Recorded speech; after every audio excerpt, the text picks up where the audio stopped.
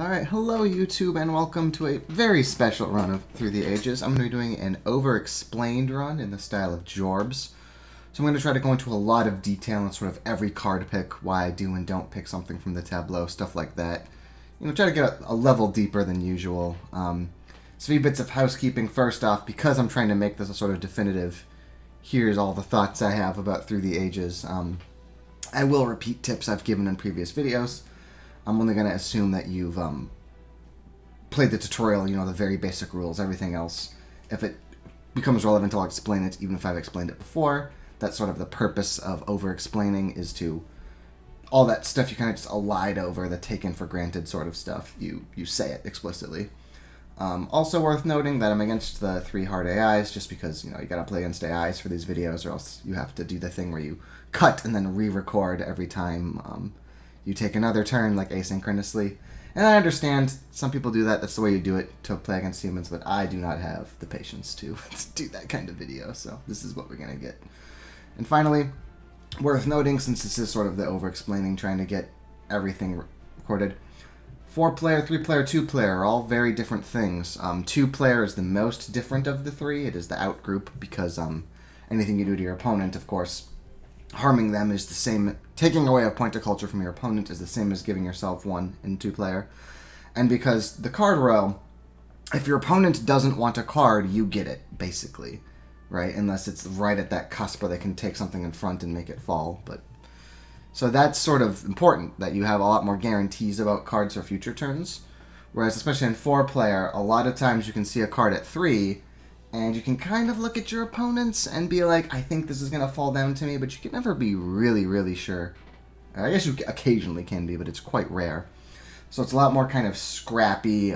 You have a bit less fine-grained control. It is true that in 4-player, it's a little more likely that sort of there can be a kingmaker scenario, which is what a player who doesn't win can make you not win when you should have. It's kind of weird to say, so I'll quickly explain it. So, for example, if a player who is very bad at the game offers the Supremacy Pact to the current culture leader, and the current culture leader accepts, making it impossible to declare a war on them, then that player, you might go to war with them and make them lose, but then it might make the top player unbeatable. So they might say, well, I'm 4th, but I made this person 1st, when otherwise they would have been 2nd. And I understand why that tilts a lot of people. I think it's rare enough that I kind of prefer in 4-player the weirder situations you get into, the more flexibly you've got to do it. But do keep in mind that some of what I'm going to tell you will be 4-player only. I'll try to delineate when I can, when something is very specific to the player count versus when it's just a generally good play. But I might miss them. So just when I say this is sort of my comprehensive take on how I play Through the Ages, it's how I play 4-player, and 3 and 2 is different. So with that, let's get started.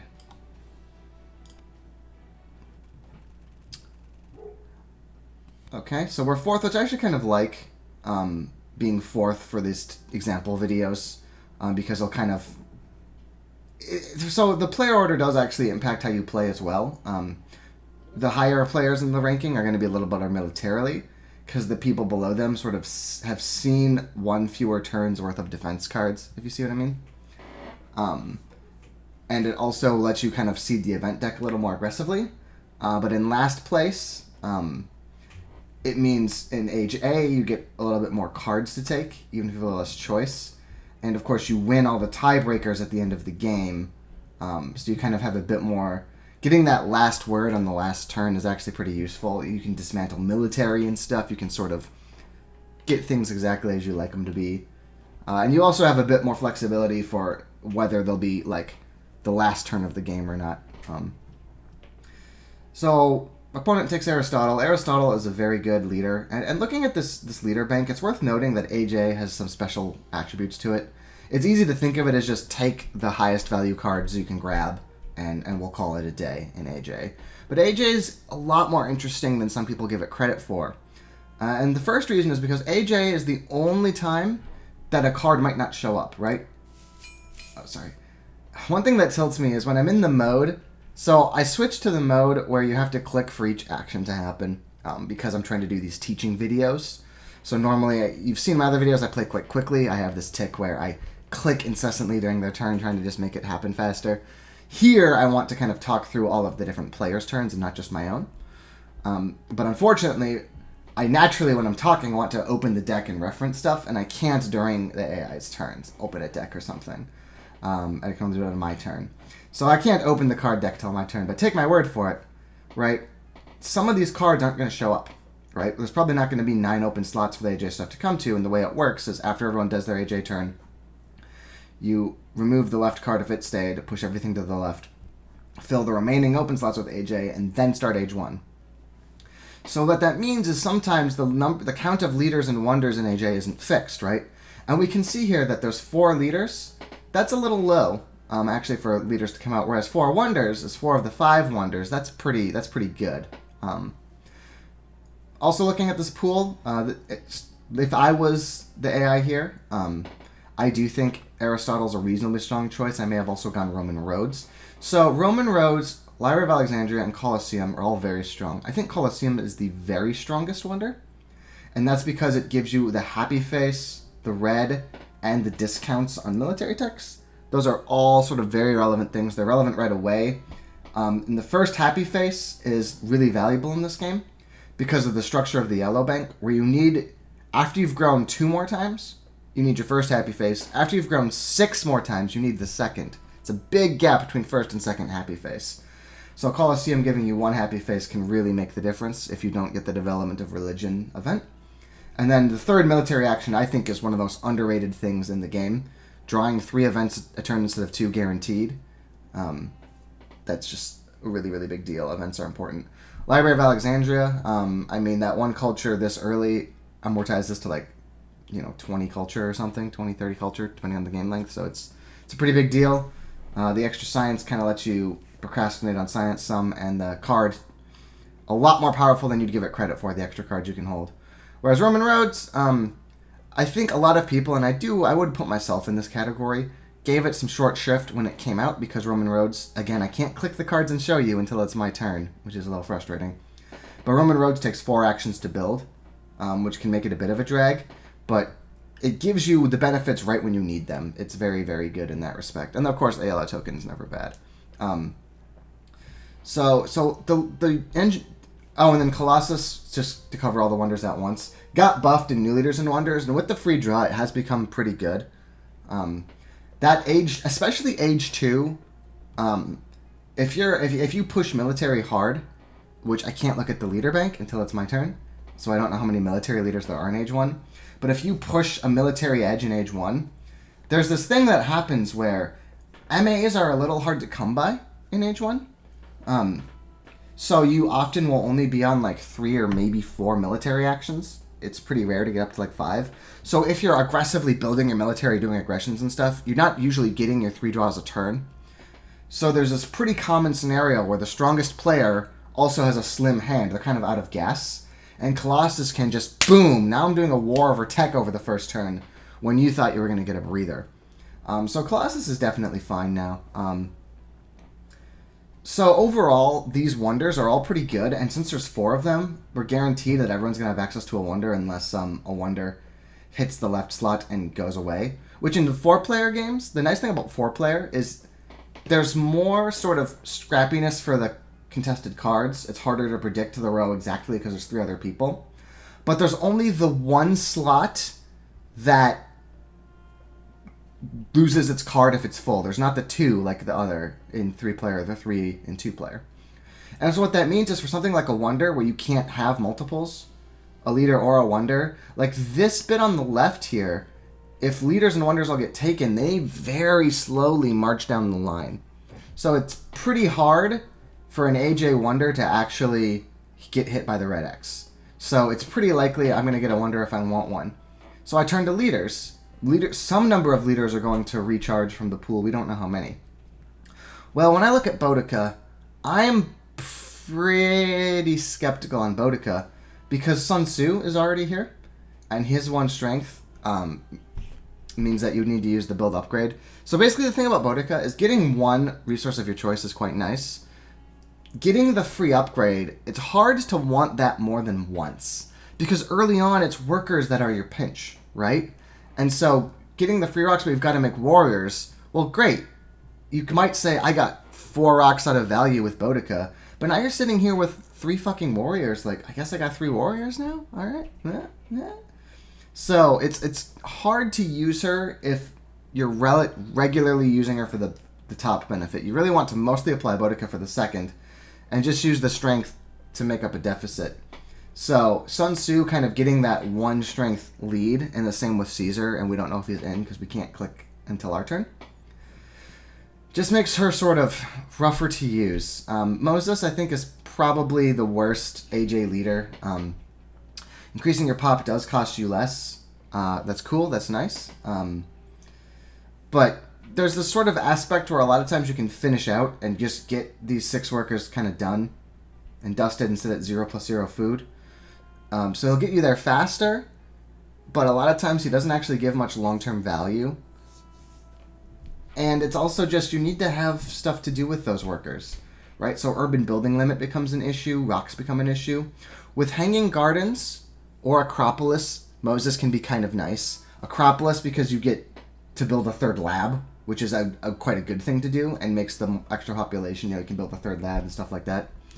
And then with Hanging Gardens, since you don't need to use a worker on happiness for Moses, you can at least take all these workers and put them to like military and stuff. And then Sun Tzu is quite strong because drawing 2 additional military cards a turn is really, really good.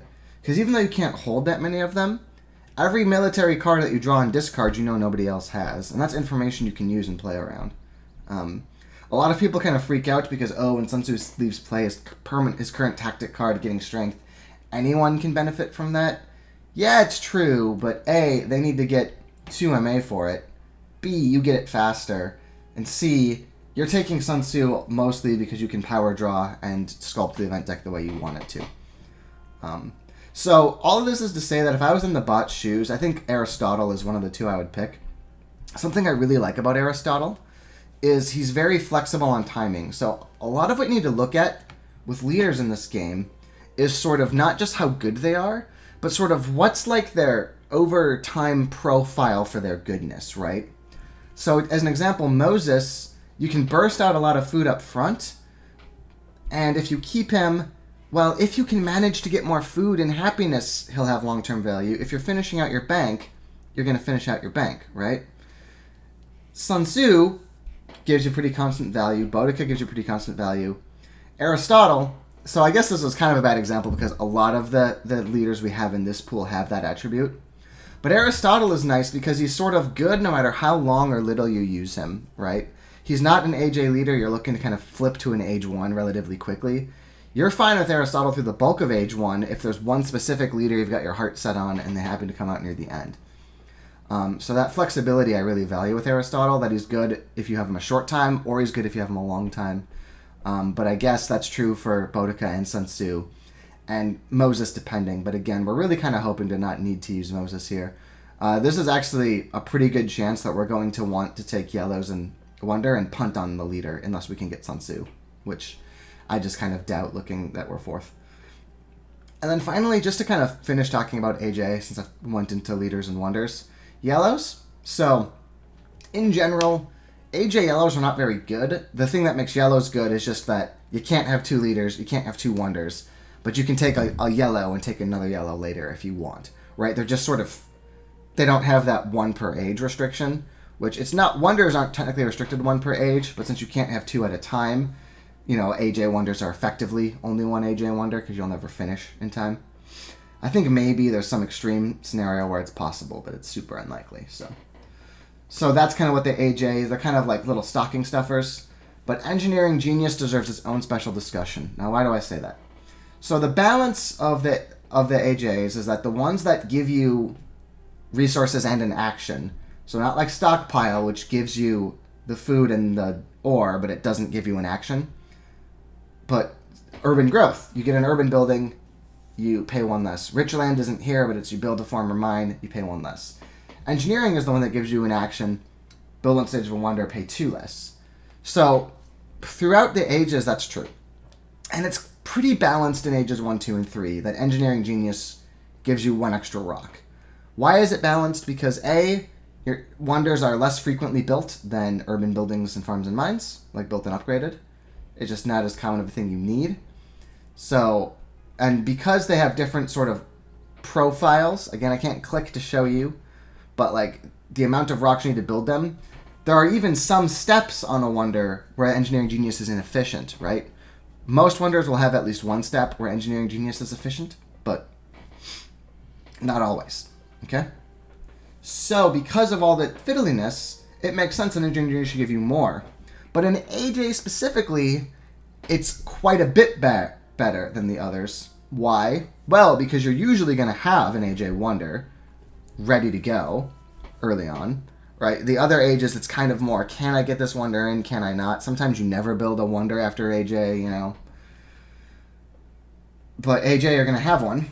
And because the delta, being one more, means double, right? It's not like age 1 where it's 3 versus 2. Age 2, it's 4 versus 3. No, it's 2 versus 1. It's double the value. So Engineering Genius A is quite strong and worth contesting pretty hard for, oftentimes. Because even if you'll say, well, come on, Hito, you're not going to tell me that the value from Sun Tzu Roman Roads is less than Engineering Genius. I know it's not. But if I don't take Engineering Genius, this is from the perspective of a number 3 player looking at 4, I guess. But the point is, if you don't take Engineering Genius and somebody else gets it for 2 after they already took a cheap thing, you know what I mean? It's so much to give over for cheap that you kind of just need to take it on that score as well. So if I was green here, for example, and I could choose Colosseum Boudica or Colosseum Frugality versus Engineering Genius A, I'd have to think about it. So, okay. That's kind of some Age A thoughts here as we go through the bot's turns. For now, Aristotle, I think, is the choice I would have made. I would have thought about Roman roads. But I think given that there are, Moses is a stinker leader, the other leader is going to be up here, Boudica's risky, Sun Tzu is the only other leader, it's Sun Tzu and Aristotle are the 2 I really value here. I think I would just take the good leader and say, like, you know what, some good wonders are going to come my way. I'm pretty certain. So I think I agree with that bot. Yeah. Do I think Boudica is so much weaker with Sun Tzu that I would take Roman Road's Frugality over taking her? I don't know. I think this is the turn I would have taken too. I would have thought about the Frugality, but, even if the AJ leader comes, it's going to be hard to take them on the next turn because they're going to be way over here. So, I think I agree with that turn as well. This is the hard one if you do Sun Tzu LOA or if you do Engineering Genius A. Sun Tzu LOA, I think, gives more value, but Engineering Genius A stops somebody else from getting it for cheap. So, Moses LOA, I super duper disagree with. Okay, so now this is another one where I think I'm going to have to give away the Engineering Genius A, despite all I told you. I think the turn has to be Sun Tzu Colosseum. But let's quickly look at the pool now that I'm permitted to. So, Caesar is here. That makes Boudica even riskier, that there's also a Caesar. And then Cleopatra, I used to be down on her. I think she's actually pretty good. You just have to change how you play a lot more differently. In particular, you're often going to want to build your second lab before your third mine with Cleopatra. Because yes, managing corruption with her is really tricky, but she can really turbocharge your early game by giving you that free rock for the first few turns. And then Confucius is like, he gives science. He's not super good. I think he's worse than Aristotle, but the nice thing about Confucius is you can put whatever garbage in the event deck you want, so you always get to play an event. So you have to remember when you prepare an event, when Confucius leaves play, score 1 science, that's also scoring the 1 culture from the card that you played face down. And that's good because a lot of times in the early game, you'll be like, well, the only shit I can play, maybe I don't have any events, or maybe I've got an event, but it'd be really bad for me. In those situations, having Confucius to say, oh, here's this fucking, heavy cavalry I don't care about. Bloop, give me my culture and science, please. That can be kind of nice with Confucius. Oh, man. They're really drilling something above me when I'm just deep enough in this video to be a pain in the ass to go back on it. We're going to hope that the drilling stops soon. I don't know how bad that sounds over the microphone. So after everything I just told you about why the takeaway on Engineering Genius A can be valuable, it is 4-player, so taking away I don't need to focus as stridently about. And, like, this versus this like a million light years in terms of effectiveness. In particular, not only is Colosseum the best AJ Wonder, because I'm going to get my third MA really quickly, I'm going to get my happy face, but it works very, very well with Sun Tzu. Because with Sun Tzu, I'm going to know sooner than the other players what tactic I'm going to go for, most likely. I have a higher chance, right?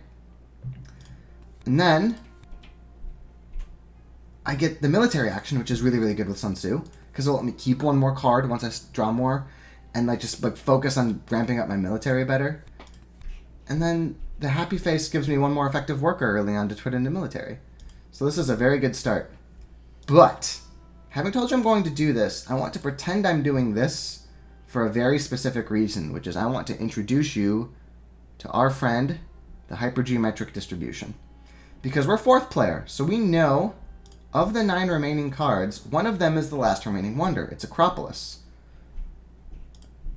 Is Acropolis going to come? Well, there's 1, 2, 3, 4, 5, 6, 7 empty slots. So, you might think...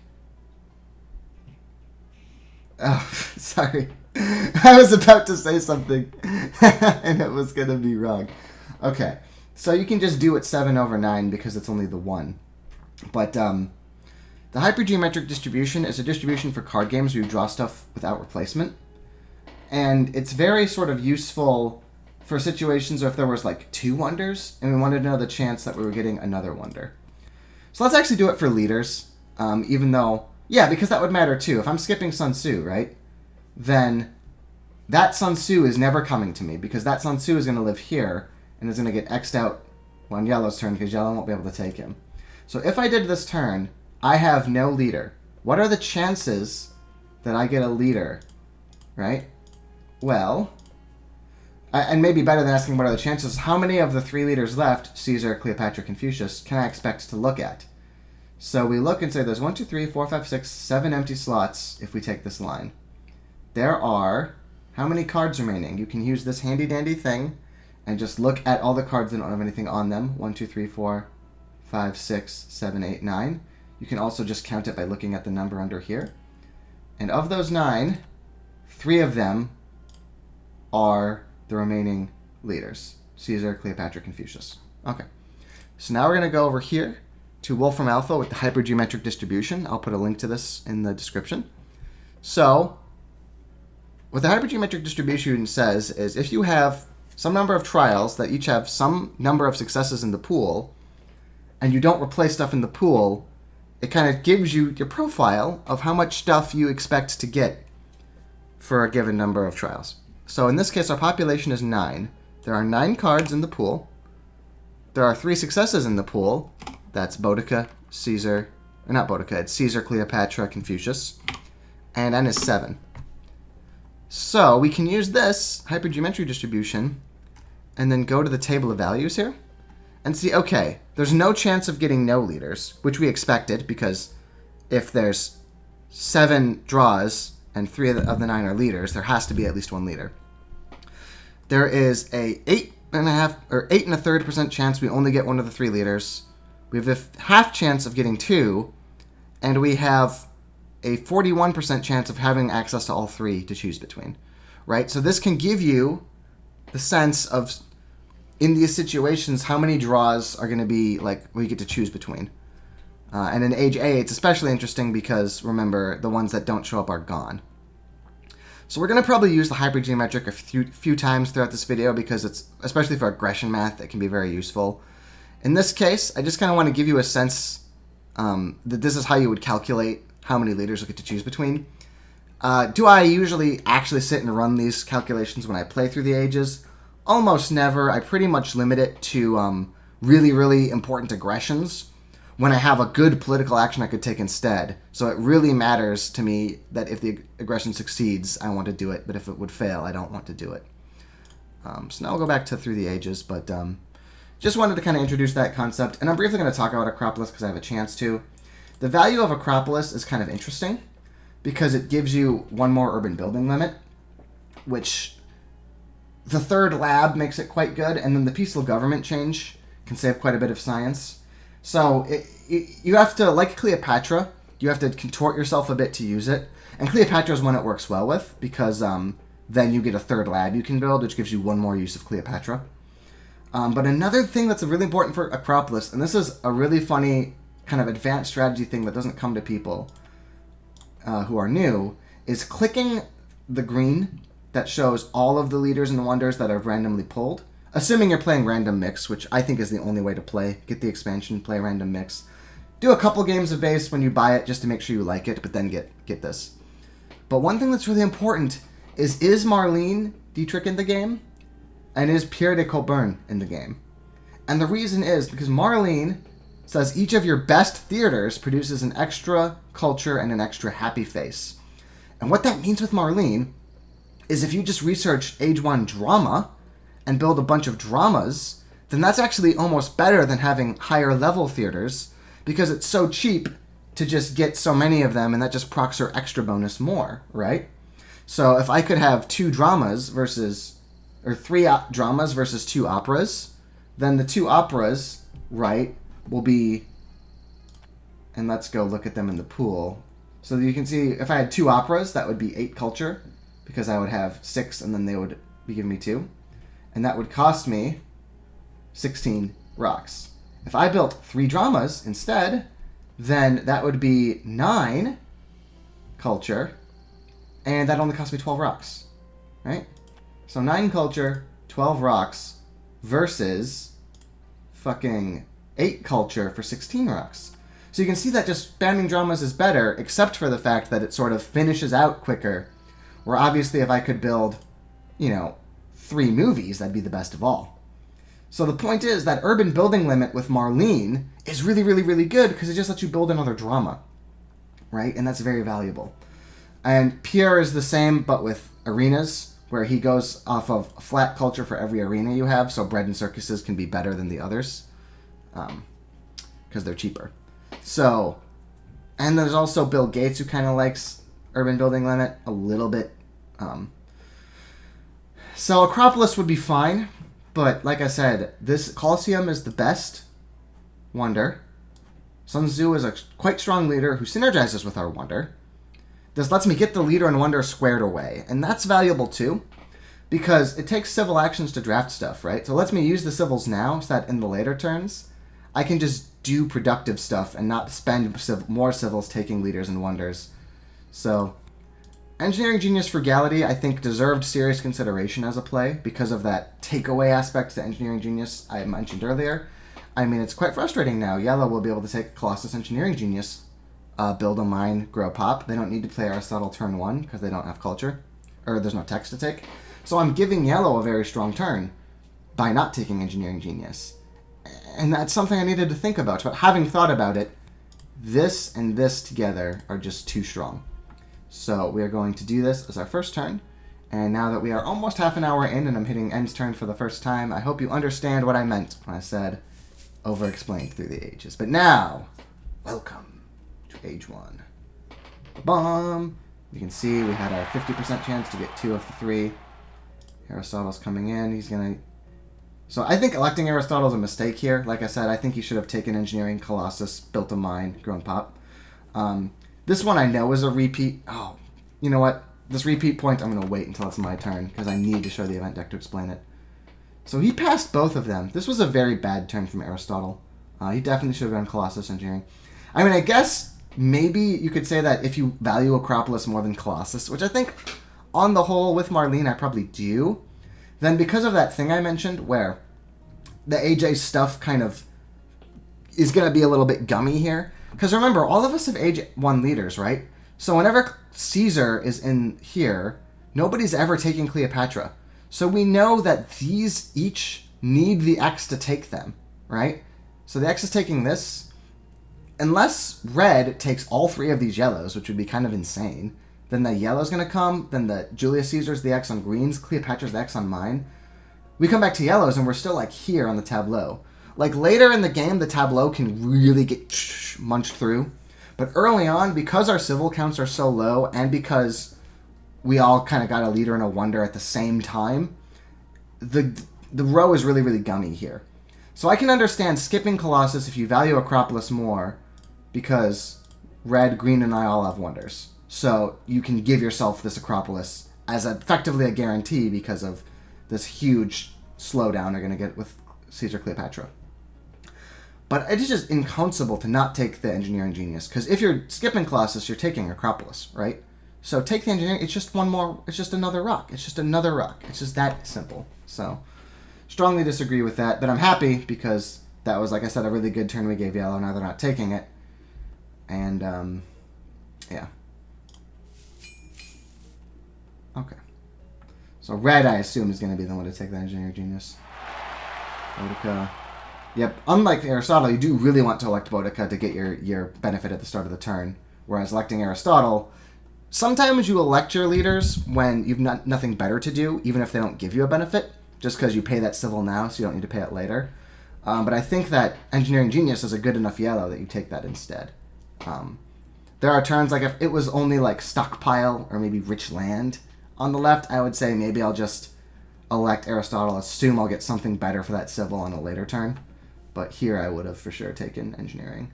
So I assume Boudica is going to take it now. Yes, okay. We might be able to take this Cultural Heritage A. I'm on the fence if I would. So Moses is going to grow twice. Okay. I think I would have taken an urban growth over that second, that grow twice. But that's the thing about Moses, is to get those extra growths, you do sometimes need to like smash it so you don't like become corrupt because you don't have enough civils to spend down all your blue cubes. So the thing to note here about the AJ events is that they're strictly good. All the AJ events give you good stuff. So on Moses, it can be kind of easy to run out of blues because growing food doesn't remove as many blue tokens from stuff. So the first thing we're always going to do is we always elect Sun Tzu, because even more than Boudica, right? Because the benefit of Sun Tzu is the 2 draws, we need it. Now, building a mine, I would say 95-ish% of games, you always build a mine on turn 2. Like I said, Cleopatra is an exception because you can afford, if you have an urban growth, if you can afford to do the lab first and then the mine the turn after, usually one science is a little better than one rock early on. So if you took urban growth A on your AJ turn, then it can be better to build a lab, but oftentimes you just do this, and you usually want to raise population. Now, why do you want to raise population? Because, and I know this is a repeat from a prior video, but again, I'm trying to... So, of these events, development of warfare and religion, you need to have an idle worker to get those benefits. So those 2 require an idle worker, and then civil life doesn't quite require one, but it gives you more options with the development of civil life. So it's kind of 2.5 reasons why floating an idle worker is very good when it's the Age A event deck. So you usually want to do that counter growth. So like you could say it's more utility, it's more value to take the yellows here, because then I can play them later. But floating this has its own value. And then stockpile, I really don't like stockpile because it gives you one of each, which means that one action will never use both of the resources you gained, which means that a lot of times on early age 1, you're already dancing a really delicate dance with corruption. And for the record, when I say early age 1, I have a very specific definition, which is when the event deck is still age A. That's what I call. So the game, calls this age 1 mechanically, but when I'm just thinking about it, and probably when I'm like putting the timestamps in on YouTube, I think of it as early age 1 and late age 1. And early age 1 is when the event deck is still age A, and late age 1 is after that.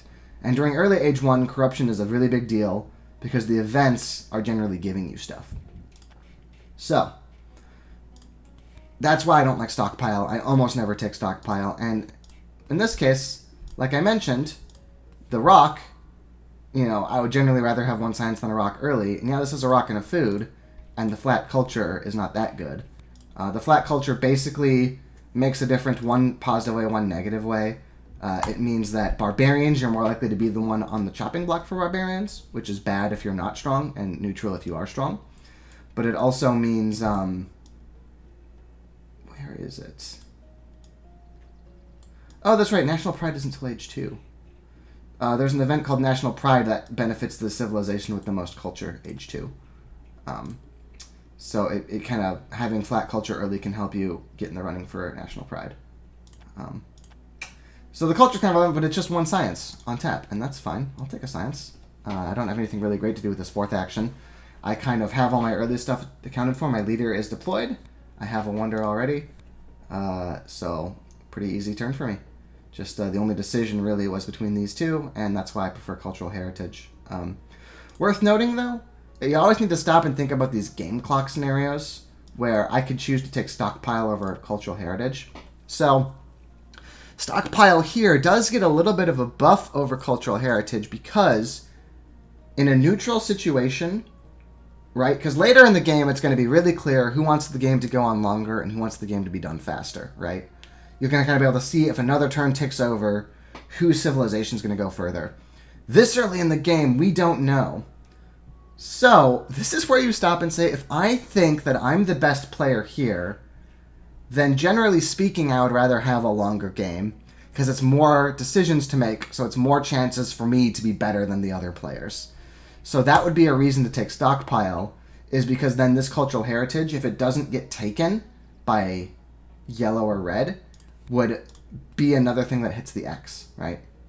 But that's kind of a small enough concern. It's a really marginal thing, but sometimes it is enough to sway me one way or the other, the game clock concerns. But this early, the game clock, the only consideration, because it matters a lot when you're coming up towards an antiquity, like an age transition where stuff's going to antiquate.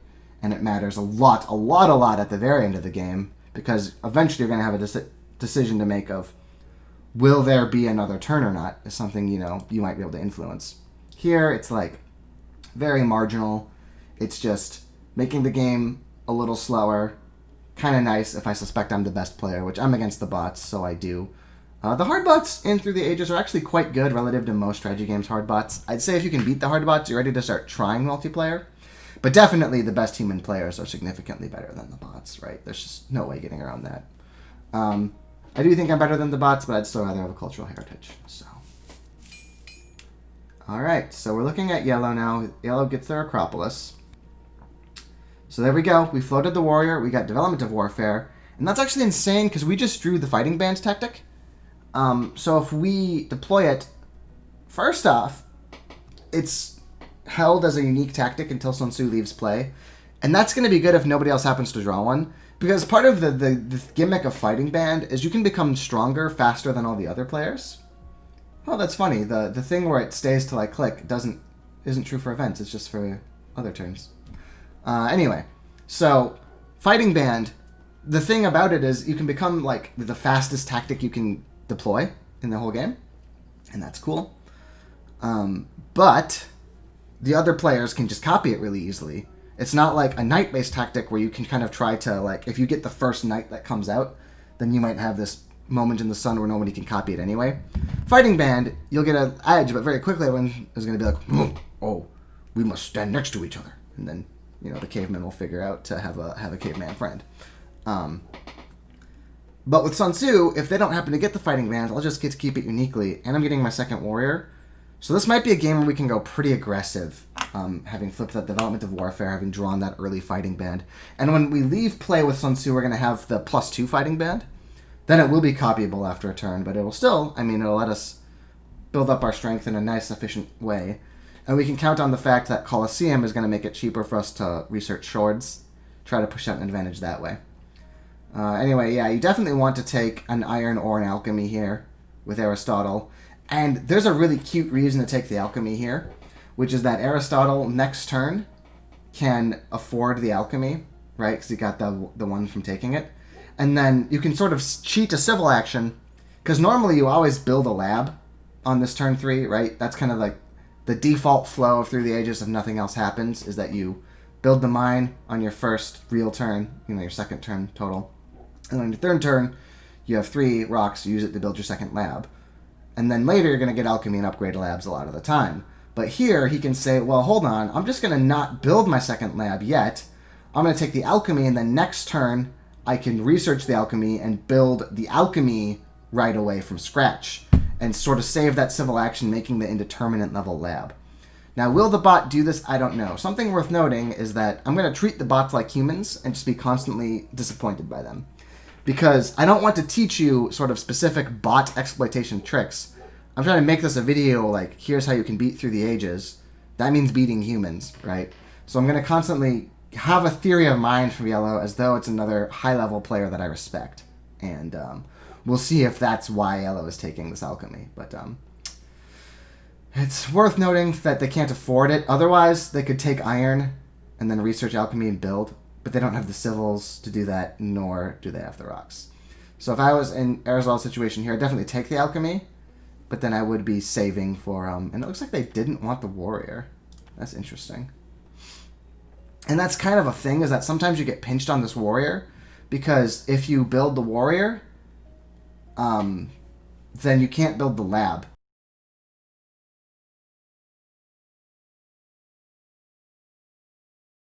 So that could be why Aristotle wanted to skip the warrior. To kind of get the second lab out early. And then not... worry. So we are in a great spot because we have Colosseum, so that's going to be able to handle the discontent worker for us. And also, because we're the last player, everybody else who plays an AJ event, we're going to get to know what all of those AJ events are and plan our turn accordingly.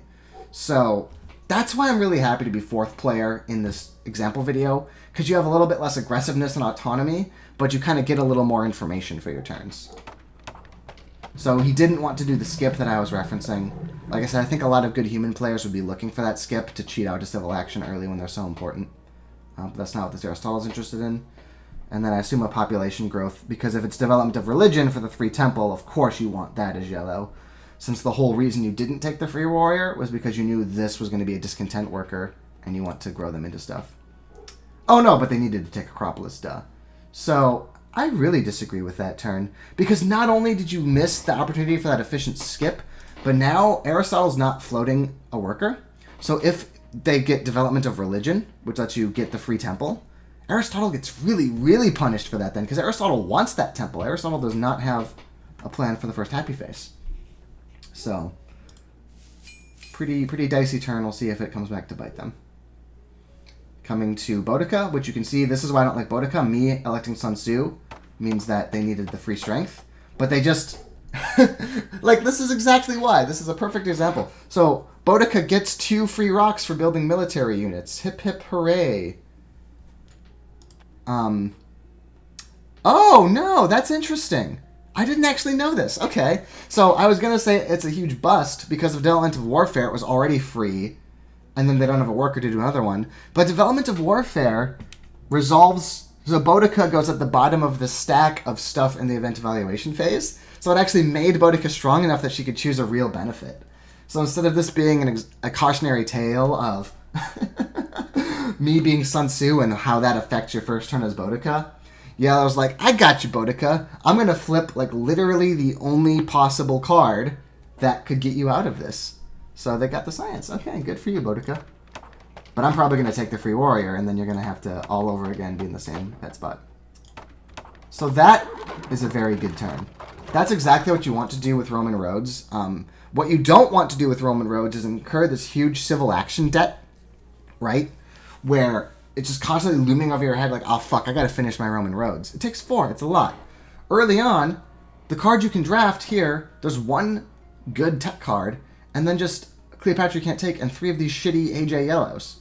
So getting Roman roads done really early, when those civils are less valuable, is really good, because then you can have civils to spend on later turns where there's good shit showing up instead.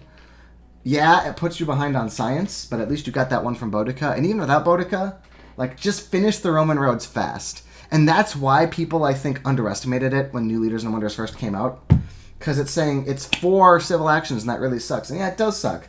But you alter your play around it. You play like you wouldn't normally play, and then it will give you benefits. Now you're going to get the extra rock forever, and as soon as Age 2 starts, you're getting extra science without any more work. So that's... I agree with Red's turn a lot. Just, you have the engineering genius, you can just finish the roads, just finish the roads. Okay, so get green. Green's also not going to flip an event.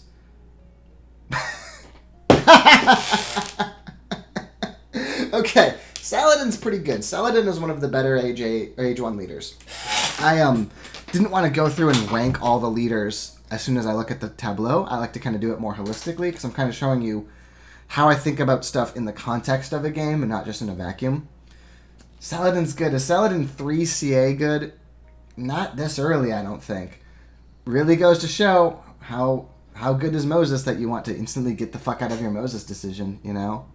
So with Moses, I get it a little more. Moses does not have the same staying power. Like, I don't mind sitting on my Sun Tzu for a while. I'm going to get more draws. I'm going to get my Fighting Band exclusive for longer. I don't care about that at all, you know?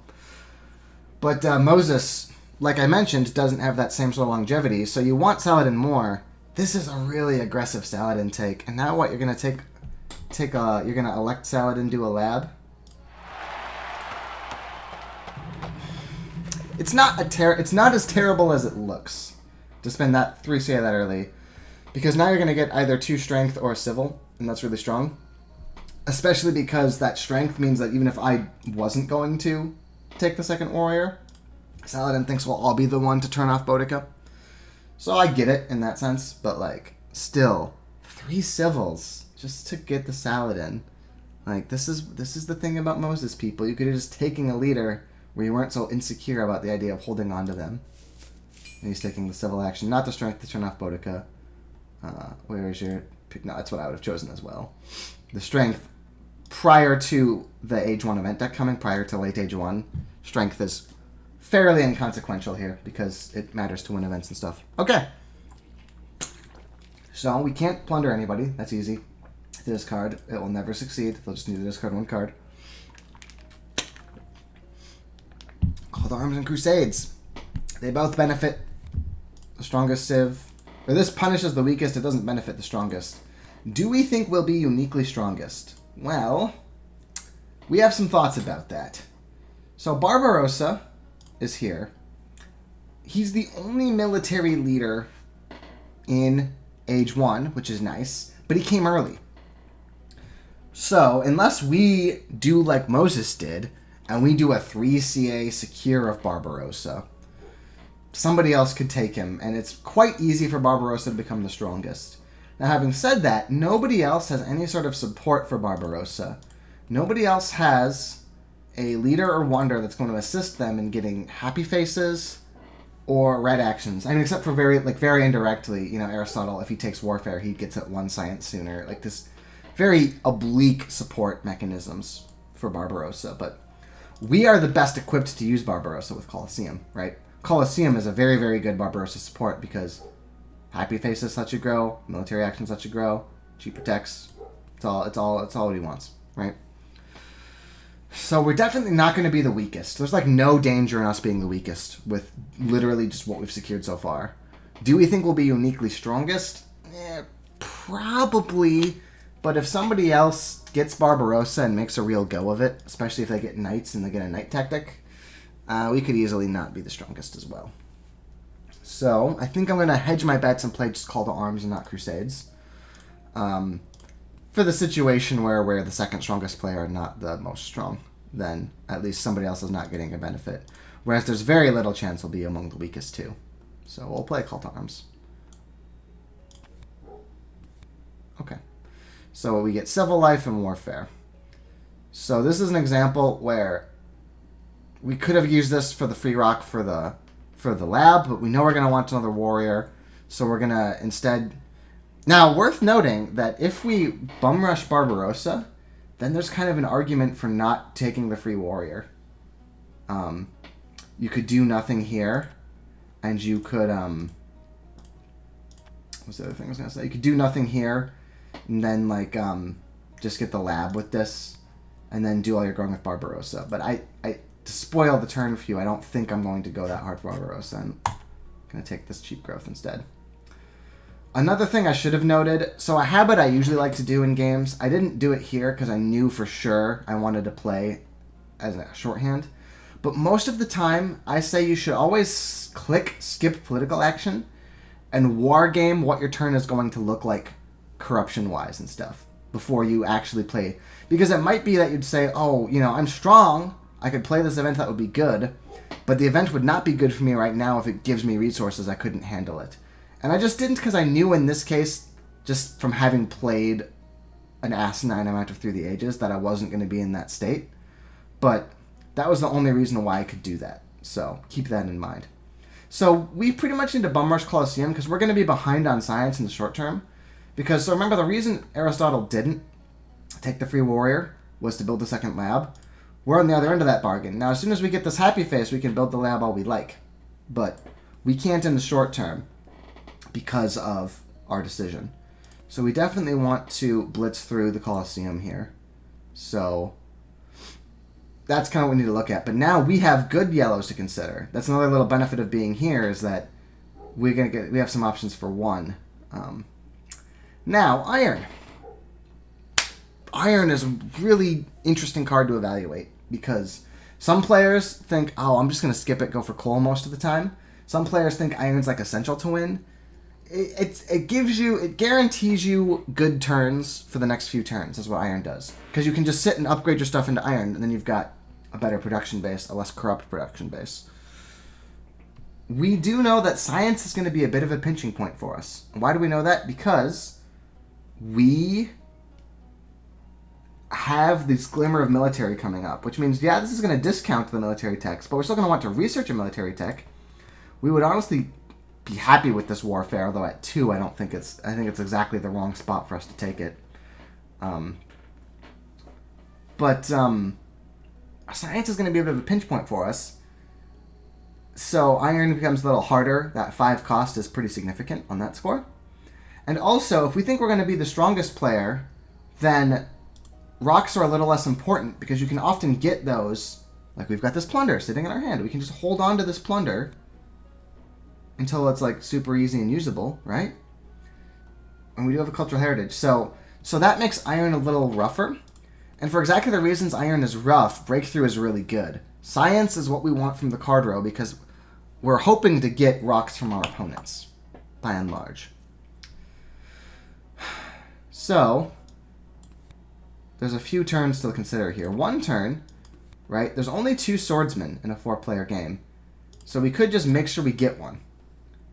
This is not as bad as it looks, right? And I want to stress this because there are a lot of players out there who sort of demand tactic support from military cards before they play them, right? They say that I need it to help me, and they say, well, the fighting band works with warriors.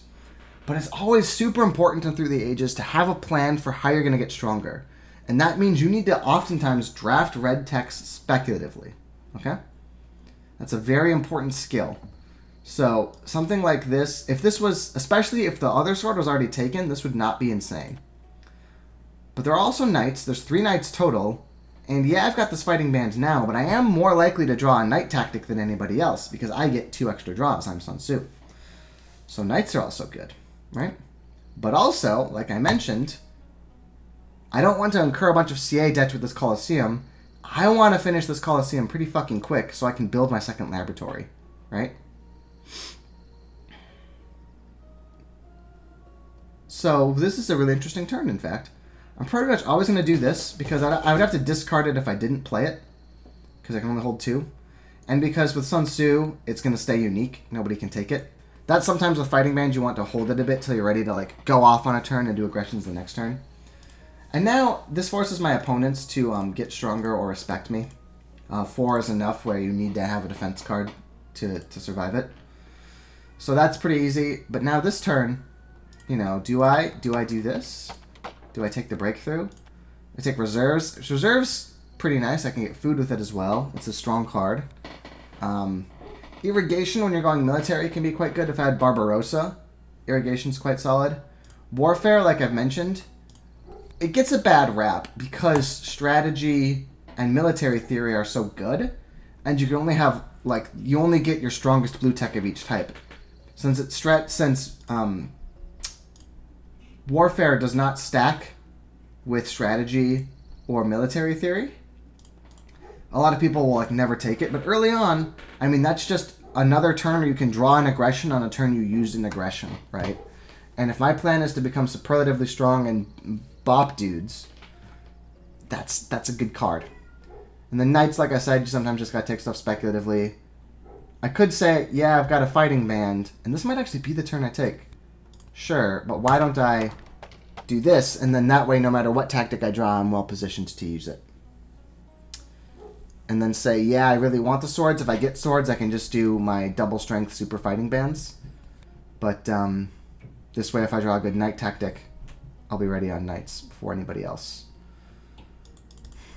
I think iron is always wrong. I think that there are lines where going apeshit on Barbarossa. Like, this is not terrible either. But I think that since I already got this warrior for free, it makes Barbarossa a little worse. One thing that's really kind of important is, like, people like Barbarossa who've got this per tick value, the same as Gnosis, where they don't just give you, like, flat utility every turn. It's very pulse-oriented. And if you can pulse them a lot very quickly, they give you this insane per turn value. So, for example, if Barbarossa comes at the end of the era, but you haven't grown your military at all yet, you can, like, take him, go boom, boom, boom, boom, boom. Military in a box, switch him for a good HQ leader, like that. Right? Or, if I, like, let's say for Aristotle, Barbarossa's pretty good. He can take Tex until the first time he wants to build a military unit, then switch to Barbarossa and time it to be right at sort of, like, if you imagine Barbarossa's utility coming in these waves, you can play Barbarossa right at the crest of a wave. Okay? So, that's a benefit to Barbarossa, but this early on, you know, Sorry, I was trying to make 2 points at once, So this early on, Barbarossa is generally quite good, because you're guaranteed quite a few pulses, but I've already used one pulse up. I can get this free warrior. And yeah, like I mentioned, I could choose to do nothing and build a lab right now, and then, you know, there's even a world where I do, like, this, right? Well, not literally this, because I'm in an uprising, but you know what I mean. Where I, like, but 2 rocks right now, pretty good, and I get the 1 food from civil life by doing this. And then I can wait. So I think the play is this play. It gets me going so that if I get free rocks or something, which I guess it would have to be 2 events that give me free rocks, though, because I have... No. Yeah, no, because this costs 4, I'll be at exactly 4, so I would need 3 more stuff from events. But I could win a plunder, theoretically. We'll get into that aggression math on my next turn. Because that's where we're going to use the hypergeometric to do its, like, really real limits, okay? So, this is sort of what I'm thinking. I think that taking the reserves, the irrigation, the swords, there's worlds where all of those are correct. I think the iron is pretty universally a bad idea, because rocks are one of the most common paths you get for this military focus that we're looking really primed to get into, with knights in our hand already, with Colosseum and 1, with Sun Tzu. So I think iron would be a mistake, but I think everything else there's good arguments for. But here's where I'm going to stand. This is a good hand. I have 1 less than my capacity, so I've got, like, freedom to draft a card in an emergency. This is by default going to get finished this turn. I threaten plunders, which makes people stop doing what they want to do. Like Saladin, instead of getting more free civils on me, is probably going to feel compelled to take strength, you know. Turns off Boudica. It's good times. It's good times. So let's hit end turn here. 2 more aggressions. Yeah, I'm very glad we took knights. And I want to stress that knight take again, because I mentioned this once, but I want to hammer this home, because so many players, this is what makes them not play through the ages, is because they think that military is the only good strategy, and actually, I just want to be a civilization builder, but military is just a brain-dead strategy. And it's not that it's like a brain-dead strategy, it's that military involves the most uncertainty, involves the most relative concerns to the players around you, and so military is where you need to do stuff speculatively. I took this knight for 2, no knight tactic in sight, I already have fighting band. A lot of players would have just refused to do it. But now I have this option in my pocket that those players don't, right? I have this knight. And if the swordman gets to me, if nobody takes it, I get swordsman for 1. I didn't draw knight tactic, maybe I ignore this knight, never play it. The point is, I'm getting tickets to the military lottery that other players aren't taking. So it's the very opposite of sort of like the brain dead, this is the only strategy and I hate this game kind of thing. It's like a very rich strategy that makes you think about probabilities and stuff like that. So consider taking red text speculatively, because if you're always losing the military game, that's why. And it's not that it's brain dead, it's that it takes more brain and you're not using yours. So there's my rant. Going to Aristotle, took irrigation. Yeah, you want to take a lot of text on Aristotle. There's a lot of good turns for... So I've been trying to kind of do the AI's turns too, to kind of give you 4-for-1 value for looking at their spots. But for really complicated turns from the AI, I'm not going to sit and do it to the same level of detail, right? There's lots of good stuff Aristotle can do here. They can build Acropolis, they can do alchemy upgrades now. I generally prefer the alchemy upgrades because when you've got Aristotle, there's sort of like the Matthew effect where the rich get richer, right? The more science you have, the more text you can safely take than research. The more text you can then take because you've got more room in your hand, the more science then again you get. Sometimes you might say, the fact that I've got a lot of science means that I want to get other stuff. I don't want to sit and compound science, right? Because there's diminishing returns.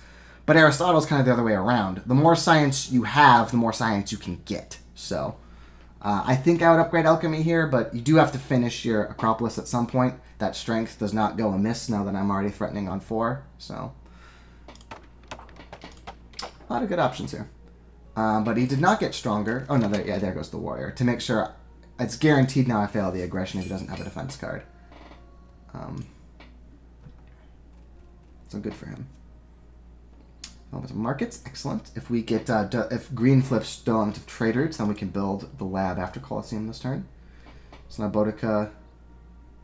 Oh, damn it, that's right. It's 2 strongest in 4. So, sorry, I misspoke when I said I turned off Boudica. I forgot that green didn't take strength this turn. I assume green's taking strength next turn and will then turn off Boudica, but green didn't.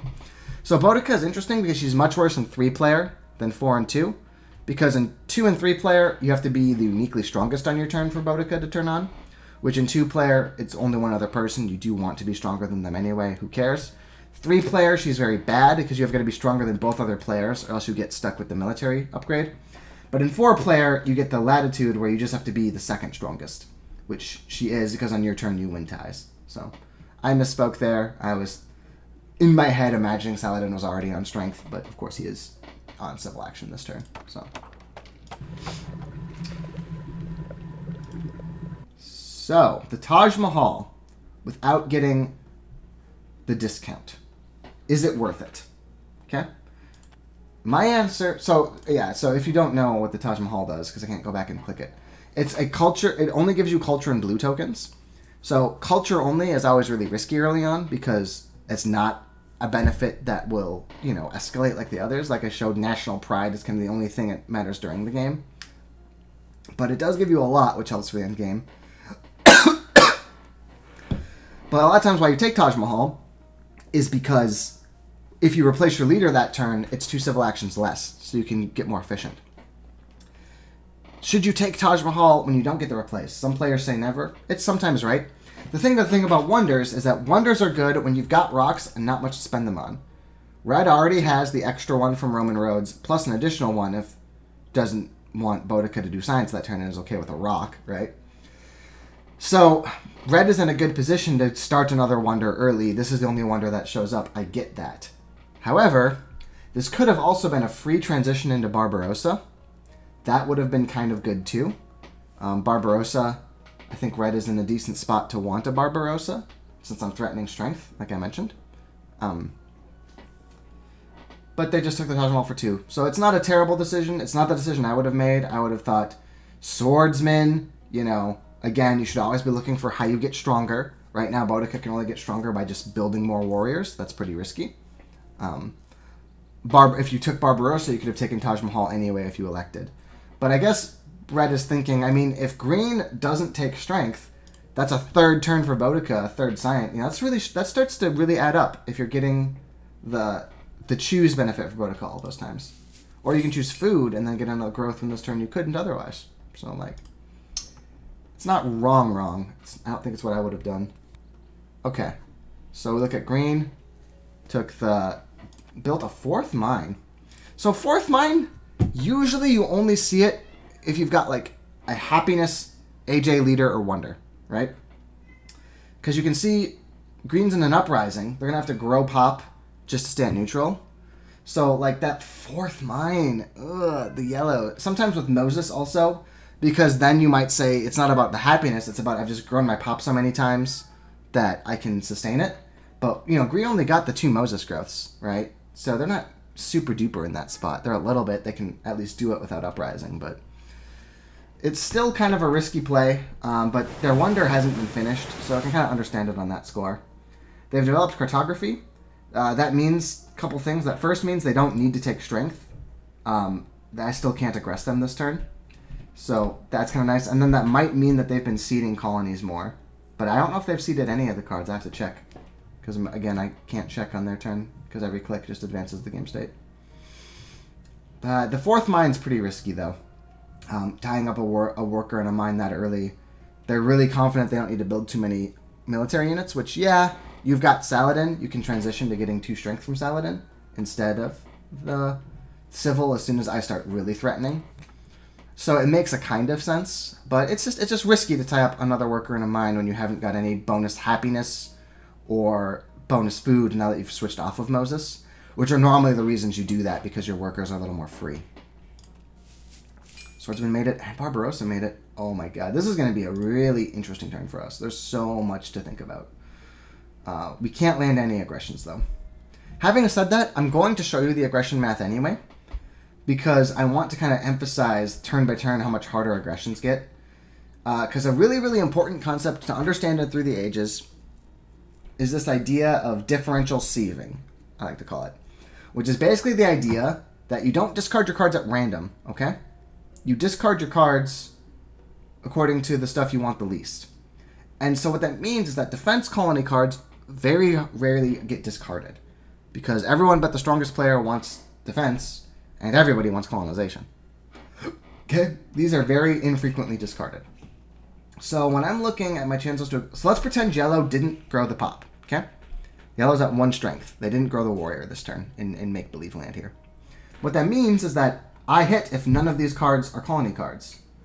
And you think, okay, you taught me how to use the hypergeometric distribution. I have this handy guide. How long is this row? 1, 2, 3, 4, 5, 6, 7, 8, 9, 10, 11, 12, 13... 13, 26, 39, and then this is 12, so 39 plus 10 is 49, plus 2 is 51. 51 military cards in the deck.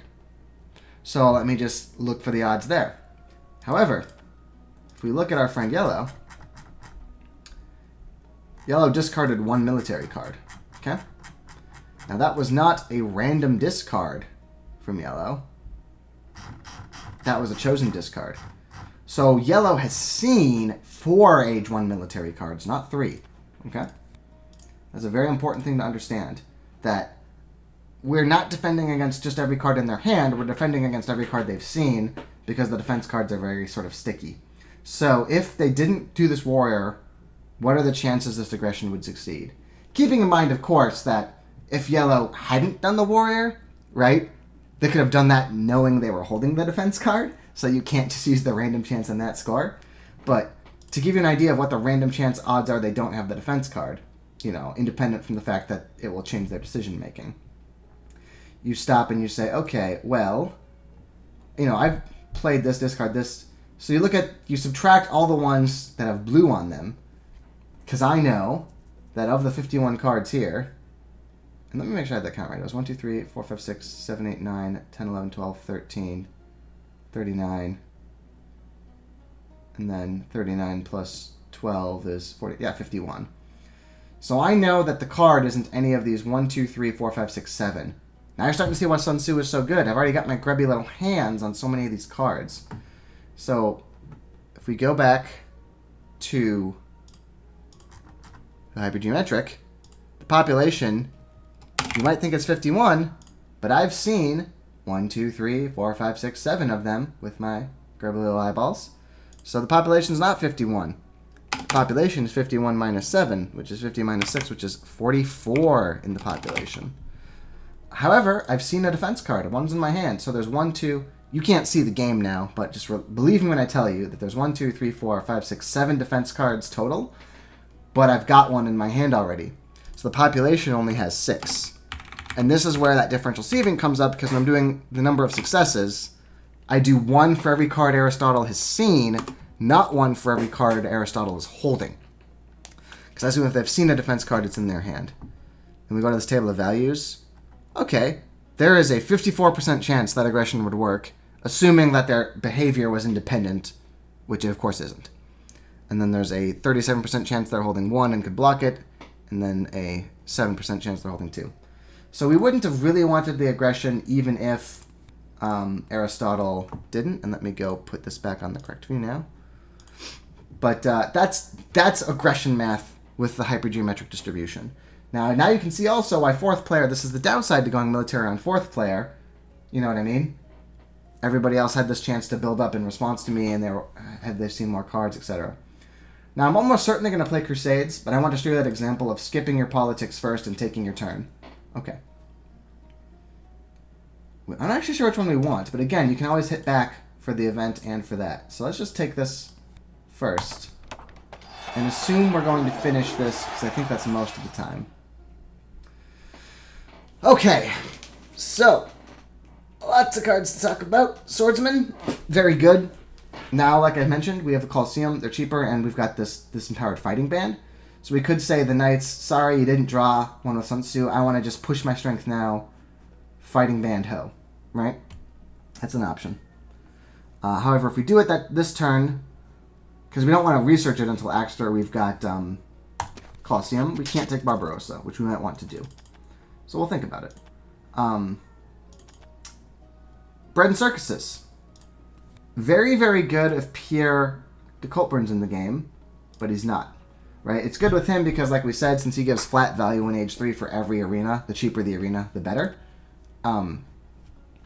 So Bread and Circuses, it's still good. That +1 strength makes all the difference when we're just trying to push early on. But we are going to have our first Happy Face. We do have 4 more workers before we have to worry about getting our next Happy Face.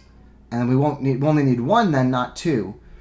The 2 Happy Faces only become efficient when we've grown 6 more times, which is really probably going to be 4 grows in Antiquity, right? So that's quite a while to need that card. Barbarossa,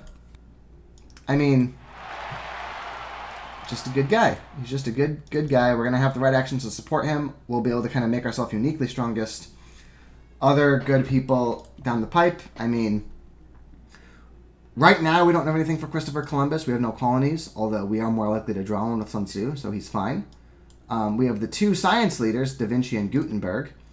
However, one of the 3 alchemies is already taken, and the other 2 we don't know when they're coming, nor do we know when they're coming. So they're kind of good, but they're fiddly. Isabella is just always good, even if you don't care about colonization.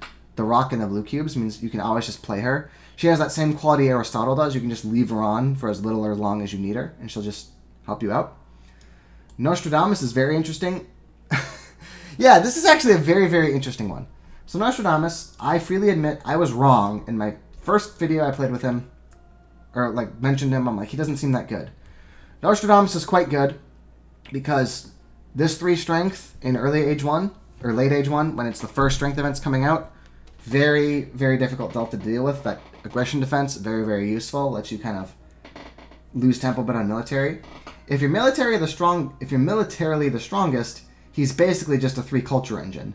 Because if you're militarily the strongest, you can afford to play events. So if you're in the spot, because if you're playing a lot of aggressions, he's also not good. But the thing is, he's kind of good at all levels of strength, because if you're only playing aggressions, then playing Nostradamus means nobody else has Nostradamus, right? So he still gives you a little bit of value that way. And then on turns when you've got no good aggressions, you're like in this situation, where you just want to play a strength event but not an aggression, right? Then Nostradamus gives you 3 culture. So he's not terrible. I might take him for 1. I don't think I'd take him for 2. Columbus is probably going to be fine at some point. Just we're going to see so many cards with Sun Tzu. We'll probably get a colony. Isabella is always a free value engine. And then Gutenberg and Da Vinci, we do want to get our science going. We're quite behind on science at the moment, so that's fine. But you know what I mean? You have to get them and the alchemy. Maybe we can do printing press, but printing press is quite hard to get going because you can't use the workers that are already on your philosophies to get the discounts and stuff. So it's rough if you don't have any sort of special thing giving you more yellow tokens or stuff, or if you don't have masonry to make them cheap, I guess masonry applies equally to alchemy and printing. It's hard to use printing press. But also, there's a drama. Now, early drama is one of the most fascinating things in Through the Ages to me. Because drama is a card that when you get it, it's just saying, hey, it's a religion with one more culture to it. And it costs, instead of 3, it costs 4. Play one for another culture. But you've got to play science. You got to take the civil to take it, and the civil to research it. You know? It's not big. But drama's value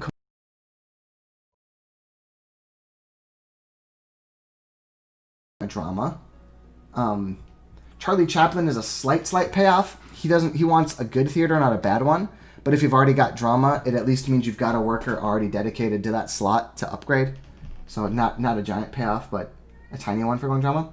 But then Age 2 has 3 leaders who benefit from drama, and we have 2 of them. Okay? So Gaudi. Gaudi takes a lot of support, but if you get him going, he can win you the entire game. Right? Getting 5 culture and 5 science discounts on all urban technology, it's insane. He's so good if you can get him going. And then Bach, right? If I take a drama, I can just hold that drama till I get Bach. It will cost me 1 to do it. I can move any urban building to a theater. What does that mean? It means if I take the Age 2 journalism, I can build a fresh journalism, and then I can, instead of wasting these philosophies, like saying I'm going to waste the 3 rocks invested and spend the civil to raise them to get that worker, I can just have Bach take ever so gingerly that 3 rock and say, you're actually a 1 cost drama. I'm Bach, and I love you. And that's a very, very... So having a drama in your hand, it's going to sit there for a while in all likelihood, but it sets you up for some really good plays down the line. And we're kind of in a spot to use it because we're getting that all-important first happy face from Colosseum. We're probably not going to need our second happy face till Age 2 starts. And then we can just try to do drama then. Or maybe one of these will be development of religion, and we won't need drama to give us happy faces till our 3rd happy face. So I also quite want to take a drama. And when there's all this good stuff here, it means like, yeah, there's an argument, Nostradamus is cool, Code of Laws is cool, Engineering Genius is cool. I don't care about none of this shit. I have so much good stuff to do in the left here that I'm going to focus on the left. So, another thing to consider here is if I don't take the swords, they mulch. They get hit by the red X. And that's not a bad thing for me if I think I'm going to draw a knight tactic. Because then I'll work on the knights and then, it's still another military tech that's out of the pool whether I take it or not. And that's what I want. I want nobody else to have good military techs so I can sit and school them. I've got 3 aggressions. I'm going to have to discard an aggression unless I finish my Colosseum, which I guess I probably am finishing Colosseum this turn. So, we're going back to Wolfram Alpha, my friends, because a very, very salient question to playing this turn is, what are the odds I'm drawing a knight tactic in, let's say, the next 2 turns? Or let's do the next 1 turn. Let's just do the next 1 turn. Get an eye for it here. Right? So we've looked at the same guy already. We already know the N is the same, right? It's the 51 minus the ones we've seen. How many knight tactics are there? 1, 2, 3, 4, 5, 6. Okay? 6 knight tactics. But how many draws am I getting? Well, if I don't build any military this turn, I'm going to get 5 draws if I finish Colosseum. Right? I'll have 3 military actions and draw 2 more. So, let's think about it. There's 6. I'm going to try to hover over everything and then go to the Firefox. I wish I had good split screening technology. I'm sure the technology can do it. I don't have it set up right now to do it as an overlay. So you're going to have to just get the switching the scenes entirely. So there's 1, 2, 3, 4, 5, 6 tactics that use knights in them. We would like to have those because then we make those, the tactic that gets Sun Tzu buffed. Now our opponents have to invest in knights to get the benefit, unlike the fighting band. So there's 6 out of the pool of 44, and I'm drawing 5. So go here and say, okay, N is still 6. This is still 44, but this is now 5. And, okay. Well, then what it means is we've got a 46% chance of not drawing any knight tactic. But there is you add all the rest of these up. So there's like a 54% chance that I'm getting... oh, and sorry, you can use the CDF as the cumulative table of value. Did they not have show table of values for the CDF? Okay. Well, the CDF is the cumulative that adds them up. So you can see here what this is telling you is that like there is this much chance that you get at least one. So if we look, I mean, 40%, 11, 1, there's a 54% chance that we're going to get at least... And I got the 54 because I took 1 minus 46. Just to be clear, I didn't like add these all up in my head. I just subtracted this from 1.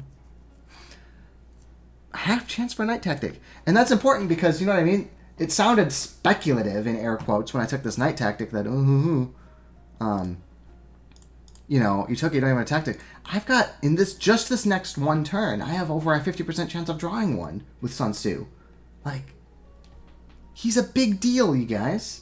I'm not going to go back and switch the screen because it's a bit annoying to do it every time. But I'm going to switch that M5 to M3 just to emphasize how insane Sun Tzu is. So if I didn't have Sun Tzu, then the table of values goes to 63% chance to not have one. So it's only like a 1/3 chance that I'll get a night tactic. And I'm going to quick stand up to let my cat out. Because he's like, no, I'm tired of living on your clothes. Oh, the other cat wants in. And this cat didn't want to... Yeah, go out, Remy. Go out. Okay, we switched cats. Tinker, come say hi to the adoring fans. Sometimes he wants to cuddle and sometimes he wants to run around. He wanted to run around that time. Now he wants to meow in the background. That's fine. You can meow in the background, buddy. So anyway. Now the cat wants out again. Why do I do this? Life is misery. Okay. So, all this is to say that even though I'm sitting here with Fighting Band, it will be a +2 Fighting Band, and it seems like the most natural thing in the world to just say, take the swords. 50% I'm going to get a night tactic even just this turn. And then I can just use Barbarossa, start growing. That might be what I do. Because I also want this drama pretty badly. Although this is a problem. Hand limit is now a problem, unfortunately. Because I need to keep Sun Tzu till I actually draw the night tactic to make it like better chances.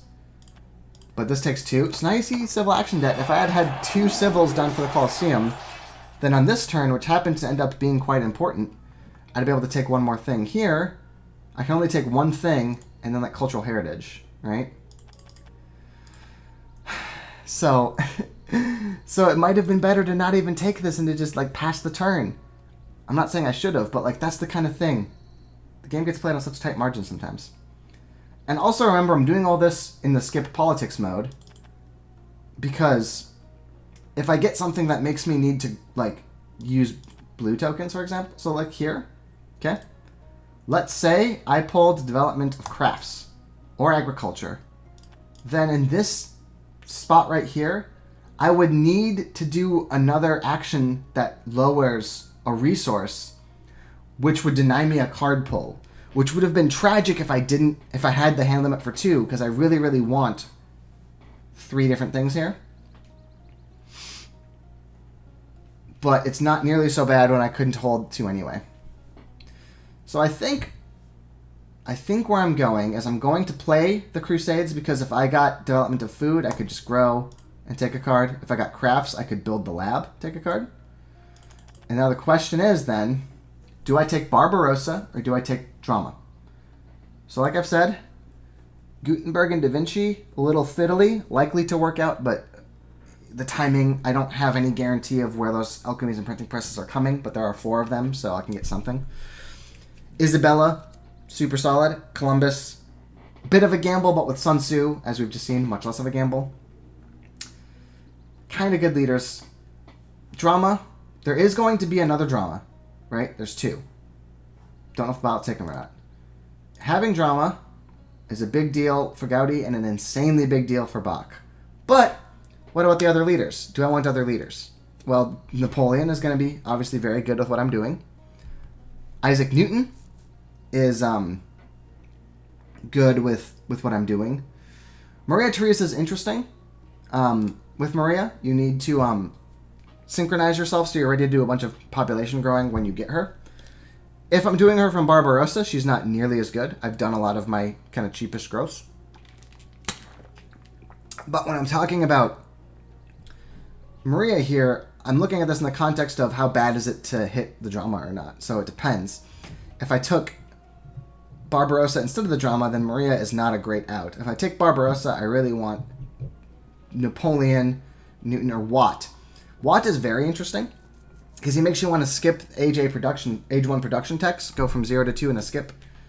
You get insane value, but the thing about Watt is that if you're pinning everything on Watt, there are 2 coals. You don't know when they're coming. They could come late, or you could get screwed, like they happen to show up at the end of the tableau, at the end of your turn, then the other player takes them for 2, one shows up here, other player takes it for 2, you don't get coal. If you don't get coal with Watt, you are insanely fucking sad. So a lot of times, you don't want to take Watt unless you're already holding coal in your hand and you know for sure you've got it. Okay? So Watt is a gamble in that sense. So the drama would be quite a benefit here. Newton, we could probably find some value for. Either we've done a Da Vinci Gutenberg and then he gives us utility for having that good science with the free civils, or our science is atrocious by the time we get to Newton, and Newton helps us get out of the hole, get into a science game. Cook, who knows? But Green has already played cartography, and we have not played any colonies in the event deck yet. There is a Suez Canal, which always combos well with Cook. It is a good takeaway sometimes because Green has cartography, which in my last video, I think for Through the Ages, you saw how Cook, Suez... I don't think there was Suez in that game. Or maybe there wasn't Cook. But the point is, cartography, Suez, Cook, if one player gets them all, it can be very, very scary. Although, in our case, we can kind of put a stop to that just by threatening militarily. If we get strong enough, we can just make it too dangerous for Green to always take the colonies. Although Saladin will help a lot with that for that 2 strength. I do want to say that Saladin take for 3 CAs, like I said, it was kind of weird, but it wasn't a terrible idea, and it is really paying off with this cartography. Like, I put Green in a good spot.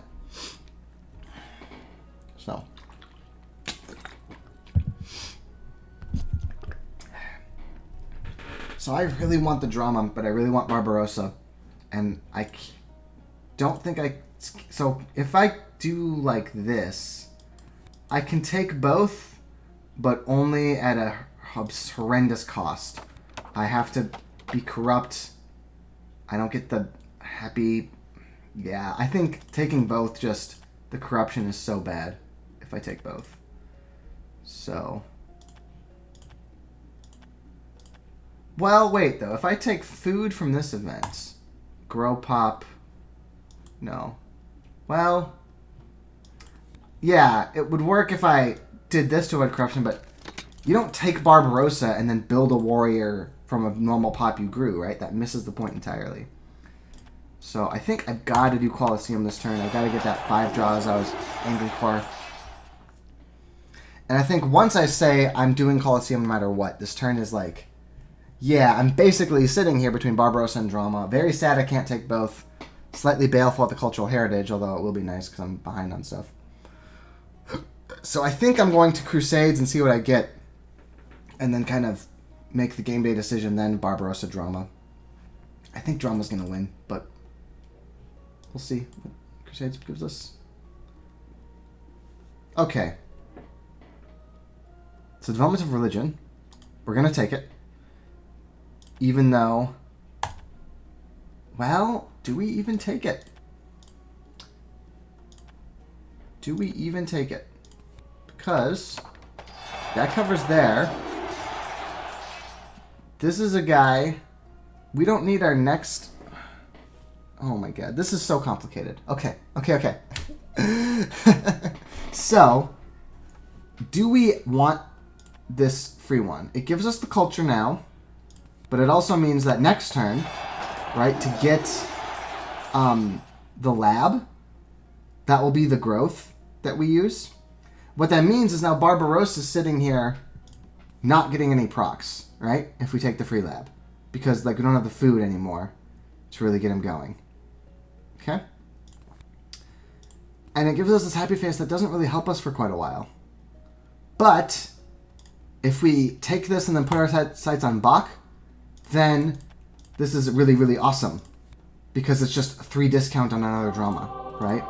So as paradoxical as it sounds, if we take this happiness building, it makes us want this happiness tech.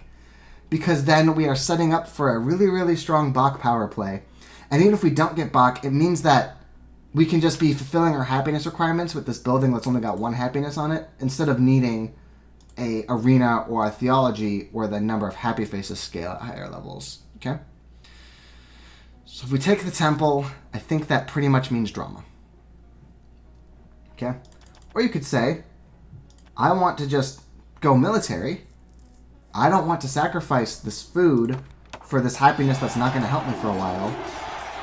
And then my turn is like this. This last guy is going to be a lab, and then all this food is going to go to Barbarossa growths. Okay? And here's what's insane, is that they are both very good turns that go to completely parallel universes. Okay? So I want to think about downside risk, because that's probably going to be the tiebreaker here. So let's say we do the drama turn and we don't get Bach, right? That still is a really good Gaudi setup, because we've got exactly 1 temple, which we want for Gaudi, right? But then for everybody else, it's a whiff. So if we go temple, drama, we're saying we're going to play our hearts out for one of these 2 guys. If they both get taken away, we're incredibly sad. And then our age 1 leader is Isabella, Columbus, Gutenberg, Da Vinci, all of which should be fine. Okay? If we do this turn with Barbarossa, like we're just going to sit here till we draw a knight tactic. Then we're going to do Barbarossa, breakthrough knights, the discount, build them, do them, pow, pow, pow, anger. Missing the knight is what hurts here. Because this turn, we kind of made this decision. We're going to let the swordsman mulch, and we're going to take that 50%. But if we miss it twice, and let me just go quick. Again, I'm not going to switch the screen. I'm going to just tell you if I do m equals 10, 2 turns of drawing for knights. What's the chance of a 2-turn whiff? It is a 19% chance that we whiff on 10 draws. 1/5, that happens 1/5 of the time. Right?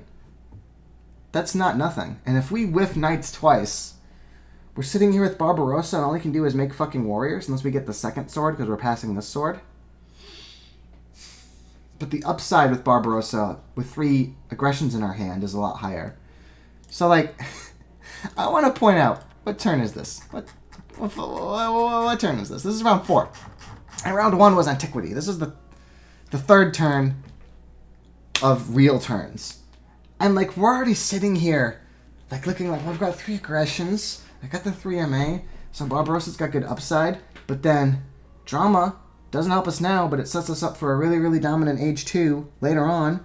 And then, if we have the drama, we want the religion. But if we don't, then we want the, like this is why Through the Ages is my favorite game of the last decade. So, the Barbarossa turn, or the drama turn.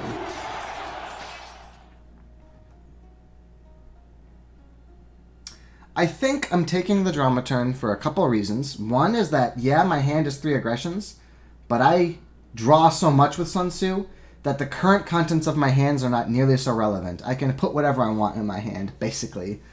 I really don't like the whiff if I don't draw knights, whereas this one, even though I'm just kind of sitting neutrally, I know that my age 2 has this huge upside ready and waiting with the drama. There's also the factor that the other AJ leaders, like I said, I'm just perfectly happy with so many other age 1 leaders here. And this just gives me more quality time with Sun Tzu. And also, I'm going to freely admit it, I'm taking this because I'm on, like, the Through the Ages subreddit now. I know what the community thinks a lot more than I used to. I know that there's a lot of people who would never take this kind of drama play, who would never stop and say, I'm doing drama and taking the free temple because I see Bach and Gaudi are coming in age 2, right? And that makes me want to do it a little more, just to be a little shitty counterculture contrarian. Anybody can tell you, oh, I'm going to take Barbarossa and use him to build a bunch of units, and I'm going to be really big and strong and beat the shit out of people, right?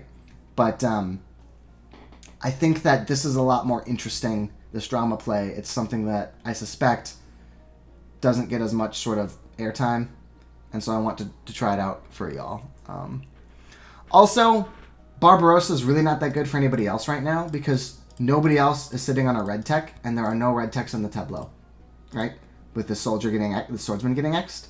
So now it's like, I'm Barbarossa, I'm building some random warriors. Look at their leather shields, you know? So, we have to lose, we're going to lose the duplicate plunder, because it's nice having, oftentimes I like to just have different aggressions, so I've got more choices, you know, the duplicate plunder. And we're probably not going to be in aggression range now that we've passed on Barbarossa.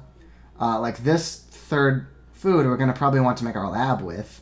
So, you know, it's only going to be like one night tactic we build. And that's fine, because now we have a plan for the future. Okay, what's Aristotle doing? Code of Laws. Yep, that's a perfect card with Aristotle, because, you know, you get the one free for doing it. He should probably research it here. Yep. He should probably take a cultural heritage here, because he's Aristotle. I disagree. I guess urban growth gives you science when you've got alchemy. That's kind of an argument. But cultural heritage is so good. Anything that just gives you science now with Aristotle is like, you just want to get science, because again, it's that Matthew effect, the rich get richer with Aristotle.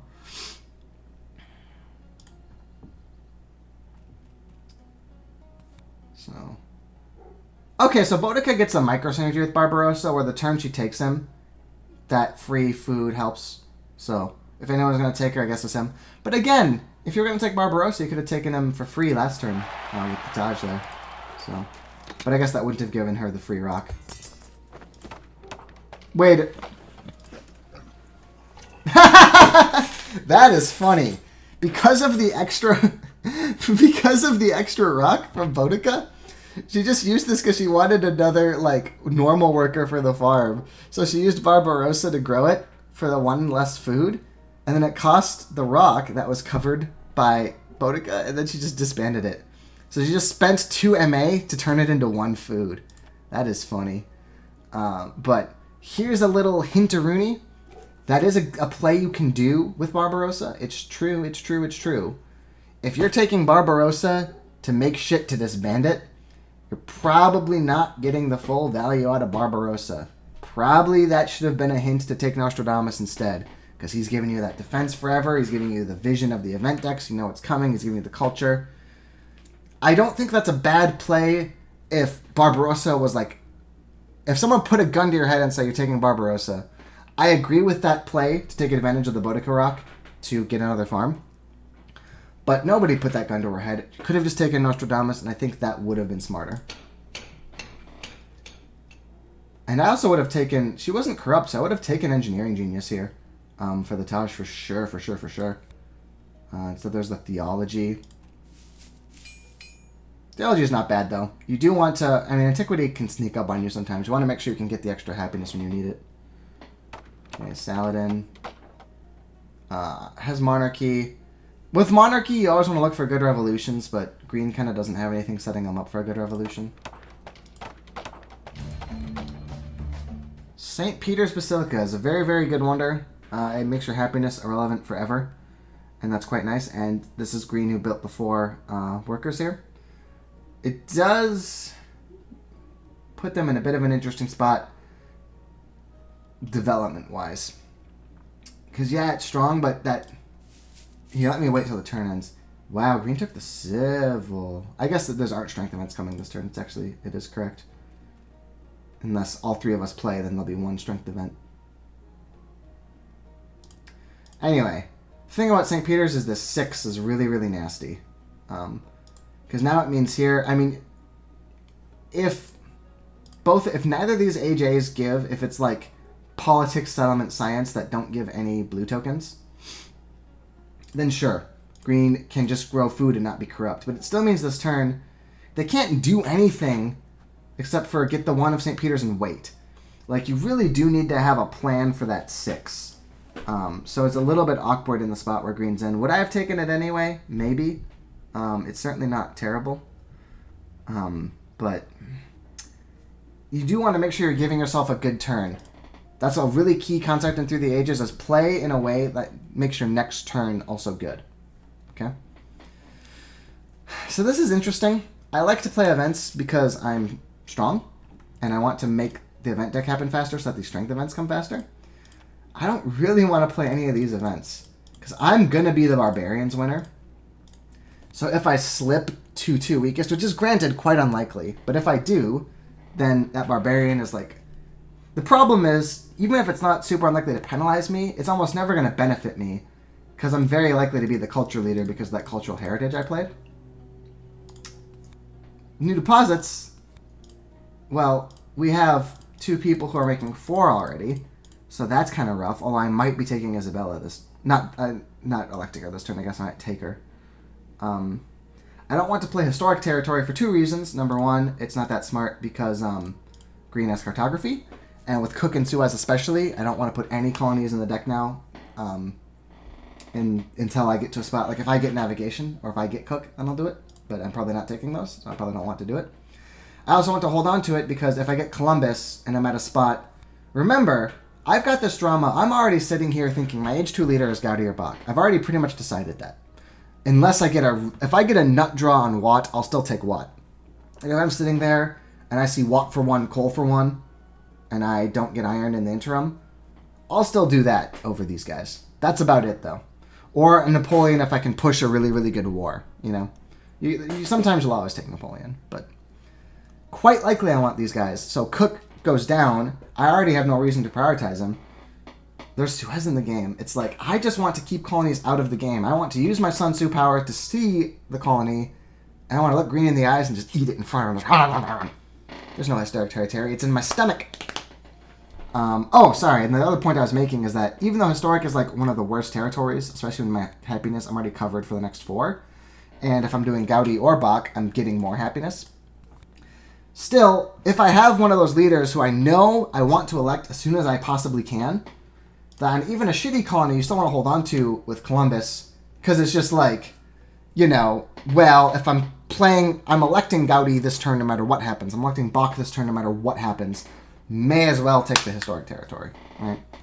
So I don't want to play this ever. So I don't know if I'm playing an event or not. I'd really like to get the event deck into Late Age 1 where my strength benefits me, but I don't particularly want any of these events to happen. So we're going to stop and think. What wonders are coming? That's a very important question. It's a very important question because there's this Engineering Genius for 1, and I'm probably taking it because it's good, but am I going to want to build one of these? And the answer is Hypergeometric Castle, one of the best wonders in the game. 2 culture, amortizes to quite a lot over ages 2 and 3. 2 strength, hooray, I'm beating up people harder. And the sacking is a lot better on defense than attack. It's rare you want to sack for 3 culture unless you're just trying to like re-kit your military out, basically. But even then, it could set me up in a spot, right, where I become a strength leader in age 1, I beat people up, I take a Meiji, and then I'm Bach. I'm like, I don't want to be strong anymore. I want to write my little plays and my little songs. Oh, yes, yes, yes, and please do not hurt me or else my fucking horse will commit horse-aside, so you can't aggress me. So Meiji is very good. Great Wall, Forbidden City. Forbidden City is really nice to give the civil. Getting your 5th civil is a really nice breakpoint, and we don't have any particular reason to suspect we're getting it because our science is kind of our weakest point right now. So our 5th civil might be a long time coming. So having a civil action that you can get with rocks instead of science is pretty nice. Ignoring discontent. I have 2 happiness now. I'm looking to go into Gaudy, who makes me want to build like a fucking arena on top of these and the theater, which is at least 3 or 4 more happy faces. Bach makes me want to build more theaters, each one of which will contribute a happy face. There's a slight value that Bach makes me want to turn this temple into a theater. So technically speaking, ignoring 1 discontent might be nice early in age 2. That's a long way coming, though. Normally, Forbidden City, you want to take it when it's like, right now, I'm getting the ignorance. And then Great Wall. If I get Medieval Army or Phalanx as my horse tactic, which I want over Heavy Cav now that I've got 2 workers already. So if I get one of these boys or one of these boys, Great Wall is fine. Can give me some nice stuff. But Great Wall makes you want to take the cannon-based tactics in H2, and Colosseum is pulling me 2 horses and men. So some slight anti-synergy. It's still not bad, but it takes it... When normally Great Wall and Hypergeometric, I feel like, are relative contemporaries, kind of good in different ways, Hypergeometric is a cut above the other two for me in this scenario. But none of them are terrible. Right? Forbidden City, the effect is not great, but a Civil for rocks is a Civil for rocks. And then anything that gives strength is going to be nice. So I think this is a pretty easy sell, this Engineering Genius. And then my hand is full. I could break through the knights, even though I can't actually do anything about them, just to get some hand space. And that is likely to be what I do here. Because again, I don't want to research the drama yet, because both Gaudi and Bach are going to make it cheaper to actually research it as well. So I'm saving the actual research of the drama until I get the leader that benefits. And then I grow my food. Now I could get the second lab here, unless I want 2 cards from here. Which do I? Okay. So, Warfare, on the one hand, like I mentioned, when you're the aggressor, the 4th right action can matter, so I can do an aggression and draw. Had I taken Barbarossa, this Warfare would have been pretty compelling. Since I haven't, I don't think it is. My science is going to be kind of tight here. I want to use it to get civils. This Code of Laws would go down quite well. Or I could go into Iron. There is the second Alchemy. Oh, I need to think more about the second Alchemy, actually. Because remember, if I don't take a leader this turn, then it's Columbus, Gutenberg, Da Vinci, right? So I would really, really like an Alchemy to be... There'll be one more to potentially get. And of course, with Gutenberg, it's better to have an Alchemy in the tableau, so you can use your free civil to grab it. Right? So remember, Gutenberg... The more you can spread out your upgrade process, the happier he makes you. Because he gives you 2 culture, a discount, and a free civil. As long as you're doing a scientific thing with it. Okay, well, I think I'm always taking Engineering Genius. And then since the other stuff I want to do, my hand is full for, I think I always want to clear out. And now that it's, yeah... So I really want Isabella, Iron, they're compelling, but I think that I just don't want to spend 2 civils on stuff this turn. Do I want Nostradamus? No. It's kind of nice because it stops somebody else from getting this aggression defense, but also he's going to X unless Yellow takes him. And, well, Yellow's pretty likely to take him, huh? Yellow does have a lot of shit in their hand they want to do, though.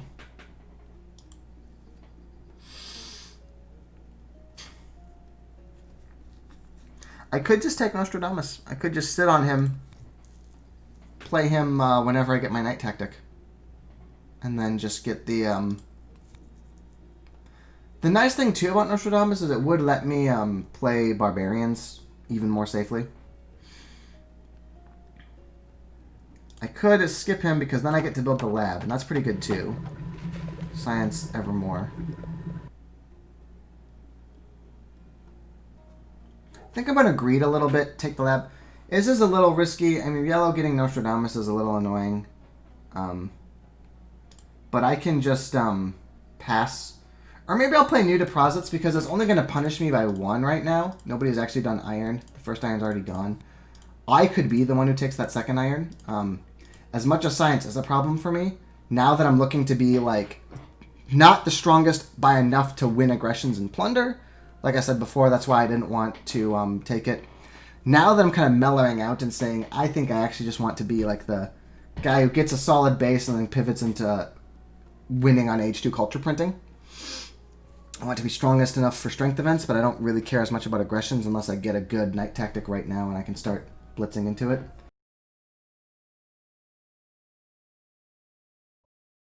And if I lose, I don't lose by a ton. It's only the 3 to 4. And I want to get the event deck going.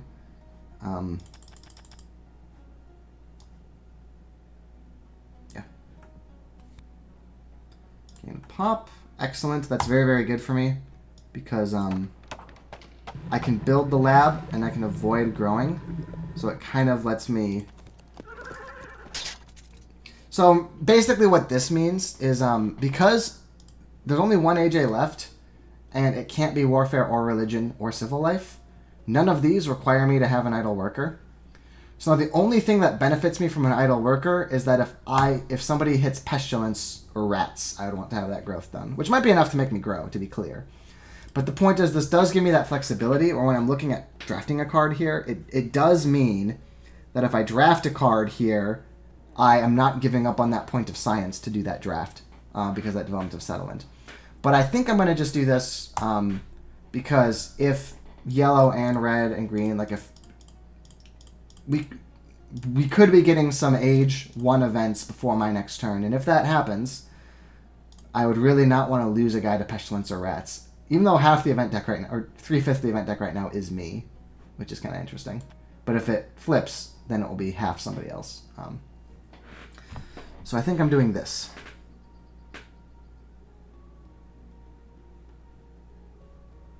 Because this does mean a very likely Isabella for 1. Unless yellow could take Isabella and let Nostradamus hit the X, I can still take Columbus, Da Vinci, or Gutenberg. But then because these guys both have leaders, so it makes it harder for Isabella to get X'd if yellow doesn't take her. There has to be somebody double drafting these or something. So I think my turn is this. Now my keeps. I want to keep Historic for Columbus until I get a better territory. I'll replace it with almost anything, but I think I keep it just to make sure. I could keep, because now colonization could come up. I could keep colony cards for that. But I think I want to keep 1 aggression. And I think that aggression should be probably raid. So I think I want to keep 1 colony card, historic, and raid. But it's rough. There's a lot of different ways you could say to do the keeps. You could say that just the 2 colony cards. And actually, yeah, I mean, my chances for aggressions... No, because the issue is, I could say, with Sun Tzu, I'm likely to draw more aggressions anyway. So I don't need to save these speculative aggressions, because it's only going to matter once I get the Knight tactic, build it out. I'll have that time to do that. But the thing is, I've seen so many of the goddamn aggressions already that when I'm doing the math to draw aggressions, there's only 3 hits in the pool. So if I want to have the aggression, which I do, if I draw Medieval Army this turn, you know, I'm going to start ramping up pretty quick. I want to have 1 aggression as a payoff. But I could also say there's a lot of territories left, all of which are better than historic. So even if I get Columbus, why don't I keep a defense card and pass on historic? And that's kind of valid too. And in fact, I'm going to do it. Historic is just so bad with my plans for Age 2. The happiness is just so marginal to matter that, yeah.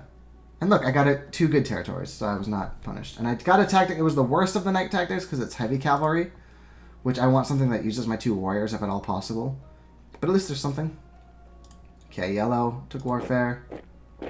Yep, with Aristotle, the rich get richer. You keep going. Okay, she did do the Isabel Nostra, so now I get Columbus. But I just hit inhabited territory, so I'm perfectly happy with Columbus. And now she's Isabella. I wanted that Cortellage, you monster. But they're not taking that Knight speculatively. He's using Barbarossa to build warriors, which is just never where you want to be in life. Denying the swords from red would be really, really good. But I'm not going to probably do it now that the Knight tactic that I drew is heavy cav. So here I think the play is to say I'm going to build the Knight even though it doesn't help with my tactic.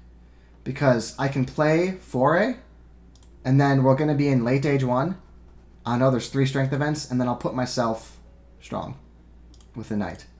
And nobody else, like look at what it takes for somebody else to get, because they have to gain 2 strength to match me, not just 1. And even then they still tie me, because they'll end their turn equal. It's like yellow, you know what I mean? They can't even afford Knights. They'd have to make room in their hand for swords, research them, and then, you know?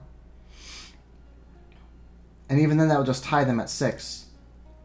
Red can get Knights, but can only afford 1s because they already built 3 warriors. So they didn't do what I was talking about, which is making sure you've got a way to become stronger. They didn't prioritize that, and now it's time for the punish in the events deck. Not punish aggression level, just strong enough to win events is good enough for me. Especially because yellow took Isabella and not Nostradamus, which was pretty dangerous for exactly the reasons you're about to see. As a human there, I would have taken Nostradamus. So we'll play 4A. Okay, there's another situation where I could have war gamed the turn out first, but I kind of just know from playing this game that I'll be able to get this stuff usable, and that the payoff is just way too much. So, kind of an interesting spot. There's not a ton of shit we can do. If there was an alchemy on 1, I would take Gutenberg and do it, but you'll see here that if I do this, then this, I can only do it using Gutenberg's free civil, and then I'm like in this weird spot. I really want to do that pop growth because there could be a rats in here, and every worker is going to be really precious for me here. So I really, really want to just slam that autopilot. That makes Gutenberg pretty rough here. But I think I'm just going to take Columbus. I can just cash him out for this stuff whenever Sun Tzu goes away. Or I can save him for an age 2 one. So we want to become the strongest. So, what am I looking at? Well, first off, we're kind of sad that the other drama did false of 1. That's the thing sometimes, is even when drama is such huge value, you can just say, well, I'll just get the last drama that comes out because they'll probably also hit 1 civil. Because a lot of people miss prioritizing it effectively. But now you're all going to watch this video and understand why you should prioritize it. So there you go. That's why I had to take the drama for a future where older people can test drama more. Okay. We could actually go into iron because, like I said, what's nice about iron is so this next turn, it's just kind of like some random shit, right? Well, if I take the iron, I just know that I can use like the 4A bucks I'm going to make. I can just use it to just upgrade some irons. I'll just have something to do next turn, and that's really important. I can even research it now, even though I can't use it, just because it's the civil action. And since I know I've got Engineering Genius, I'm going to want one of these wonders. I think that's what I do. I know there's the new deposits, so if it doesn't go off now... And remember, since I'm the strongest, the bots are going to be pretty leery about playing events too much, right? So there's a decent chance it's not going to flip right away, and then I'll have time to get my irons done and actually benefit from it. So this is a good example of, I didn't want iron the first time because it looked like I might be a plunderer and conqueror. Now I'm trying to just stay barely the strongest, not really looking to push it for aggressions because I don't have anything really superlative. And now I'm just taking iron because it's something to do. Okay? So irrigation's also pretty good because food is going to become a factor pretty quick with Gaudi or Bach, but it's just 2 civils and I just don't want to.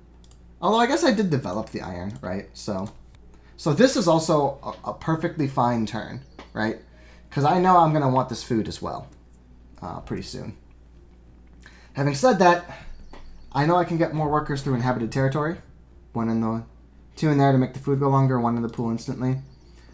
And I know new deposits is coming, so if it doesn't flip right now, then these irons are going to be extra value. And I know I want to build an Age 1 Wonder, so I'm going to do iron and research iron, but irrigation is like not a wrong play. Nor is patriotism, but it's I think significantly worse because rocks are just not my limiting factor here because I've got nothing to do right now anyway. I can easily build my next knight no matter what. So I really, really want to hit Medieval Army.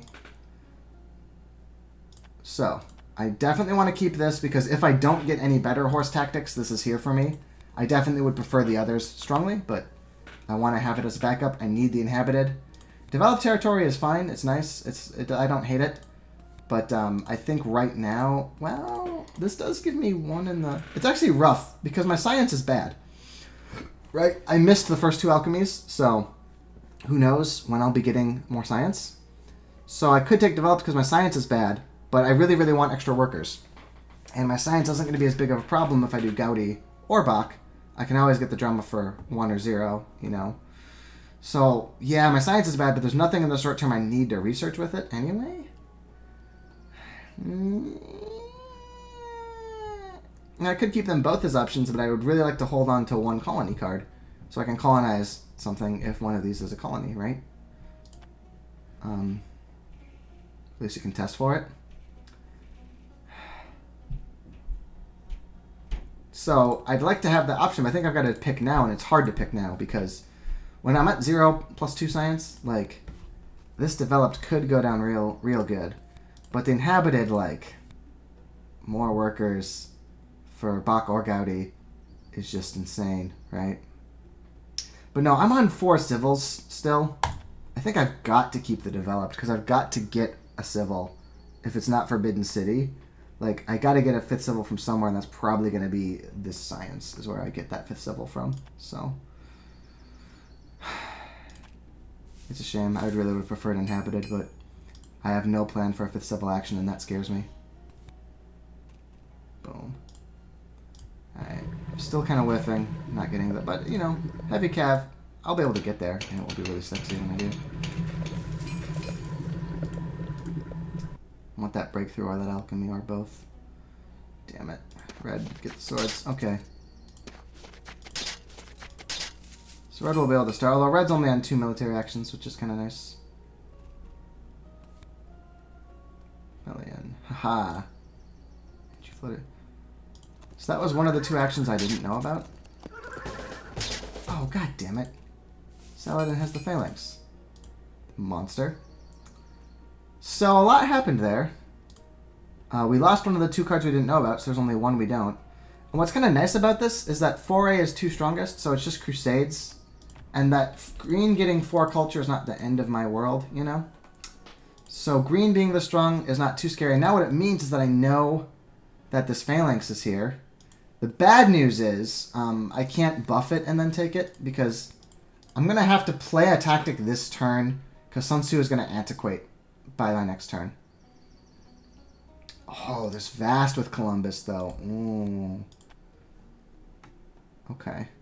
So let's think about this.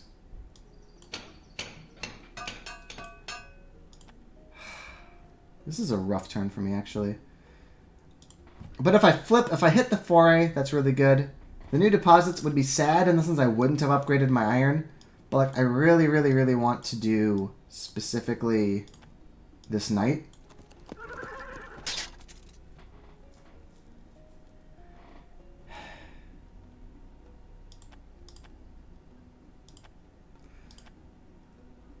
Yeah, I'd really like another knight even because the problem is I'm going to have to go down in strength 1, basically, if I want to get Sun Tzu buffing this heavy cap instead of buffing the fighting band. So I have to go down because this strength won't, this turn in particular I won't be able to actually do it. Okay. So, but then I do this. Oh, I go down 2 strength also. Damn, yeah. Because I lose the flat one from Sun Tzu. But it does mean that next turn here, right, I can play Vast with Columbus instead of Developed. And that will for sure give me the food that I can do the last one and finish the heavy cav. Or I could delete a warrior in a pinch. And then get the +5 heavy cav. But it is one dicey turn where if one of these 2 get, like in Barbarossa's, you know, quite well equipped to become stronger than me. Then if green flips, I would miss a 4A that is rightfully mine. So I think what I do is I gotta... Well, the problem is if I play in an event, I'm playing in a colony for green, which I really, really hate. But flipping the 4A here would make such a difference in terms of being able to do that and... Or I could even finish the heavy cav this turn. Or I could upgrade these. I think I have to take that risk because I think hitting 4A or new deposits would be a big deal here. Even though new deposits like would be sad hit in the sense that I could have gotten more out of it once I got the iron upgraded. Having those rocks right now, this is a time I could really, really use some more rocks. So let's play the developed, keep the vast for Columbus because vast territory is just really, really good. And see what we draw and hope it's 4A. Pestilence. That's kind of bad, but kind of good. We were floating, so it's going to really, really hurt green, who wasn't floating. He's just to lose something. Red will then be in a spot where they can't put this one as a warrior. Yellow will be in kind of a good spot, but they can't afford knights this turn. So overall, that pestilence is good. And now we know what the next 3 cards are, which is really powerful. There's no surprises for us. So we're going to Columbus. Although not being able to do the knight right now is interesting. So now I think we have to change our whole plan. I think we have to keep the Empowered Fighting Band as a desperate attempt to hold on. Because now we just got to take this Phalanx now. Like, it's so, well, how unreasonable is it going to be? I was going to say it's too unreasonable to get the knights. But now I'm looking more closely, okay? So let me not switch to Columbus yet, because I might be doing this after all. Like, yeah, this sucks. Then I'm weaker than red. But if I do something drastic here, and I don't know what that would be yet.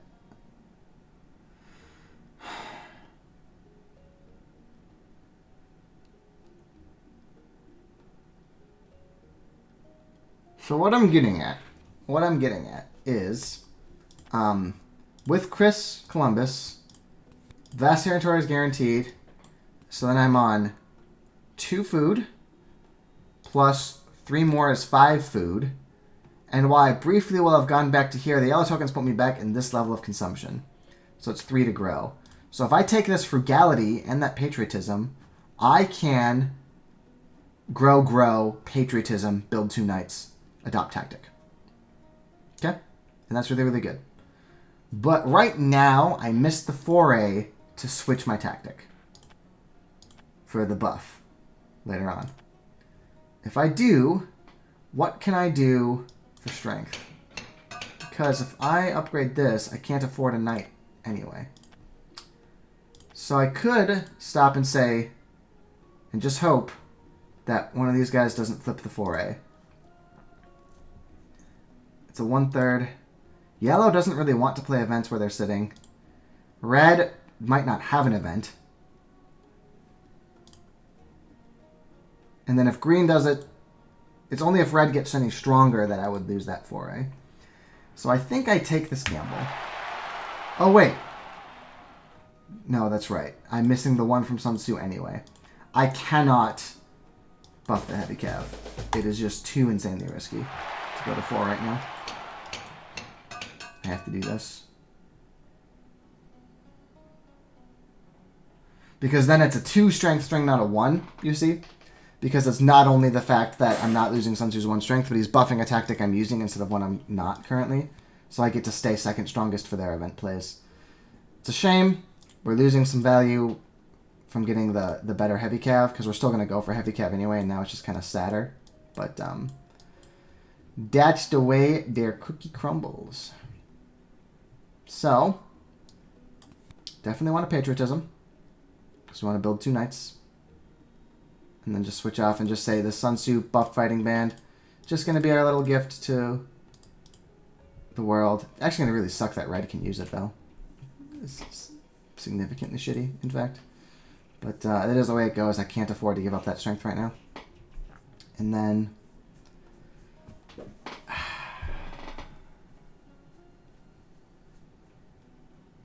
breakthrough?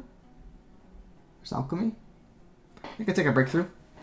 I've got nothing I desperately need right now for techs, so rather than doing the age 1 science, I can get the age 2, especially if I do Gaudi and not Bach. It'll just be cheaper to get scientific method and stuff. This breakthrough will just let me get through this next bit on low science. Because I'm probably doing an era 2 government as well and not monarchy. So, if we look, you know, I don't need I have iron, I don't need theology. There's nothing else in age 1 I need. And I don't know if I'd take a monarchy for 1, because I could just kind of wait for an age 2 government at this point. So, I think this is what I do. Because, yeah, my hand is full, but it's full of yellows. I'm playing at least the patriotism and maybe the genius, depending on how the turn crumbles. So, no. Drop the spare one of those. Drop the trade route agreement.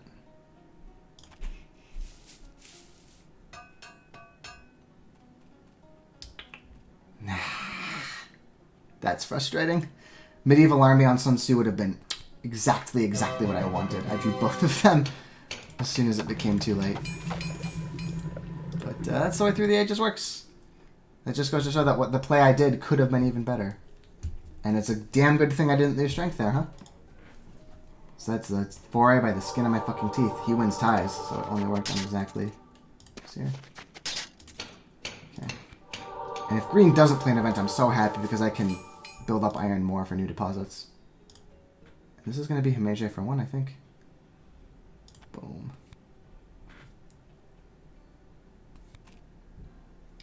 Wow.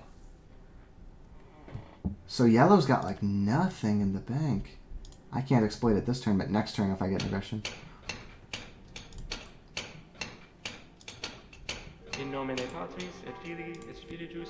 Okay. So green did a lot there. So green basically let the pestilence eat their temple because they've got the St. Peter's to cover one and an idol worker to cover the other. But now, like, they have violated the credo to give themselves a good next turn. What do you do next turn as green? I guess the answer is basically you build a wonder. There's, like, nothing else for green to do. Their food is full up. That is... Oh, I guess if the iron makes it, they could upgrade. It would be a late iron, but this is a situation you still do it just to have something to do. Maybe breeding makes it. I guess they've got some options because the tableau is going to shift to the left. But it's still just kind of... I don't know. Kind of a weird spot. I feel like they're going to run out of gas pretty quick here. I'm pretty happy to have a culture plan instead of be going military here. So this is an interesting scenario because I can just flip the raiders and know it's new deposits. And whether I want to do so depends on a lot of stuff. But let me... I think I needed one food. Oh, wait. Oh, right. I have to use the... So never mind. I'm not playing raiders because I'm always doing vast territory. Yes. And then... How much do I need? So this hasn't updated in the UI yet, that from my new yellow tokens. So yeah, I was right. I only needed one food.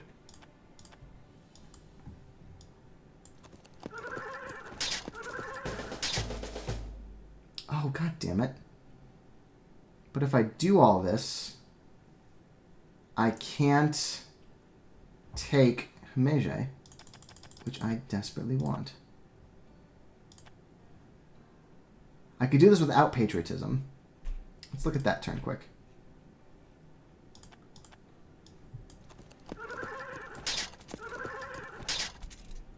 Okay. It does mean, the kind of unfortunate, I don't get another upgrade here. And also, what does make this turn kind of iffy is that, what am I using this patriotism on now? Patriotism, you take it when it's like, I'm going to get it out of my hand fast to upgrade. But now I'm kind of happy with my military, right? I don't have anything I desperately need to do with it. But then my hand is full, and like, what's getting out of it? The engineering genius is coming out of it, and that's it. And then I've got these three that are all kind of sticky, and they might be with me a while. So it's not great. So I'd really like the patriotism. But I also really kind of need a wonder here. Because, like, so I do this, okay?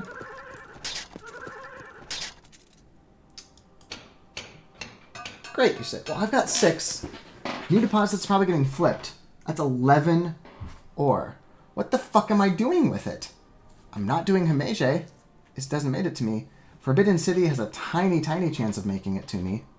But yellow also kind of wants monarchy with Acropolis, so yellow's got a good chance of taking this monarchy.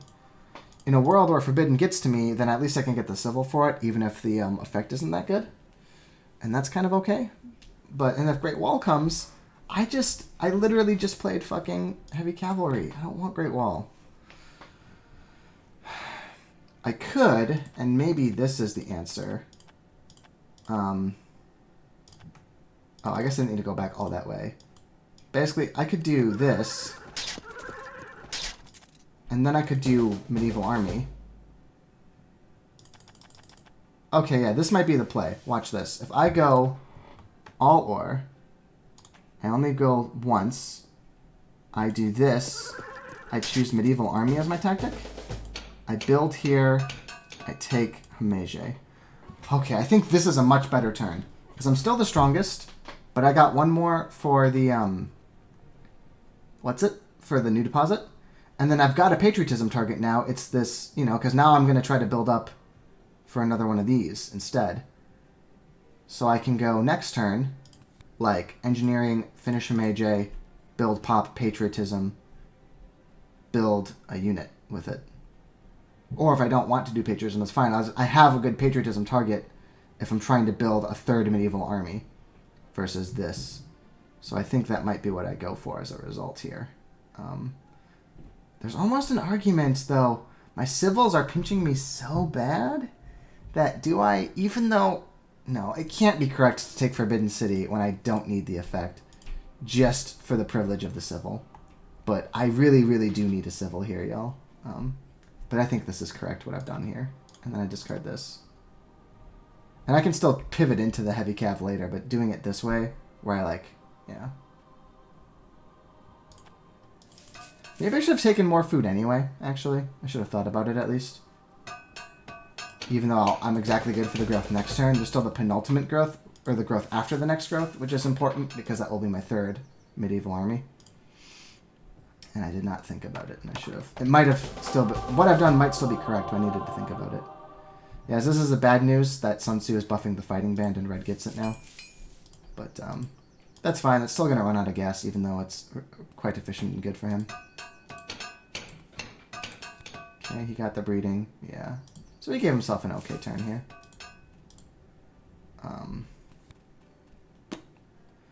So, let me skip.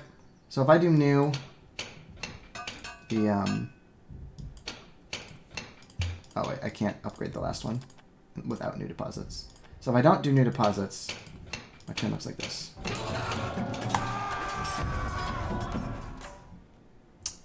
Ooh, I could actually take the rifles and then be ready if like classic army or something pops. Efficient upgrade gives me rocks, which I don't really care about because my rocks are fucking solid. I really want the scientific, but I don't have the civils. See, this is the problem. This is why I wanted to at least think about that Forbidden City take. Is you're noticing that you get in this situation here where, like, the fact that I don't have the civils and the science means it's harder to get the civils and the science. Because now scientific method is here on 2. It's so efficient for me. I just can't take it. I have so much other shit I gotta get done. So it's like... Maybe I can skip growing, but I am leaving a lot of stuff on the table this way. So you see what I'm getting at here, that I might skip playing an event even though I'm mighty, because I just don't want to flip new deposits right now because I want to use my meager. Okay, so let's just think about this. I'm always going to finish a Mage, and then the rest of the turn is like, think about it. So I know at least the next one card is not rats, so I don't need to be quite as paranoid. I have at least a 1 buffer, so it's only if multiple people play events and then another one is rats. So...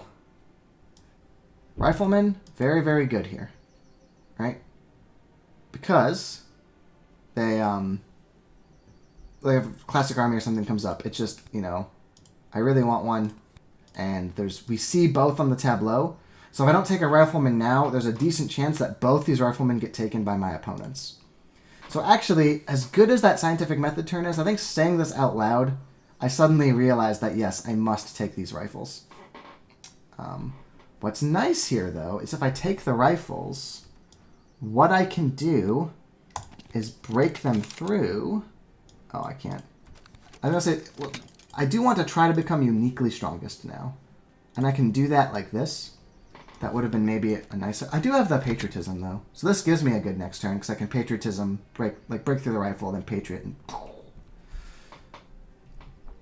Get big boys. Although I guess I want to get the 3rd knight now before I get the... I should have thought about food. Yeah, knowing new deposits was here, I think I should have taken more food from the foray. I didn't need it now, but I should have thought about my future more. Yeah, I think these 3 I need to kind of consider lock, because I really, really don't want to be the guy who misses rifles, and then knights and stuff comes. Now, being uniquely strongest, it doesn't matter for new deposits, right? What does it matter for? Uncertain borders, border conflict. So 2 hits for being uniquely strongest, but they're really big hits.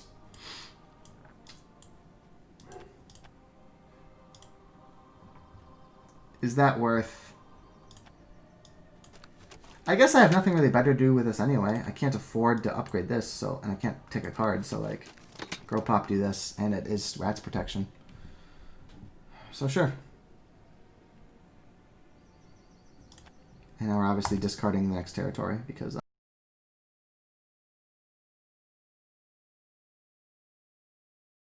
No, because Stu has canals in the game. I'm almost never going to play this naturally, but this has almost no utility at all. And this, at least with Suez, could become important if I don't draw any other colonies.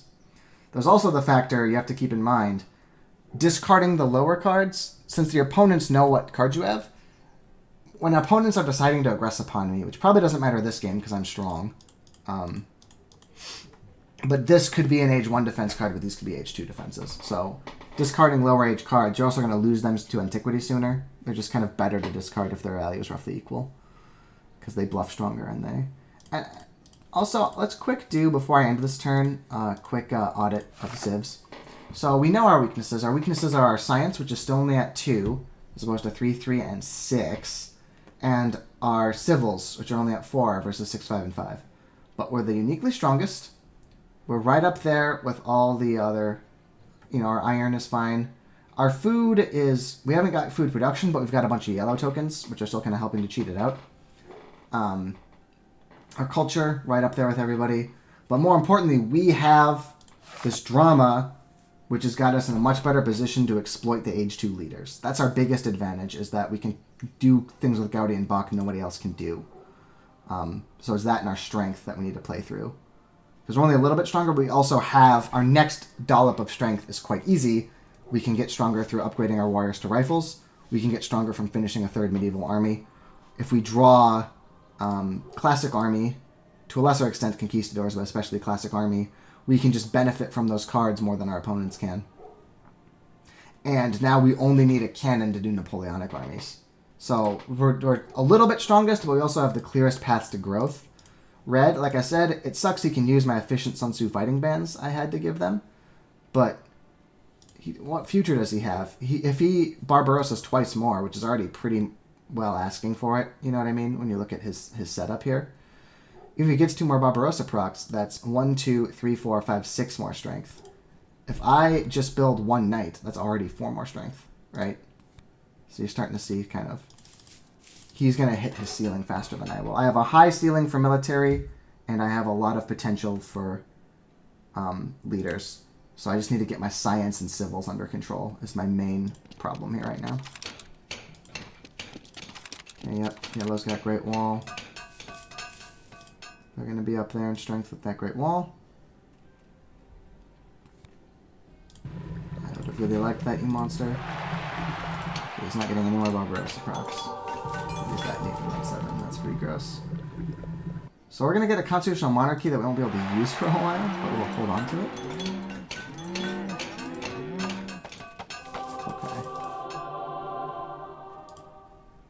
So, yeah, this is a really... Yellow's in a really good spot. Red's in a really good spot with this Newton proccing. Green is going to be in a good spot soon because Maria Theresa synergizes very nicely when you get your agriculture to selective breeding double upgrade going, because you can just pop her thing a bunch. So, the nice thing is we took the rifles, and she's probably losing cavalry because they're, you know, unless nobody else takes it.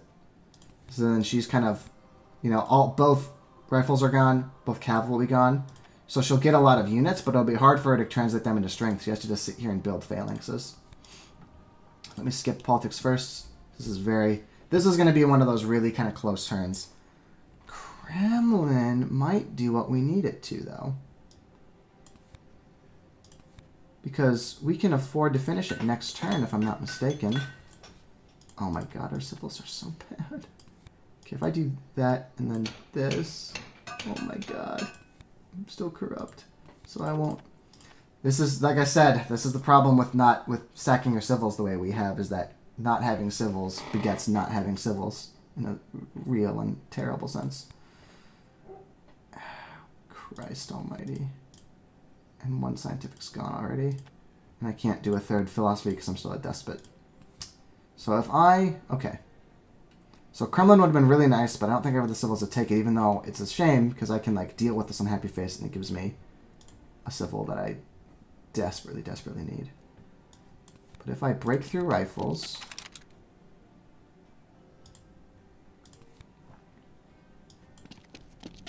Then I can get rid of corruption with my red actions. And then I can grab Conmon and Rev Idea. And then that will get me exactly enough. I'll go broke, but I can be a constitutional monarch. So you can see I'm leaving a lot on the table here, right?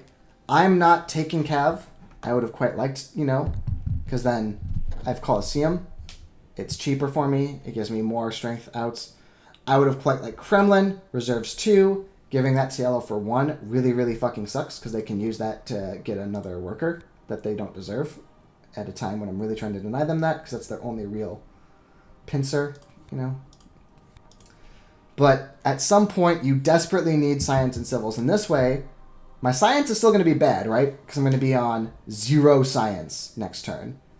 But if my science is bad, but I've got 6 civils, I can take stuff like more of ideas. I could have taken that last scientific method for 2. I could have done that. I can take Suez if I find developed territory. You get the picture, right? So I think we just absolutely need Conmon Rev Idea here. And I think the rest of the turn... I mean, let me play it backwards here. Yeah, I needed to get stuff out of my hand. This is like the only sane way to get stuff out. And then this is the way I can beat corruption. This doesn't take. So I think I got to do it this way because I just can't. I can't limp through this on no civils forever. There are games you can win on 4 civils. This is not one of them. Yeah. I needed to have more science to be able to limp through on 4 civils. But since I'm in the pit where I have no science and I can't get any more, this lets me say I'm going to have no science, but I can get more. I'll have the 2 more civils of flexibility to take breakthroughs and rev ideas and to take science techs and that kind of stuff. And maybe I'll get a war over technology. That would be really, really swell. If I hit war over technology here, I can like disband a lab and say I'm at 1 science and I'm going to get super fucking strong with my 3rd knight, and then I'm going to take it. I only get 1 draw this turn because I did 2 upgrades, but that's fine. Yeah, I think this is the turn.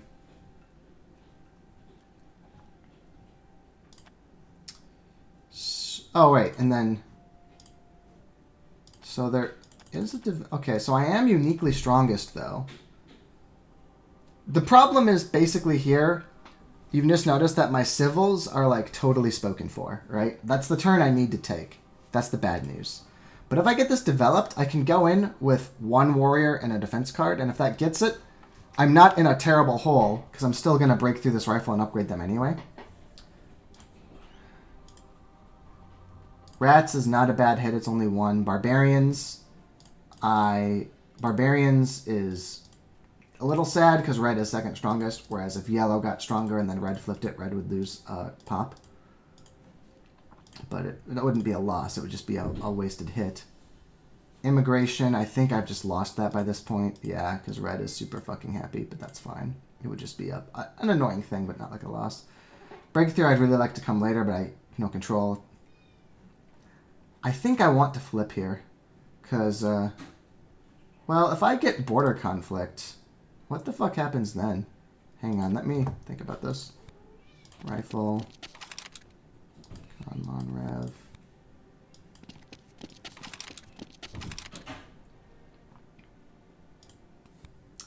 So then, border conflict gives me 3 blue tokens. 1 would go on my iron, 1 would go on my coal. So I would have 2 more missing. I would have to use my last military action on the 3rd guy. That's fine. I think I'm fine to flip it. So then, knowing I'm going to flip... So Iconoclasm is insanely fucking bad for me, right? Because this is a fresh deck, so there needs to be... That Iconoclasm could take 12 more card plays before it goes off, in the worst case. And why do I say worst case? Because we already know what my plan is. My plan is to get one of these 2 Age 2 leaders. I want to ride them in through most of Age 3. I'm going to switch to an Age 3 leader very late if I get Gaudi or Bach, in all likelihood, right? So knowing that that's my plan... Iconoclasm, I'm very happy to discard because it makes my plan better. So it's Raiders or Crime Wave. Crime Wave gives me 1 more civil, and since they both penalize the 2 weakest, I think I'm going to play a Crime Wave, because I think I can handle the events even though my turn is spoken for. So I said that out loud, and then I just realized something. If I had hit Dark Ages there, I would have been incredibly sad. If I hit Dark Ages now, I'm even more sad. A Dark Ages here would be really terrible. But I don't think we've got anything to do other than hope it doesn't happen. I should have thought about it, because that downside is really bad. So just playing fewer cards just because it's fewer Dark Ages. I'm also kind of controlling the event deck just through my overwhelming strength. I do think if I get to this situation next turn, this level of strength, I don't play a card to make sure I don't hit a Dark Ages. Yeah, I think no matter what, I'm probably not playing a card next turn. Unless someone else hits the Dark Ages already, and then it will suck, but then it will have finished sucking. I'll have nothing to do about it. At least I got the science from the one thing, which is really nice. To have a little bit of spare, as long as it doesn't get Dark Aged away from me.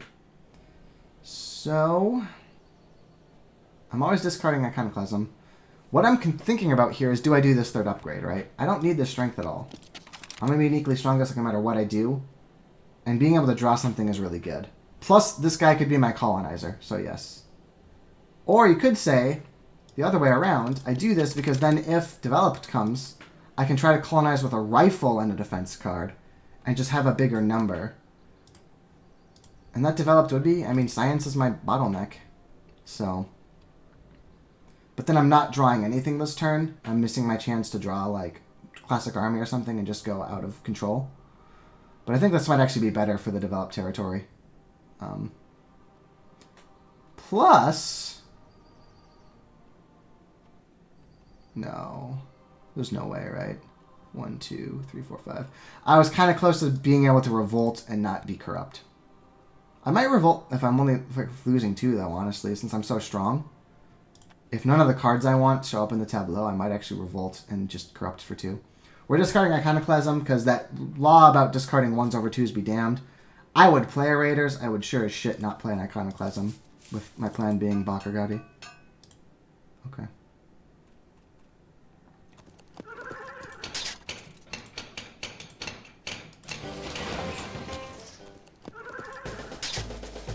Okay. Buffing up in strength. They don't know I've got no aggressions. They've got to act accordingly. That's one nice thing about going superlatively stronger like that as well. They have to play around the aggressions I don't have. Top deck strength. Oh, that's so frustrating for Newton. That's so good. I would have denied it pretty hard, but I just, you know what I mean? He just got it when nobody could possibly contest, and on his 7 a turn with Newton, he can just take it. Oh, I'm mad. The good news is he blew up his lab, because with Newton this is counting for double, but as soon as he switches off of Newton, his science becomes bad, and that's kind of important. Good harvest. Okay. So we weren't able to deny Maria the cavalry, which really does stink. But again, we had to put Kanman over everything. Okay, so that's a lot worse for her than... I would have considered not playing it if I was a human there. Alright? Because she has an antiquated classic army. That gave her, what, 1 strength over Phalanx? But now, next turn, I'm going to just copy that classic army and gain an instant 4 strength. Or have the option to. I don't know if I will. Okay. So, I could either revolt into this, and then my sense would be good, or if I do this, this also gives me Dark Ages protection effectively, because my science will be, I would only lose like 1. And then I could take Suez, because I got 1 territory already, and a wealthy in my hand guaranteed. And I can do this, overhand my tactic. I'm getting 3 draws with Constitutional Monarchy. I am passing a cannon for 1, which always you need to think about red text, like I've said speculatively. But now, I have an H2 tactic I know for sure I qualify for with Classic Army. I can use that for 2 more strength, plus having these guys overhang, plus the option for 2 more food giving. I think this is the turn. And now if we look where I'm at, everyone's kind of good at stuff, but now I'm competitive in the civil game, and remember, I'm just killing time waiting for Bakar Gaudi. It does stink I had Columbus, because I'm not getting any leader value in this interim period here. I would have preferred a longer leader, but you kind of saw I was basically forced to take Columbus, just for that vast territory and how things worked out. But now I've got something to do with ore, so I've got, if there's no better turn, just something to take action on. And then this worker, right, as I recall, so let me think about this. If I Rev Idea, Constitutional, Suez, I still am corrupt if I do that. So I have to grow. It's also Rat's Protection. And once I've grown to not corrupt, this is... What I'm getting at is this patriotism is kind of fucking sad. I might just antiquate it, which is really not what I wanted to do. But I just can't get the patriotism in the line this turn. So... And now the good news is I'm strong enough for aggressions, and like I actually am drawing 3 again now that I finally got Constitutional Monarchy. So like I could get an aggression, and then they've got to, you know, if they don't respect me, I can actually go for it. So yeah, let's do this. And now we've got not a great next turn, but at least Suez is always there, and this last iron upgrade, just kind of stuff to do, and we're just killing time waiting for Bach or Gaudi, and we really want the selective breeding as well. Hoping it comes down to us from 3, otherwise there's going to be 1 more. But selective breeding is a giant priority right now as well. Because either Bach or Gaudi, we're going to want some food. We got an aggression. Excellent. Wealthy. Do I even want this wealthy territory? So here's the thing. If I do this, I break my... I'm still strongest, but not by much. That's not a terrible thing because I can switch to classic, and then breaking my 3rd medieval doesn't matter if I switch to classic anyway. I could even send... I don't think I want to send a medieval, but I want to point out that this is a really strong colonization play if this was a better colony. Wealthy's kind of bad because, like, yeah, sure, you get the wealthy territory, hip hip hooray, it's Independence Day, etc. Like, what am I using those rocks on? The Suez to build another wealthy territory for more rocks I've got nothing to use on, you know? So, it's like... If I finish it, I could try to get set really fast. I think I'm in for a knight and a defense card because it's so cheap. But I don't really want this multi that badly. And now that I've got the Suez, I'm a lot less scared about giving away some colonies to other players. Because I've got the Suez already. It is mine. And actually, if Cook comes to me for 1, I could abandon after all of this preamble and hype about Bach and Gaudi. If Cook is on 1 and I don't see Bach or Gaudi on my turn, I might just take Cook. He's probably getting taken, but... Actually, no, it's Isabella or nobody who takes him, so... So there is this world where I fight harder for this just because I know that I'm trying to fight for Cook here, but I know a developed is coming. I might do the full medieval if I knew developed wasn't coming. I just want developed more. So... I'm going to say, if you guys want it so little that a knight and a card takes it, I'll take it. Otherwise, go nuts. Because rocks just aren't what I need. It's a shame to give it to red for relatively cheap, but that developed is much more of what's actually going to fill holes in my setup. I don't know how you build that architecture there when you are so fine on rocks. It did come, and I did protect around it in time. Yeah. So Cook is 1. If I don't see Bach or Gaudi, I think after all of that planning, I think I'm just going for Cook with Suez. Because like now I can just... Gimme. This does not make it look as weak as I look because 2 of the strength I'm losing is getting recouped by the fact I'm just switching to classic and going up from to 20.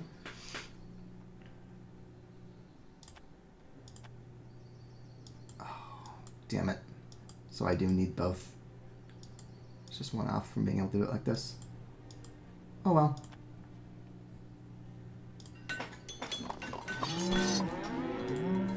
So now, what's important to notice is this is why I had to go so apeshit for the civils. Because this turn without civils would be much different and much worse. But since I've got the civils, I can do cool stuff. Breeding.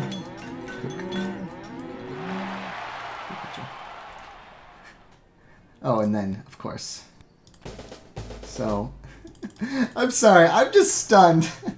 I spent all this time, I'm like, look at this drummer. You are not appreciating the power and flexibility given to you by the drummer. And I'm like, I shall not cede any colonies because the other players have received the navigation text, and there is a Cook and Suez I would be scared to pair. And then I just kind of Columbused one. I just kind of had the units to get the other. I got the Suez, not even thinking about colonies, just because I wanted like a sink for rocks. And now Cook is here, and these fucking laggards just haven't shown their miserable faces. And Cook's here right now. He gives me benefit right now. Pretty sure I want Cook. Pretty sure that means I want to do maybe more like this setup.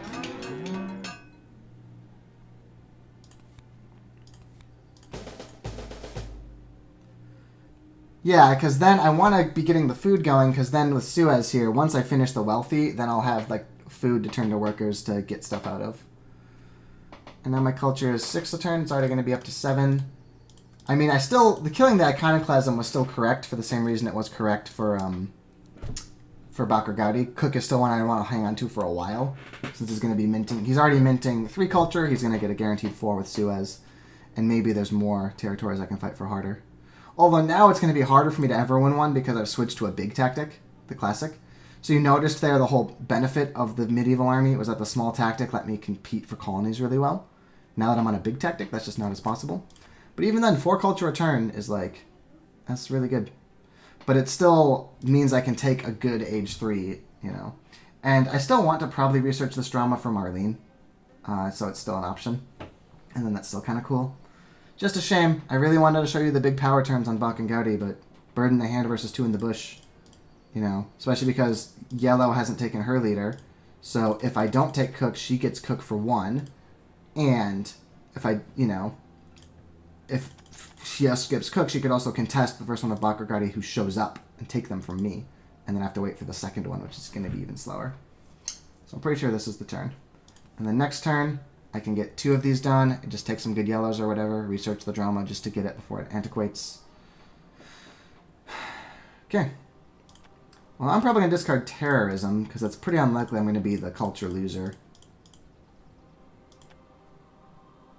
I'm actually just going to discard fortifications, because I never play this in a million billion years, so I just don't need to think about it. Like, this is, you know, I have literally level 1 knights, level 2 rifles, and I'm passing a cannon again. I might take a cannon tech. Like, so there's 1 cannon left. I might take it to have it as an option for age 3 tactics. But I'm never going to want the only cannons tactic when I'm a Colosseum guy who's just got rifles and knights already done. Oh, wait. Ah, fuck. This is the one downside to my strategy where I stop and think about tactics.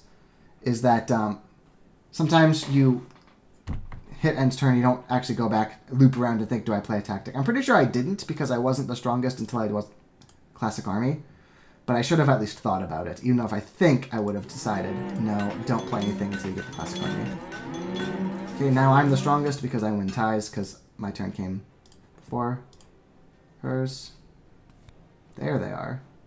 Where were you when I needed you?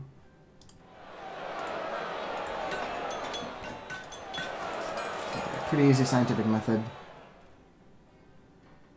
International trade. So giving Maria Theresa more food seems like a horrible fucking idea. So I'm not going to do it. That rock would hit kind of nice, but I'm not desperate for rocks enough to give Maria Theresa more. If she was way behind everybody else, it'd be one thing, but she just finished statue, so like... Oh, fuck you! I guess journalism then? Has to be. So again, I'm going to skip. I'm probably playing something this time because I'm strongest now for whatever comes up. But I want to still think. So I always want to play drama just because this is the last turn I can play it. And I definitely want to have this drama so I have Marlene as an option. Especially because nobody else has it. And unless yellow takes this opera, no one else will have... Oh no, there's one more opera left. Okay. So... Journalism for... Oh, but if I do that... Shit, I didn't think about this. If I do this drama, then now this journalism I can't do next turn. It's like a billion turns more. Do I have to give up on the drama after all that work I did to hold on to it? It is a goddamn tragedy. It could be a Cold War, though. So I think I'm going to have to do the flip because there's like a Cold War would make such a difference for me here. I need to see if it's coming. I'm actually playing an Age 1 event, I think, even though it's less culture. Because I definitely don't want to play Prosperity when I've got 2 happiness and Red has, like, a billion happiness. Just because this is going to last me a while, this happiness, right? Terrorism I don't want to play because yellow is likely to be the culture loser. And it's probably not going to be me, whoever. I'm a little bit behind in second, but I'm about to kind of go out more because I'm going to get more a turn than the others. I'm playing an event right now, etc. And then I need to keep the wealthy territory for Suez, because unless I draw a territory off this is my only option. So I could do a scientific cooperation, but that's not generally that good if you're not getting a good thing this turn from it. Especially because I'm like the last, since I'm making the least. So I think I'm playing the Raiders and hoping for like a Cold War or something that lets me get out of my science hole. Okay, inhabited. So I have the rocks with patriotism that I can do this, and then I can do the terrorism and prosperity I refuse to play with Cook. Can I get away with sending 2 units to this? I would be building... I have the patriotism one, which I need to play this turn. This puts the 2 workers in. I think I can actually get away with 2. Now it's a shame I'm not medieval because then I'd have 2 more on top of this 8. But if I do this, I can afford to replace them both. And then I'll have this benefit forever. So let's do this. Okay. So that's great because this is going to go away anyway. And then I can just save the guy and I can just play these 2 events I was never going to play in the first place. Glad I took Cook over the guy. Patriotism. It's the only time I can use it. Get that knight. Now I just get more culture. So what I'm thinking is I want journalism. I quite want to play the drama for Marlene, but I think I have to let it go. That's less bad to let it go, because now that I got yet another... I got yet another colony, so Colic is giving me even one more. Remember the Suez one is still going to count. Remember, I could be getting more colonies. And remember that Iconoclasm I discarded. So all these plans I'm coming up with about leveraging the shit out of an Age 2 leader, it's going to be safe. So what that means is that I'm probably going to run Cook until close to the end of the game now, because he's just 4 culture soon, 5 culture return. You just can't beat that, right? And so given that, lacking Marlene is less bad, because I'm not going to do a big Marlene pivot anyway. And I really need this so that next turn I can afford to get a journalism and get out of the science hole. So given that this turn is kind of a freebie turn, what do I want? Well, probably this engineering genius. I can save it since I haven't started Suez and get the full value for it.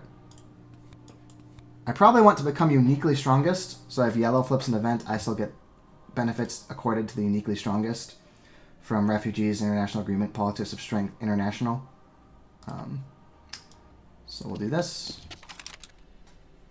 Okay, and then looking at this other stuff, I mean happiness. Now that I've got all this inhabited, like I'm getting 7 yellow tokens from colonies, so my happiness, like this 2, is just gonna keep me forever. So I think I just grow a pop because it's something to do and take efficient upgrade for this farm. And the next turn, yeah, I can engineering genius, 1, 2, 3, 4, 5, 6, 7, take the wealthy for 4, and then I can journalism do journal. Oh my god, this is gonna be insane. All right. This is so interesting to have other players with the cartography text, but I just happened to prioritize the colonies better. It's kind of cool how it ended up happening. And I might get another colony if I can get strong enough to annex, so that's kind of unlikely because everyone is going for strength here. Okay, you get the opera. So you have a Marlene potential. Oh, and Bach. Okay, so she's getting what I wanted. She can change.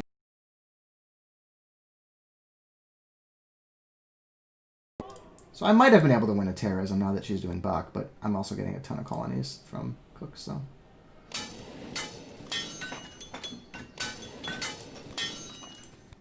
Okay.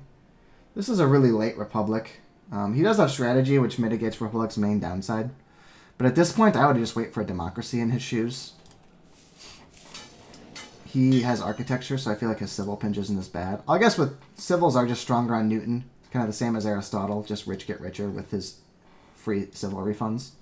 But, you know. Okay, and she's got Basilica, so that's gonna do her more.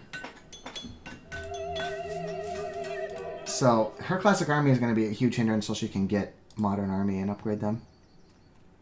This is kind of close coming into this home stretch here, but I think I've got the most headroom with my colonies.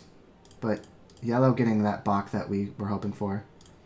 Our main benefit is just going to have to be that we've got the production on them now. Okay, so probably playing an event, but let's skip first and just think about this. I know I'm never drawing another territory, so it has to be the wealthy for Suez. But, I mean, this feels like an excellent turn anyway. So now I'm also getting 10 a turn. And I'm doing it with just a million more yellow tokens than yellow has. I'm not strong enough to win any of these aggressions. Ravages of Time. Do I want to play it? So, if I get rid of Colosseum, losing the happiness is interesting. It means I'm going to have to actually do another happiness thing. But, like, there's Chaplain. I probably don't want to take any... I probably don't want any happiness from these guys, though. So it would be like taking, like, another... If I had built the drama, ravaging my Colosseum would be pretty good. As it stands, it's kind of a bum draw.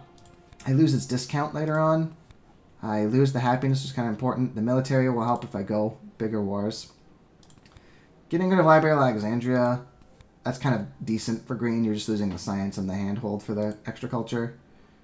Antiquating. Kind of sucks for red because that's what the Roman roads does. It just kind of doesn't give them a source of extra culture. It just time walks the Roman roads.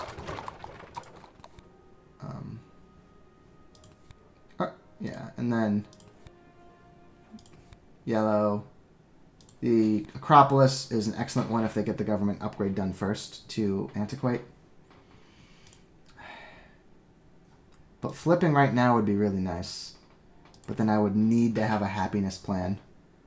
And unless one of these is a colony that I end up being able to win a fight for, which is hard because I don't have a colony tech. I just have the freebies from Cook. And this is wealthy. We discarded historic, I think. Yeah, so I don't have a historic I can annex if I get stronger. So if I played Ravages because I want to flip the deck, then I'd have to stop and think, well, what am I going to do for my happiness when it happens? Because I can't take this organized religion unless I give up on doing journalism this turn, which would be a pretty significant loss. So that 2 science snowball would stop in its tracks. I really want to take exactly the turn I just took.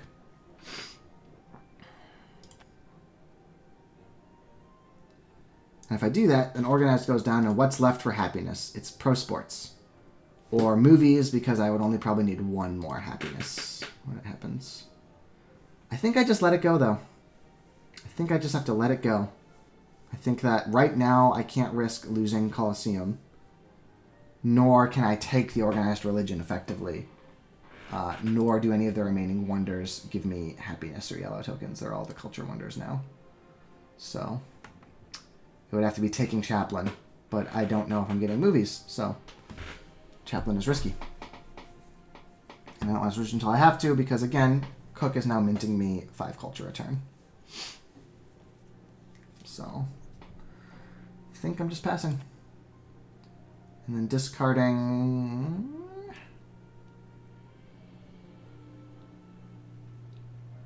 Let's say raid, because I'm making 10 rocks a turn. And it doesn't look like I get through all these aggressions, but annex, obviously, really powerful if I can get away with one. And infiltrate is just really good to keep one in your hands to kill an H3 leader as soon as someone switches, if they switch at a risky time. Okay. Not a great tactic for me.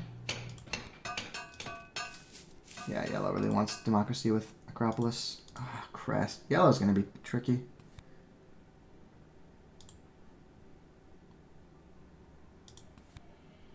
Let's get the Air Forces, but it's Air Forces fighting band, so like they do get to be uniquely strongest now, but it's not great.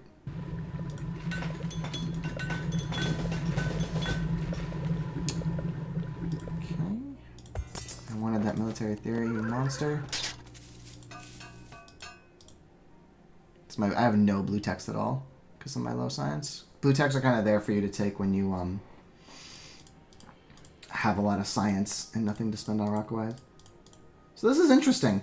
Now, because everybody's kind of met me and matched militarily, and people are matching my cook culture through other means. So now my principal advantage is just that my production is the best. Because I've got the 3 that I'm about to efficient upgrade and then the 10 here. I'm now second strongest. Is that enough to want to play Impact of Tech here? Crime Wave hits my opponents, so it's just this if this benefits uniquely strongest. That might be enough for me to skip, because I am going to become the uniquely strongest once again, folks. And let's do this.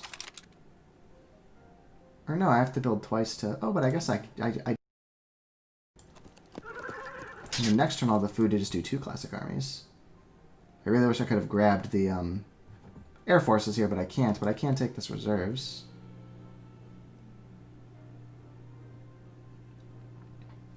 Yeah, I'm back to being uniquely strongest for whatever cool stuff comes up now. And next turn, I can build a second classic army and be strong enough to like win. Like I can start a war over tech next turn, potentially. And I probably will, in fact, because that's a lot of strength delta. So that's pretty cool. Let's drop...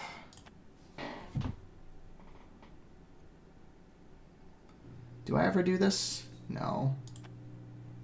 It would just be so much extra when I have 2 classic armies. I never do this. I'm going to drop this Ravages. I think it's unlikely enough I play it. Okay. They've got a peace treaty. Alright, motherfucker.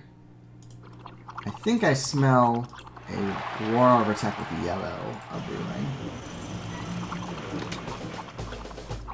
Yeah, he just adopted Fighting Band. I think that's a good sign that he's the one who must die.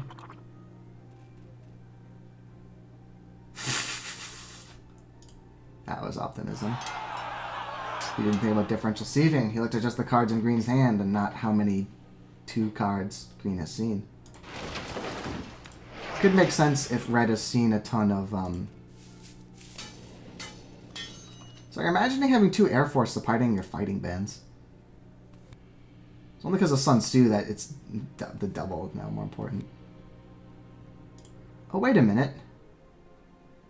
I should have thought more about if I just want to transition to shock troops. I didn't think about that enough on my turn. Because... No, I need tanks. I don't know when they're coming. Alright. So pretty sure... I mean, so look at Green. They can build another antiquated shock troop next turn. Yeah, it's antiquated. It's still 6 more. Not in target image I'm going to war with. Red is interesting. Because they can't really get any stronger. They've only got 5 rocks. Oh, one of my online games out of turn. Well, too bad. I'm playing this game. So, the thing about Red is that they could get... Yeah, there's no way they could change their tactic. Right? Any new tactic would just require more than 5 ores worth of building stuff. Because there isn't like a mega Dega fighting band that is just 1 infantryman. It's not like a fucking Rambo tactic. So Red, the only more strength they could get is they could get 1, 2, 3, 4 more strength by destroying 2 things to build 2 warriors. Right? So 37 is their cap. And let me quick hit skip politics so we can just see in front of us the number. The number is 38 plus any other thing I can sneak out here, but it's probably going to just remain at this 38. There's no... The military got away from me there. Theory. There's no Air Force. So that he's hard to get stronger, but I don't gain much. But yellow... We look at yellow here.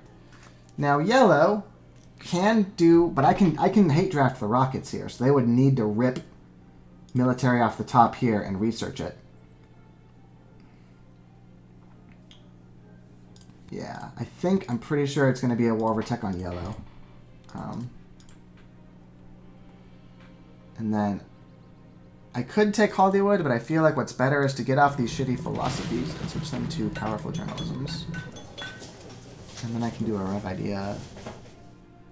Because even though I'm going to get a lot more science from the war, it just, you know, science is just still more of a limiting factor for me than rocks, because I'm making +10 and I got reserves.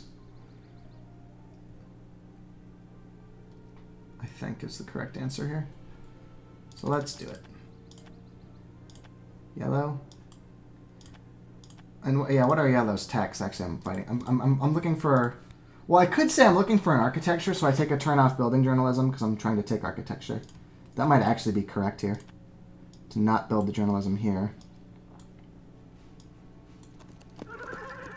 And then what does that let me do? It does let me take Hollywood, but I'm only doing libraries, not theaters. I guess 3 libraries, that's still... Yeah, 12 is not worth it, so no. But this would let me take more shit. I could also secure... I mean, I do have to think about, even though I'm going to stay on Cook forever, who is going to be my leader? And Fleming is kind of a good answer, right? Because, like, with a theater, you see right now, I'm already losing 3. If I get movies, then Fleming actually becomes fine. So I could do like this, right? And then just transition to Fleming as my plan. And maybe that's the answer, because the other options, Bill Gates is the total antithesis of what I want to do. You take him a long time to get value for switching how you do your production. And then Marlene, because we said we've got Cook, we couldn't get that drama out for science. Marlene is just not an option anymore. Marlene with movies is just not what you want in your life. Sometimes you'll take her anyway just to like switch your tactic over like at a really crucial moment, because her ability where you can count something twice for tactics. You'll take her just to double an important tactic sometimes, but that's kind of it. And then Mandela is good exactly if we get professional sports, right? Because then we can antiquate, we can like destroy this, get a discontent worker, do Mandela, and then do pro sports and get a pro sport, and then he gives you a lot of culture. But that is still, we're already getting a lot of culture from James Cook, and that's still fiddly. My nose is, I know it's distracting, but my nose is so itchy. So really, the only good answers are Fleming and Einstein. Einstein's kind of nice because you can save up your technologies a little bit, and then boom, boom, you get extras. But he's still a guy who wants to amortize over time. So I'm pretty sure Fleming is way the best for us to transition into, because it'll actually give us more than Cook once we've got the movies. And since these are the only 2 movies, and we see them both, I think we've got to secure it. Oh yeah, and then we better do this, or else this world will be very stupid. Also worth noting, we can use some Meiji to push it more, and then because we've got so much food anyway, we can just rebuild the guy we lost if we want to push the war by 3 more, depending on what the breakpoints are. Now, having done this, I could take Rough Idea. I am, even with taking his architecture, I mean, how much stronger do we expect this guy to get, right? He could build another fighting band, maybe, but he's got to dismantle stuff to even do that. He doesn't have the food. Like, it's really hard for him to get much stronger here. And if I get, you know, even if he gets to, like, 30, I take the architecture in 2. I'm still on 10 for movies. I can afford it. Plus, I'm getting another journalism that next turn on architecture discount.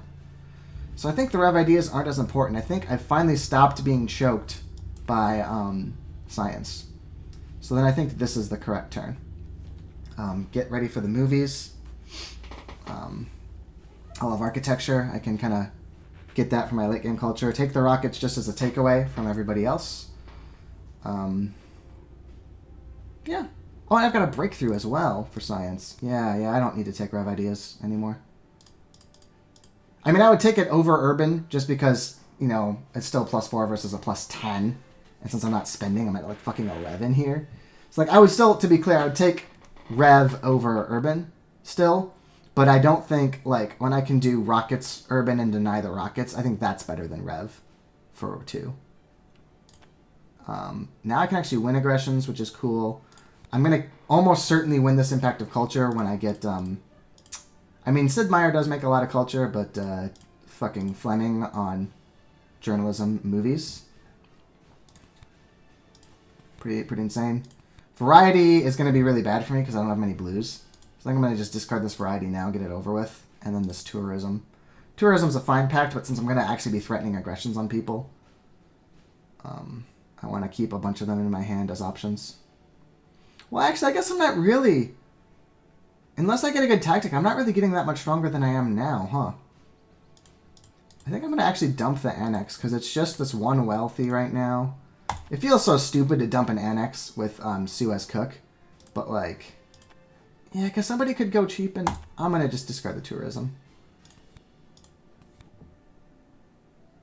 Or maybe just impact of tech? Yeah, my science is going to be weak. I mean, I know these guys are going to beat me in science just looking at their general setups. I'm not going to play an impact of tech. And since I already have one really good impact to play, and I don't know when I'm going to be playing impact because I got other stuff to do, I'm going to do this. It's rough. There's a lot of cards that are like not super likely, but likely enough I need to think about them. So it made those discards tricky. Ah, this sucks. I can't. Any tactic break hurts me so bad in the war. I didn't have the resources that turn to overhang my tactic. I just must pass. And red gets away with fucking murder. I mean, if red doesn't buff his strength, I can try to annex. Damn it. So from the far right, yellow got that, which will let them save most of their science. Yep, that's what I was afraid of. You just...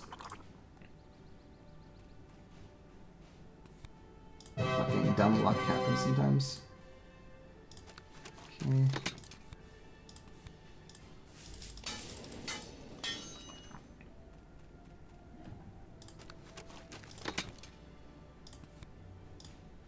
So I should have dumped the aggressions after all. You live and learn. I'm proud. Himeji's effect is for you get the strength and then you get 3 culture and 3. So I can get I can either spend 3 rocks for 2 culture and 2 science, or 5 rocks for 3 culture and 3 science. Yeah. So let's sack this guy. Take the architecture and 3. Skip for now, but we're probably playing Impact of Culture now. Okay. We break through the movies. Even though I'm not doing them this turn, because... Or am I doing them over the... Which one do I want to... Because I could, if I do this... Is this, like, good right now? It's, okay. Oh, wait, I built the I built the wrong thing. It's like looking at my strength like, wait, what the fuck? Yeah, doing that. That. Oh, I really want to be uniquely strongest with all these 38s. Raiders is coming. Fuck. So, I... Reserves for food. Alright. So this is what this turn looks like. And then I kill 1 philosophy. I urban growth to the theater. And build this guy.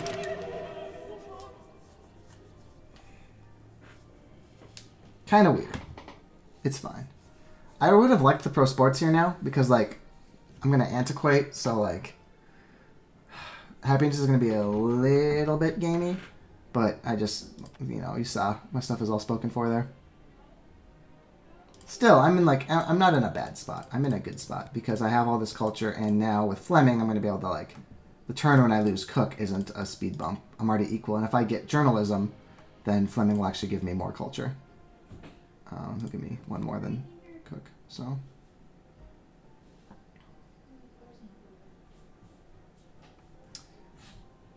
All right, and I am skipping because it's a guaranteed Raiders, so of course I'm not playing. I could do international tourism, though. So who is doing the worst right now? So let's look. Because it's all very close, actually. So green has the most culture and the most culture income. Wouldn't want to give it to green. Red is probably doing the worst. They've got they've got 7 culture, but nothing's giving them more culture. They've got these 2 air forces, but they can't afford a tech even like this next turn. Their science, once they lose Newton, they're going to lose 2 of it. Fundamentalism here. Yellow, I did just deny the architecture from. But they do, you know, they've got Charlie Chaplin. They got 9 to 5. I think I'm decently safe offering tourism with red here. They get 1 more culture from it than I do, but I think they're just the weakest off. And I just want to increase my stuff relative to everyone else. So let's become a tourist, build a warrior, Break through the movies. Destroy a philosophy. Preserves. Grow food. Urban growth, that movie. If I get Air Force, it's going to be pretty fucking hype. Although I can't afford it this turn by 1, which sucks. Maybe I should have kept that scientific pact after all, but what are you going to do?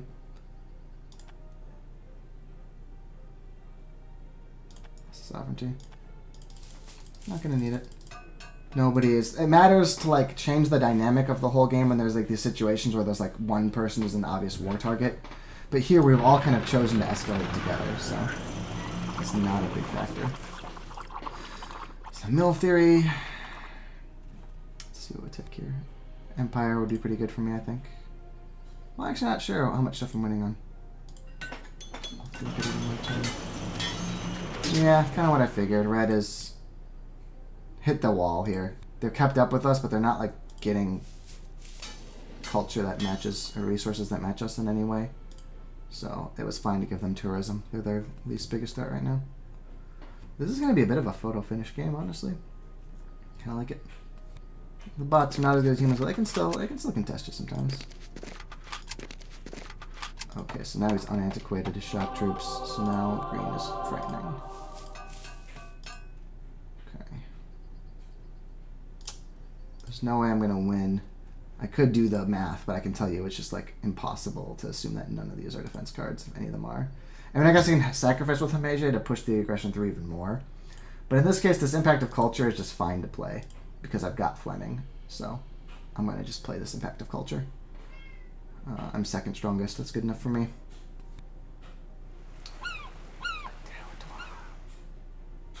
Yeah. If I send 2 units to this autonomous territory, I can choose food as the benefit and build them both back. Level 12. So it's fine. So I can send fucking everything. This tactic is not good for me. Well, actually no. I can do it antiquated now, and then I just need to like grab this tank, and the tanks are cheaper. So I kind of want to keep this. So what is it, like pop and strength or something? Just any 2? Maybe at this point I finally give up on the infiltrate or the annex here. I also want to infiltrate Sid, and he's so much stronger than me. Yeah, let's like assume something like this and just see what happens. Okay. That's fine, because now I might be able to... I kept the annex, so if yellow doesn't get way stronger from that autonomous, I can just annex the autonomous back. Okay, so we do this to do this. Empire, yeah, I'm only 9 on it. It's not great. So what if I do this? I build this philosophy.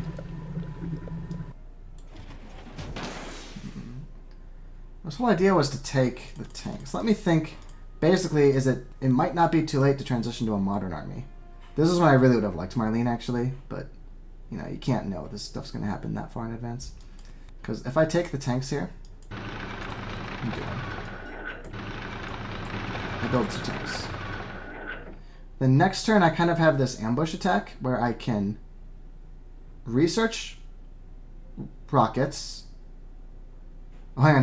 Do I have the military options? So let's have exactly enough to get rockets. So I say, all right, I've got rockets. I can build 2 of them. 14. I then have 2 classic armies, right? From 1, 2, 3, 4, 1, 2, and then the 2 rockets. Give me 2 classic armies. And that's 26 instead of 16, so that's another 8, like 10 strength on top of the strength I get for building the rockets. So if I draw a War over Culture, I could declare the War over Culture. I would need a patriotism to do this, because I would be 1 red action short, right? War over Culture, build 2, but then I can't do it. But there's patriotism for 2 here. So it's kind of weird to pass the endowment for the arts, because when we're all this close, if it's your turn, you're just a little more likely to be behind the others. Although I guess I'm ahead of them already, still need to get my culture, and I'm making more than they do. So actually I'm probably only going to endowment against Sid. So yeah, that's even better. So if I do this turn, then if I draw a War over Culture or a hybrid war, I can do it and get 2 classics and really, really swing stuff. Although, you know what time it is then if I say that. Because this is only a good turn with a war. Otherwise, it's bad. And this is at 13. We're already hitting 1, 2, 3 down. Probably, it's going to be unlikely that on my turn we haven't antiquated and I can stop us antiquating and to get another turn on top of it, right? Probably it's just this one shot to draw. So you know what that means. We're clicking this boy.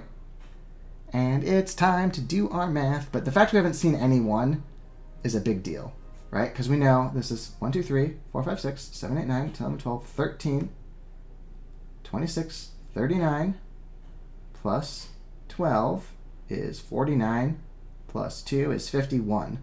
But this time, what have we seen, right? We've seen 1, 2, 3, 4, 5, 6, 7, 8, 9, 10, 11, 12, 13, 14 cards. Evidence of 14 cards having either been played by somebody else, being stuff in there, whatever. So what's 51 minus 14? Well, that's 41 minus 4. That's 37. So we're looking for 3, but we're looking for 3 out of 37 because we haven't gotten a single war to show up yet. So let us wander over here. So it's 37. We're looking for... We have 3 draws, and I forgot to count the wars. Sorry. I forgot to count the wars. So I'm doing this when you can't see it, but it's 1, 2, 3, 4, 5, 6, 7 wars. 6 wars over culture, and the brand new hybrid war for a total of 7 wars. So, what are we looking at? %50 chance to not. Oh, it's a coin flip. 52% to not draw, 39 to draw 1, 8 to draw 2, and I guess, okay, let me switch back to the game view. Oops. It is also worth noting that nobody is really that apeshit with civils. The closest is Newton. So there is more chance than usual that this 13 deck that goes down to 12, 11, 10 on yellow's turn is enough that if I might have the agency on autonomy to say if I'm very careful with what I take, we get 2 rotations. So let me quick do that same one, but with M6. I won't switch the views, I'll just tell you. Because if it's M6, then it's going to be a lot better than a coin flip. Then it's 25% to miss all, 42 to not. Oh, but no, but it's 1 turn ahead. So if it ends, if I draw 1, yeah, if I draw in the next rotation, no, I guess I had it right, yeah. There's certainly, if I draw a war now, I'll get to play it, because the game won't end. If I draw a war the turn after this one, it will be really close on this 13, whether I'll have the ability to say, nope, this game's going another turn. But actually, it's pretty, I mean, yellow's on 6, red's on 8, green's on 5. I think it's likely enough, and I think that the alternative plays are, like, not so important.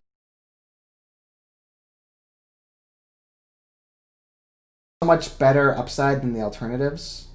Getting this patriotism, this rocket, and like doing the tank upgrades, that I think I want to just do this.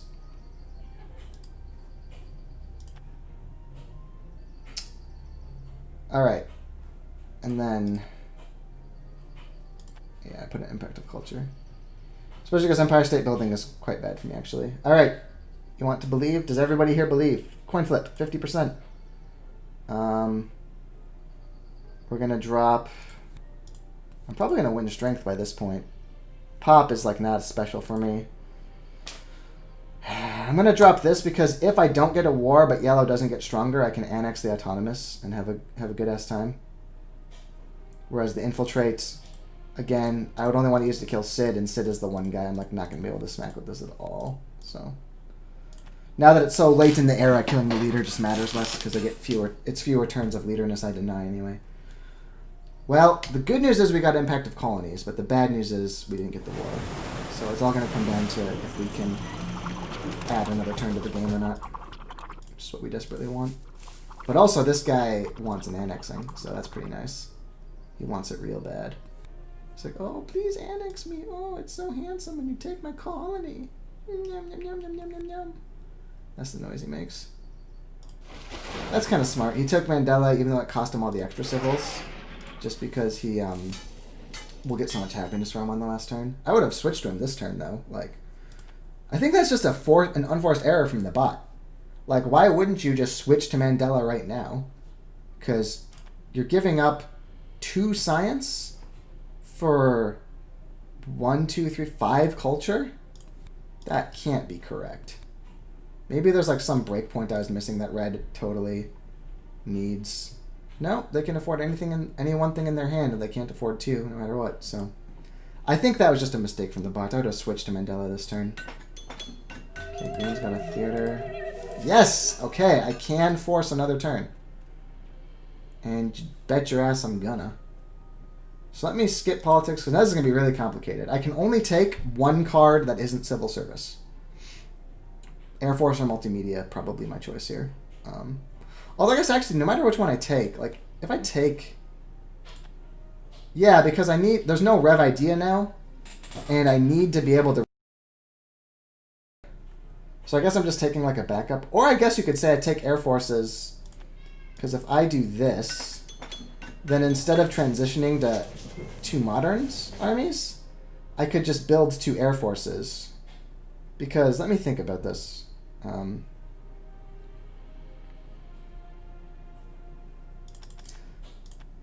am almost certainly playing a political, by the way. I just want to think. Okay, so if I do my science on rockets, 2 rockets is 10 strength.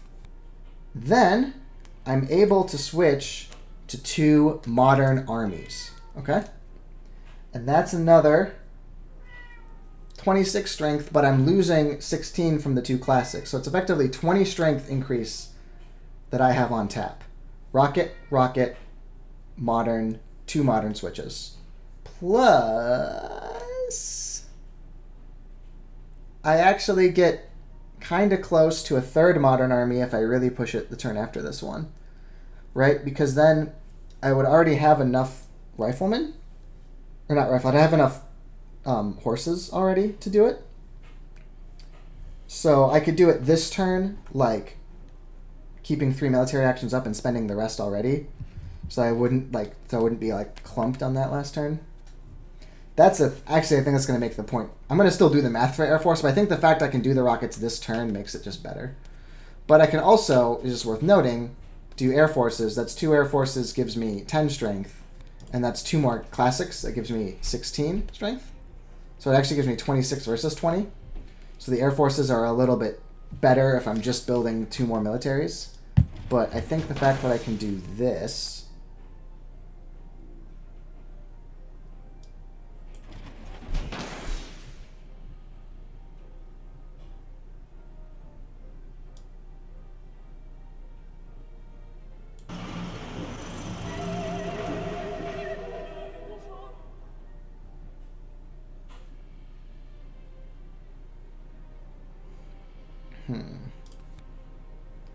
Cost 4. What I'm getting at is I don't want to use the patriotism this turn if I'm not going below, like, I want it to save me from going below 3 military actions. So if I'm not doing that, maybe this means I have to skip the theater to just do rockets, do that. But if you just go here, what if I just give up on fucking science entirely and I build this rocket here? I can do the switch this turn, and with patriotism I'd still get to draw 3, which would let me, like, if I don't get a war, at least have a really, really good aggression as an option next turn, and like win strength events and stuff. The question is, if this is available, could anybody exploit it? Is there anyone who could have all 3? And that answer is easy. No, because literally nobody... Or no, green is holding rockets in their hand. So the bad news is, if I did this, green could copy. But I don't think it matters because green is already sitting on double shock troops. So for classic army to be better, they would need to build 2 cannons and 2 more warriors for 7, 14, 21, 28 rocks, which is just never ever going to happen. So there's no risk in me deploying this ahead of time. So if I do this turn, so we go here, we go here, we go here, we go here, we go here, then I'm the strongest. I'm still drawing 3, and if I get the war, what I can do is I just need to build one more rocket and one more warrior for an antiquated one. And if I can get the knight upgraded, then I can have 3 complete ones. And my odds are... Let's get my exact odds again, though, because I did it with M3, but now whatever other cards I've seen kind of modify that. So let's get the more precise odds here. So that's 1, 2, 3. Yeah, I'm going to just count them. 1, 2, 3, 4, 5, 6, 7, 8, 9, 10, 11, 12, 13, 14, 15, 16, 17, 18, 19, 20, 21, 22, 23, 24, 25, 26, 27, 28, 29, 30, 31, 32, 33, 34. Oh, damn it. I thought I had seen an extra card from something, but I hadn't, so I literally could just subtract 3 from the N I had last time. So it is just, yeah, 34, M3, 7. I'm not going to switch the camera over. I'm just going to tell you that my table of values is... Where did it go? There it is. So now it's a slightly weighted coin flip. It's a 48% chance I whiff. 41% chance I hit at least one.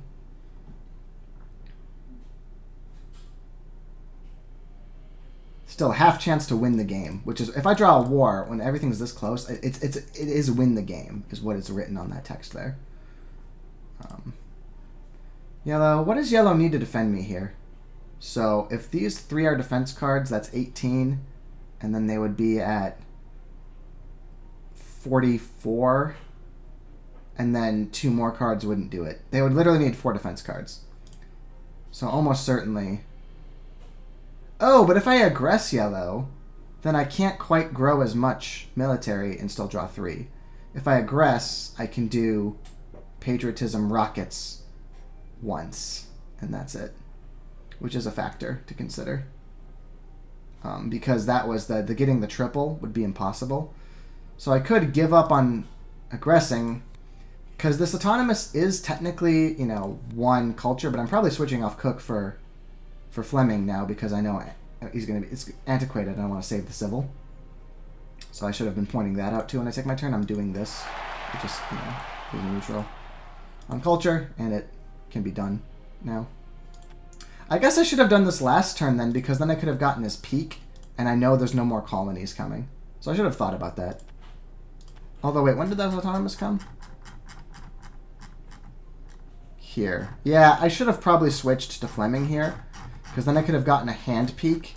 I wouldn't have lost culture, and I guess, no, there were 2 more events that could have been colonies, though. So it was close. I didn't think about it, but it was actually correct to keep Cook for the chance to win those. But now I definitely want to always take Fleming. So, like, what am I playing? I mean, I need to play this at some point, but I can't play it at the end. Annexing the autonomous, I'm just not that sure it's that good anymore. Because there's only 2 more turns where it gives me those extra actions. Versus just taking the culture from intervention. But if I just want that, then maybe I say just play the impact of colonies. Because, like, let's say I do this, I do this, I do this. If I've played the international, like, if I've played armed intervention, this is where I need to stop, right? And I don't like that. I much prefer being able to do that turn I've been drafting out, where I destroy the philosophy, build this, build this. Oh, and then... and then still draw 3, but also be the uniquely strongest for impact of strength if it comes up. And just to, like, know if I don't draw a war, I can do aggressions more freely now. Oh, and I need to, yeah, play Fleming, which I didn't do. So I think I'm going to just play my impact of colonies here. Oh, wait, I'm done. There's only 1 impact of strength and I'm holding it. So I know that becoming stronger for the event deck isn't going to matter. Like, let's actually stop and talk about H3 impacts here. because it is important. So now it's all going to be H3 impacts. So when you're thinking about getting stronger for them, the things to look at are kind of what you've discarded and you know is not going to come. So I know there's not variety or tech. But also balance and harmony are kind of special because they benefit you twice in a sense. So if I have lowest, like my science, it doesn't only help me for impact of science to build science, it also will help me with impact of balance because right now I'm only making 3, right? And ditto with harmony, I've got 1, 2, 3, 4 urbans, 5, 5. So if I build any urban building, then it's going to give me 4 points for harmony. So what am I doing this turn? Well, I'm pretty much just building military. Okay, not that. What if I do this? I'm actually kind of wondering now if this is smarter. Because I can get this multimedia, or I can't. There's no point taking this multimedia because I won't be able to research this multimedia. I mean, it's nice with Fleming because I'll get the... It's a 2 culture upgrade, not a 1 culture upgrade, but no. But I could take this urban growth. I still won't quite end it. Maybe I shouldn't be discarding because for harmony, I'll lose the 4 points if I kill this philosophy to build a rocket. You see what I'm saying? And if I'm like... gonna flip stuff. Because maybe... it's not worth investing all that extra until I actually know. But that makes me... What I'm getting at is being stronger than green isn't as important right now because I know impact of strength isn't any of these events. None of these are strength events now. So do I wait on the strength increasing with my resources until I know for sure I drew the war on my half chance? Which could do. If I do, worth noting then that if I declare the war, I can only do 3 actions. So I can't do that play I was talking about where I get 3 modern armies, right? I would have 3 for, what's it? 3 for the war itself. I believe hybrid war, or hybrid war is only 2, technically. But if it's a war over culture, which is vastly more likely to be, you know, then it's 3 for the war over culture. And then 4th one builds 2nd rocket. 5th one deploys this tactic. But now you see I need another rocket and another man for a 3rd one, so I can't get 3 of the army. Which is a big strength decrease to lose for doing it this way, but also it would be a lot to invest. If I don't draw the war, I'd much rather help my impacts out by like building 2 more journalisms or something. You know what I mean? So this might actually be the play here. Plus... then I can do my armed intervention and still have 3 draws. Or no, I only get 2 draws, so it's not smart. Oh wait, no, but that was me playing this as a test. So yeah, I wouldn't play this. I'd have 3 draws. And then I can just only do that shit if it will push a war.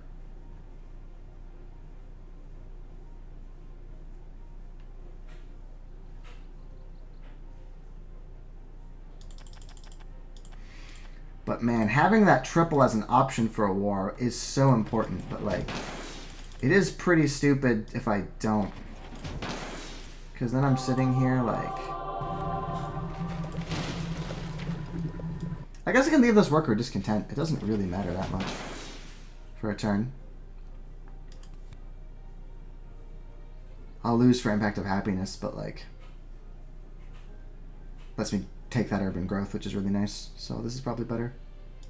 And I need to always... So those are basically... if I do this and do this, being strongest isn't a big help. What helps is that I have aggressions as an option next turn if I don't draw anything I like more. And if I don't get a war, I can pivot into other stuff without spending as much on strength. But I just don't have as much good stuff to pay for. You know, I already have this. I'm already going to have 18 in an urban growth anyway. You know what I mean? So I think this is better to end with, which means I'm playing an event. I'm not playing an aggression. Playing these impacts, yeah. it means I could get caught out for another impact and not do as well. But, like, who cares? That's my answer, is who freaking gives a flip? Because Impact of Colonies needs to be in that deck. It's so important for me. Plus, I get... Remember when you're doing an Impact math, you get 3 for playing the Impact, which is... You can lose by a little and still benefit from playing it. So because we know... Yes, I'm doing this. There are so many... I hope you've appreciated seeing me. There are so many possible plays here. Christ. He must have known that was coming. Okay. So it's Fleming. Patriotism. Build 2. Destroy Philosophy. Technically, I don't even need to grow the food either. I need to grow this first food, but then the second one I don't even need to grow, technically. It just creates discontent at the end of the day. Having said that, I probably will, because I can't take 2 cards here, or else it forces the end of era, which is terrible, because then this next turn is the last turn and I can't do a war. So I do this just for something to do. And then, yeah, my science is abysmal. If it hits Impact of Balance here, I get really fucked. But as long as it doesn't happen, then I've got this urban. I can patch up my science by building 2 more journalisms. Okay. 48% failure, 52% win. Let's fucking go. Killing the annex because it's about to antiquate anyway, so doesn't matter. 52. Oh, we got it. We got it. At the fucking bitter edge of the universe, but we got it. Oof. Stressful. I have a post I did on Reddit saying one of the few things I wish could change about the game. I wish you could spend a bunch of MA to get a guaranteed war. Because it's kind of weird, like the huge skew between wars being possible or not. Although I guess actually in this case, it's one... I wasn't like hugely stronger than everyone for a long time, so I did intend to ride the lightning there.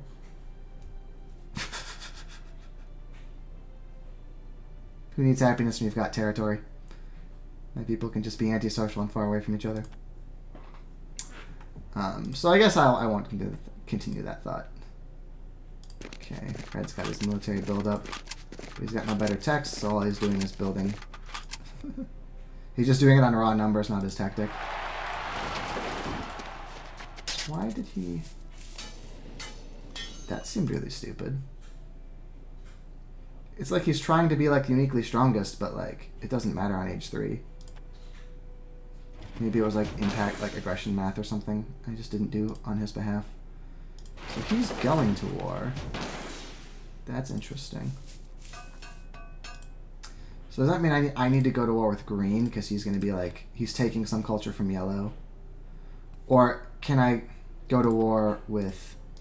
So basically, we look at this, how much stronger is yellow going to be able to get here? And the answer is they can't build 3 more tanks. They can't afford 3 more knights if they dismantle some stuff. And if they do, they get an antiquated shock troop, which is not terrible. So yellow's going to lose some, but not a ton to green. But green is definitely going to be in ahead. So do I do the war with him, even though I'm going to get the least relatively from him? Just because, I mean... God, what if nobody hate drafts the fucking Air Force, though? That's the problem. I can hate draft one, but if neither yellow or green hate drafts the other one, which is a good chance because neither of them can research it, and the bots, I don't know if they're thinking about this. I guess they just don't care about me, regardless. So, like, okay, here's a problem. Here is a problem. That,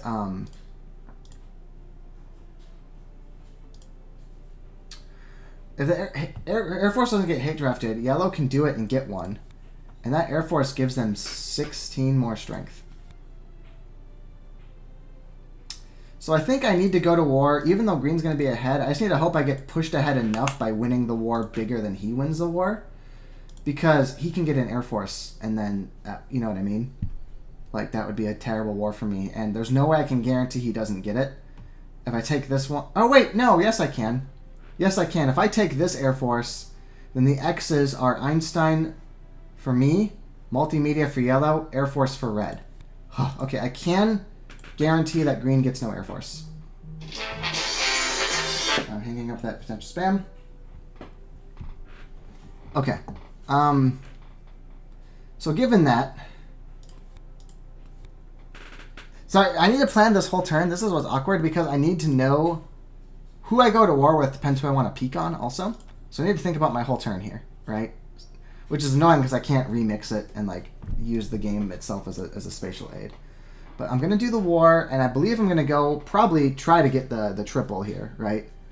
That I mentioned before, where if I do the war for 3, I can get an antiquated modern army if I spend 12 on the rifles and rockets. Although actually maybe I can't because I don't think I have the fucking happy faces to do that. I think I have to just be satisfied on the double. Wait, that means I'm not getting any stronger though. But like, what do I guess like my fucking iron? I guess impact of industry already happened and my impact of balance is already shit. So it pretty much just fucks me for harmony. So that's probably okay actually. And then I'll still have an impact of plan last turn I can play strength. So yeah, so I'm going to probably discard 2 iron and say rocket rifle. So that's another 5, 6, 7, 8 strength plus another 7 is 15. Okay? This is 15 strength because it's antiquated and I'm just going to be barely 1 military action short of being able to make this knight a tank, which would have clinched it for me. That's another full rotation. Or wait, but I'm not going to do that. Oh, no, I can't. I was going to say I'm going to just obviously do Air Forces. And sorry, it's because I have 2 science. That's why I'm not doing Air Forces. I'm hate drafting, but I can't actually research it. If I could, it would be even easier. So I'm getting 5, 8, 15 more strength relative to green. What can green do about it without an Air Force? And the answer is... yeah, they've got 2 shock troops right now. They can't switch to 2 moderns because they can switch to 1 modern, but that would be worse, and they would need 21 rock troops they don't have. So green can't really respond, and I think I have to, even though I'm winning the war by less, since green is going to get some stuff from yellow and is already in the lead, I think green is just so clearly the one I need to beat. So I'm going to war over culture green, I think. Which means... are there other tactics that if they had them, I'd be in trouble? I think the answer's got to be no if they've already got 2 shock troops. There's like no tactic that's like, yeah, because all they're the good tactic for having 6 horses, right? That's why they have 6 horses. So I don't need to peak green in terms of anticipating green's,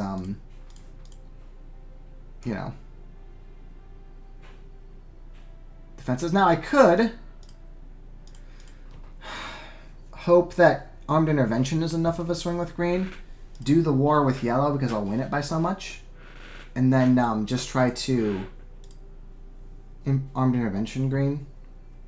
I mean, I guess thinking about it, every point of culture I get against green counts double because I'm denying it from green, but like what's yellow going to do strength-wise? Because if yellow doesn't get way stronger, right, which does look pretty plausible that yellow's not going to get way stronger, then if I get more than double the points from yellow, then it's still better to go to war with yellow over green. So I guess I should think about that too. Because yellow, like what's yellow's strength and priest? That's right, we figured out it was 3 knights for an antiquated shock troop is an option they have available to them. And that gives them 6, 7, 8, 9, 10, 11, 12 more strength for 56. Yeah, it's not that much more than green, but I should be comparing to green if they also choose to get stronger, which is an additional 5 strength. So I think I should go to war with yellow. Maybe peak yellow first and make sure there's no... I mean, again, is there any tactic that would like be better for them here? They've got no rockets, right? So their only option, shock troop, yeah, that's the only tactic they can even do, is shock troop. And they've already got it, so no, there's no way they can surprise me here.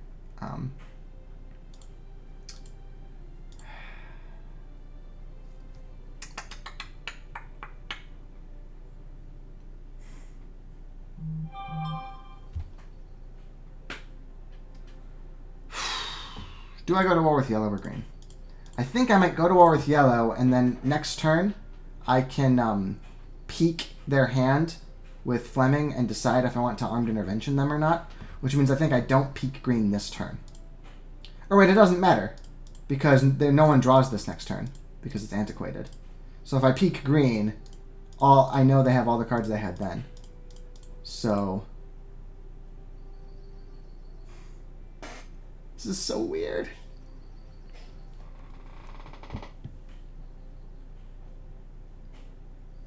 Okay, what's my strength increase again? My strength increase is 5, 8, 15.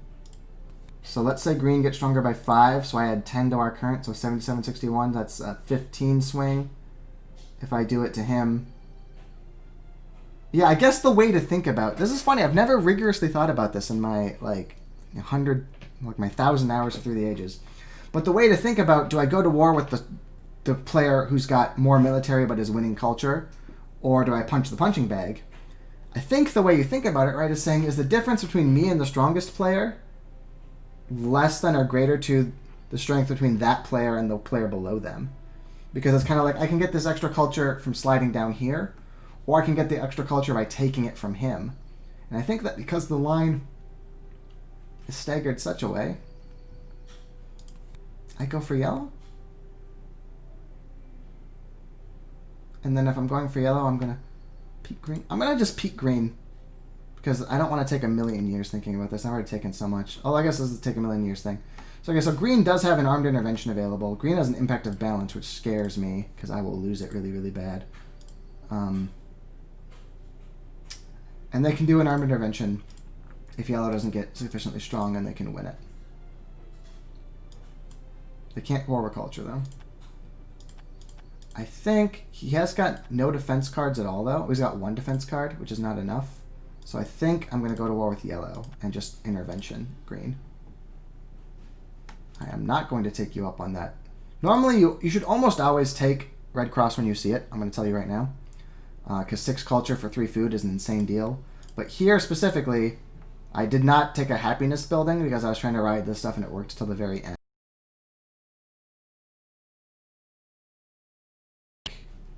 This antiquated army here. I don't think I can afford to give up the... Oh, and I guess I can give up 1 food because this growth just didn't help me.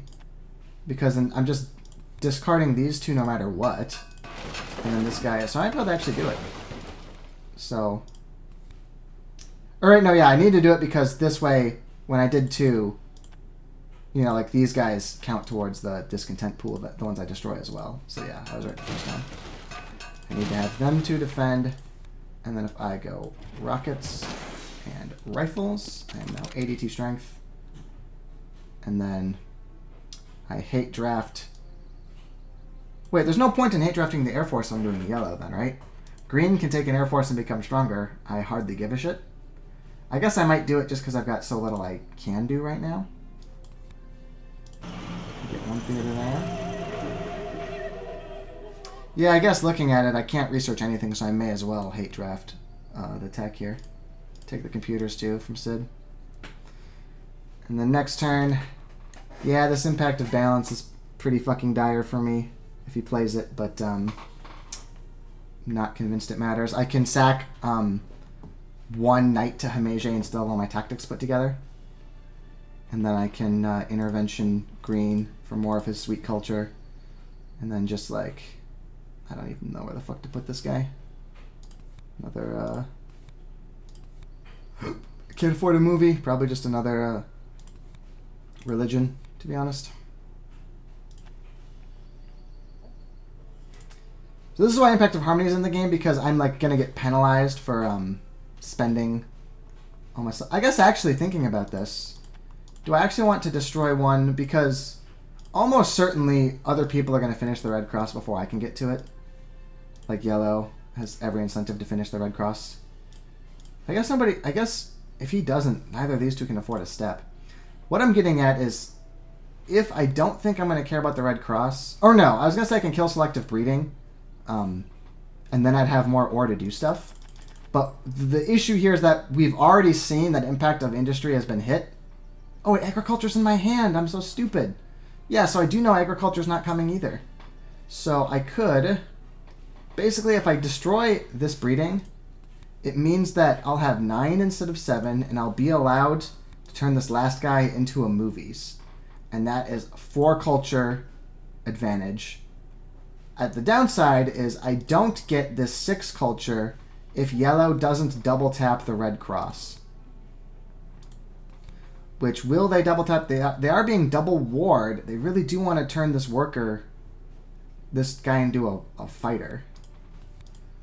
This is so hard because I don't know if they're going to do the red cross or not. And it like totally changes whether I want to destroy, because agriculture and industry aren't in, whether or not I want to destroy iron or breeding is entirely dependent on if I think I'm going to get to do red cross. If I won't, this isn't enough to grow.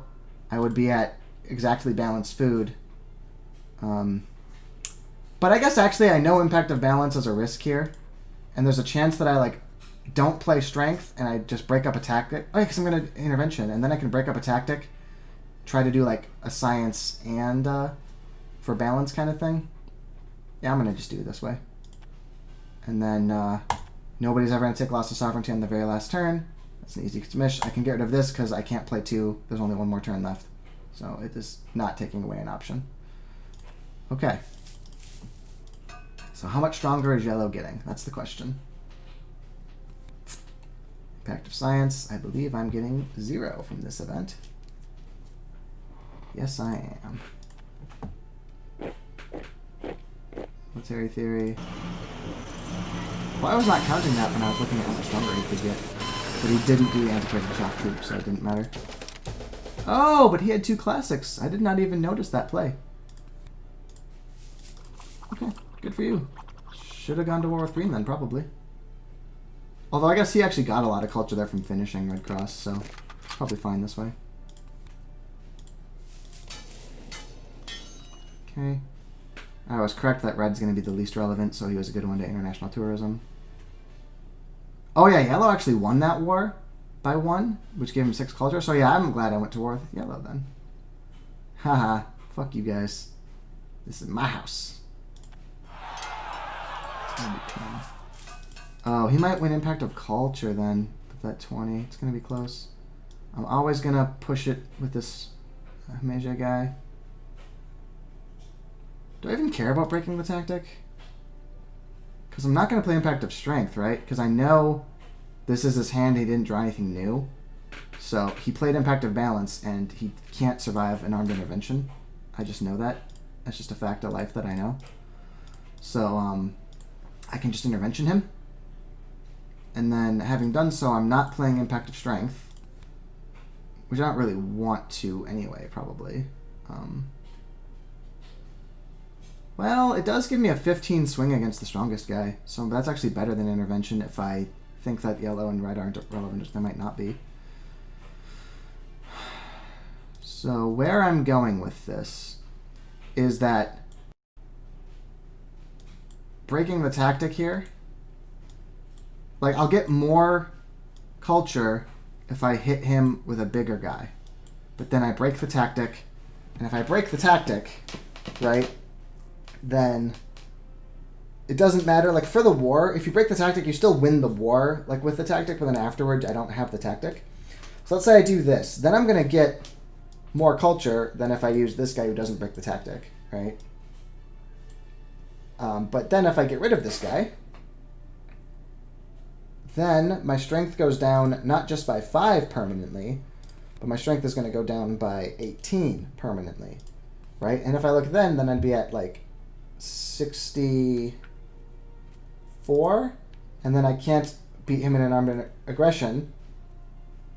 I guess I win impact of strength. So this is why I was saying the last player gets a bit of an advantage, and that you'll know for sure what's happening out in the world. So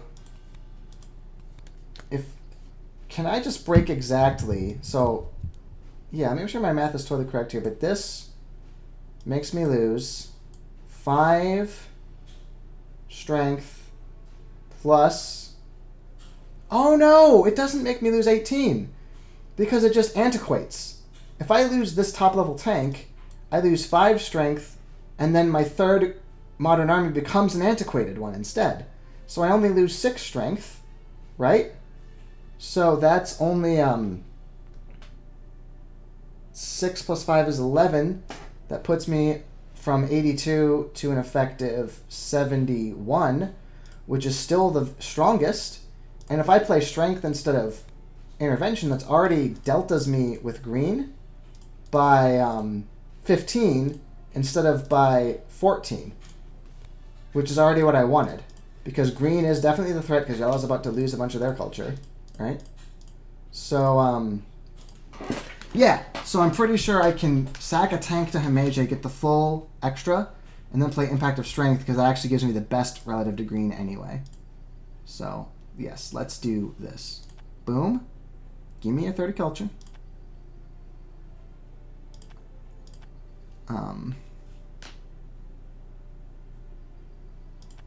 Who do I want to look at?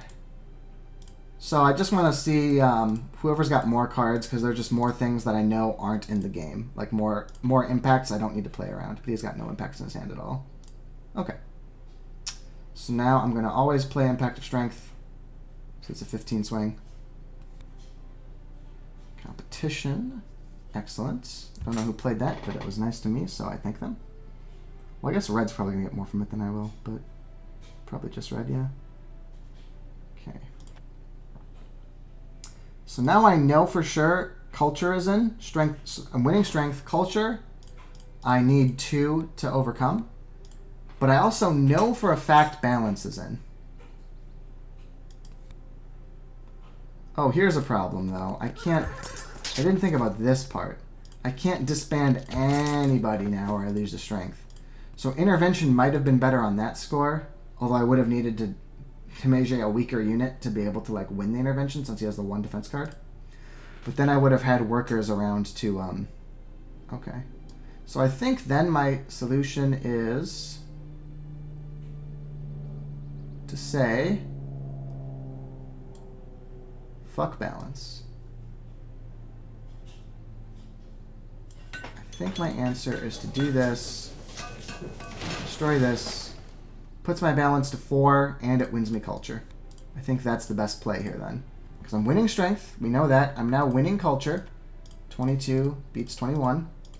And basically, rather than trying to really rehabilitate either of my stuff, I'll just accept for balance that both of these things are at 4. My 4 from Zeros. Sorry, I'm getting double called by somebody, and I want to forget who it is. Hello?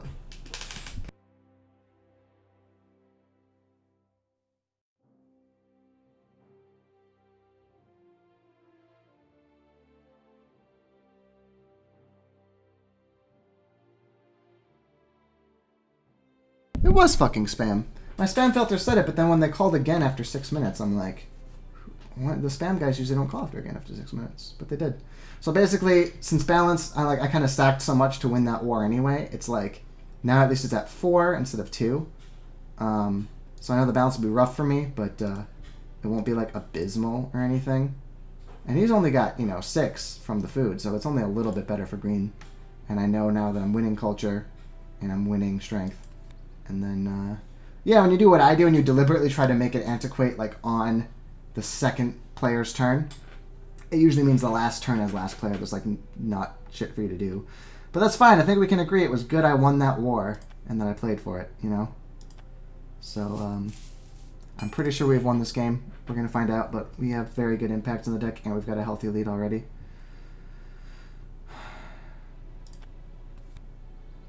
So there's culture. There's wonders. And there's still a strength.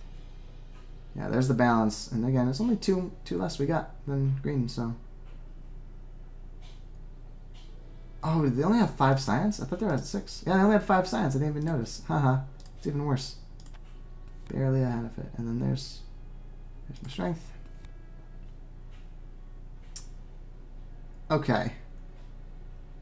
So, the moment of truth. Now, this is interesting. Because we did the war with yellow and not green, and that war got us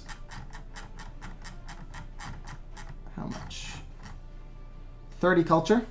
We would have won without top-tipping that war, but it would have been really, really a close buzzer beater, as you see here.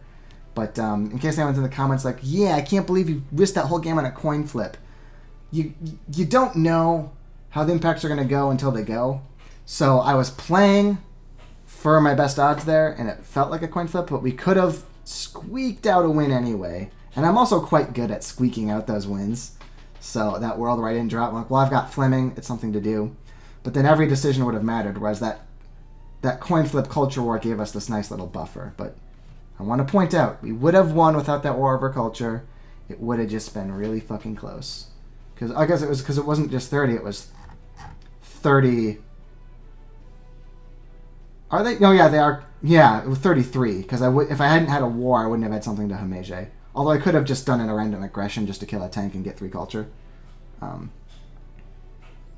Oh! That's a good point. Because my tactics I like exactly hit fixation on, it was fine. But it is worth noting that when I was saying that, the armed intervention only gave a 14 delta between me and green, whereas since they were uniquely weakest, impact of strength gave a 15 delta, that's discounting the fact that Hypergeometric could have increased the delta further by giving me an opportunity to sack a unit. But since I didn't want to sack a unit, it was fine. So there you go. That's Through the Ages in a lot of detail. I'm sad you didn't get to see the drama hop, although I hope you kind of understand how we were ready for it, why we switched. Really shows, I think, adaptability. I think there were a couple of really important turns. I think the Kanman especially. It's so easy to kind of get yourself in one way or the other, where you either think, I must build my society, I must build it exactly, and then, the person who takes red speculatively comes and kicks your teeth in. Right? But you can also go the other way and always want efficient actions. So I hope you understand why that constitutional monarchy revolutionary idea turn was like so awkward feeling, but I needed to do it, right? And you kind of see how that was just enough that I could be this weak on science because I took the civils when I could get them there. And then once I had that, science wasn't a big deal. I got a shitload of value out of Colosseum, right? You see 1, 2, 3, knights, rifles, tanks. I got the value from, got the culture from it. Colosseum's MVP. You see the happiness because I got all that territory. But even with all that territory, at the very end, happiness did constrain me a little bit. If I had pro sports available then, and like the science to get it and stuff, I probably could have scammed out a few more points because I wouldn't have needed to only build theaters and religions and stuff. But they were fine anyway. So that's Through the Ages in a lot of goddamn detail. I'm seeing 4 hours over on the left, and hope you enjoyed. Hope you learned something. Shout out in the comments if there's stuff you think. I'm sure with 4 hours of talking, I got at least something wrong, but hopefully not too much.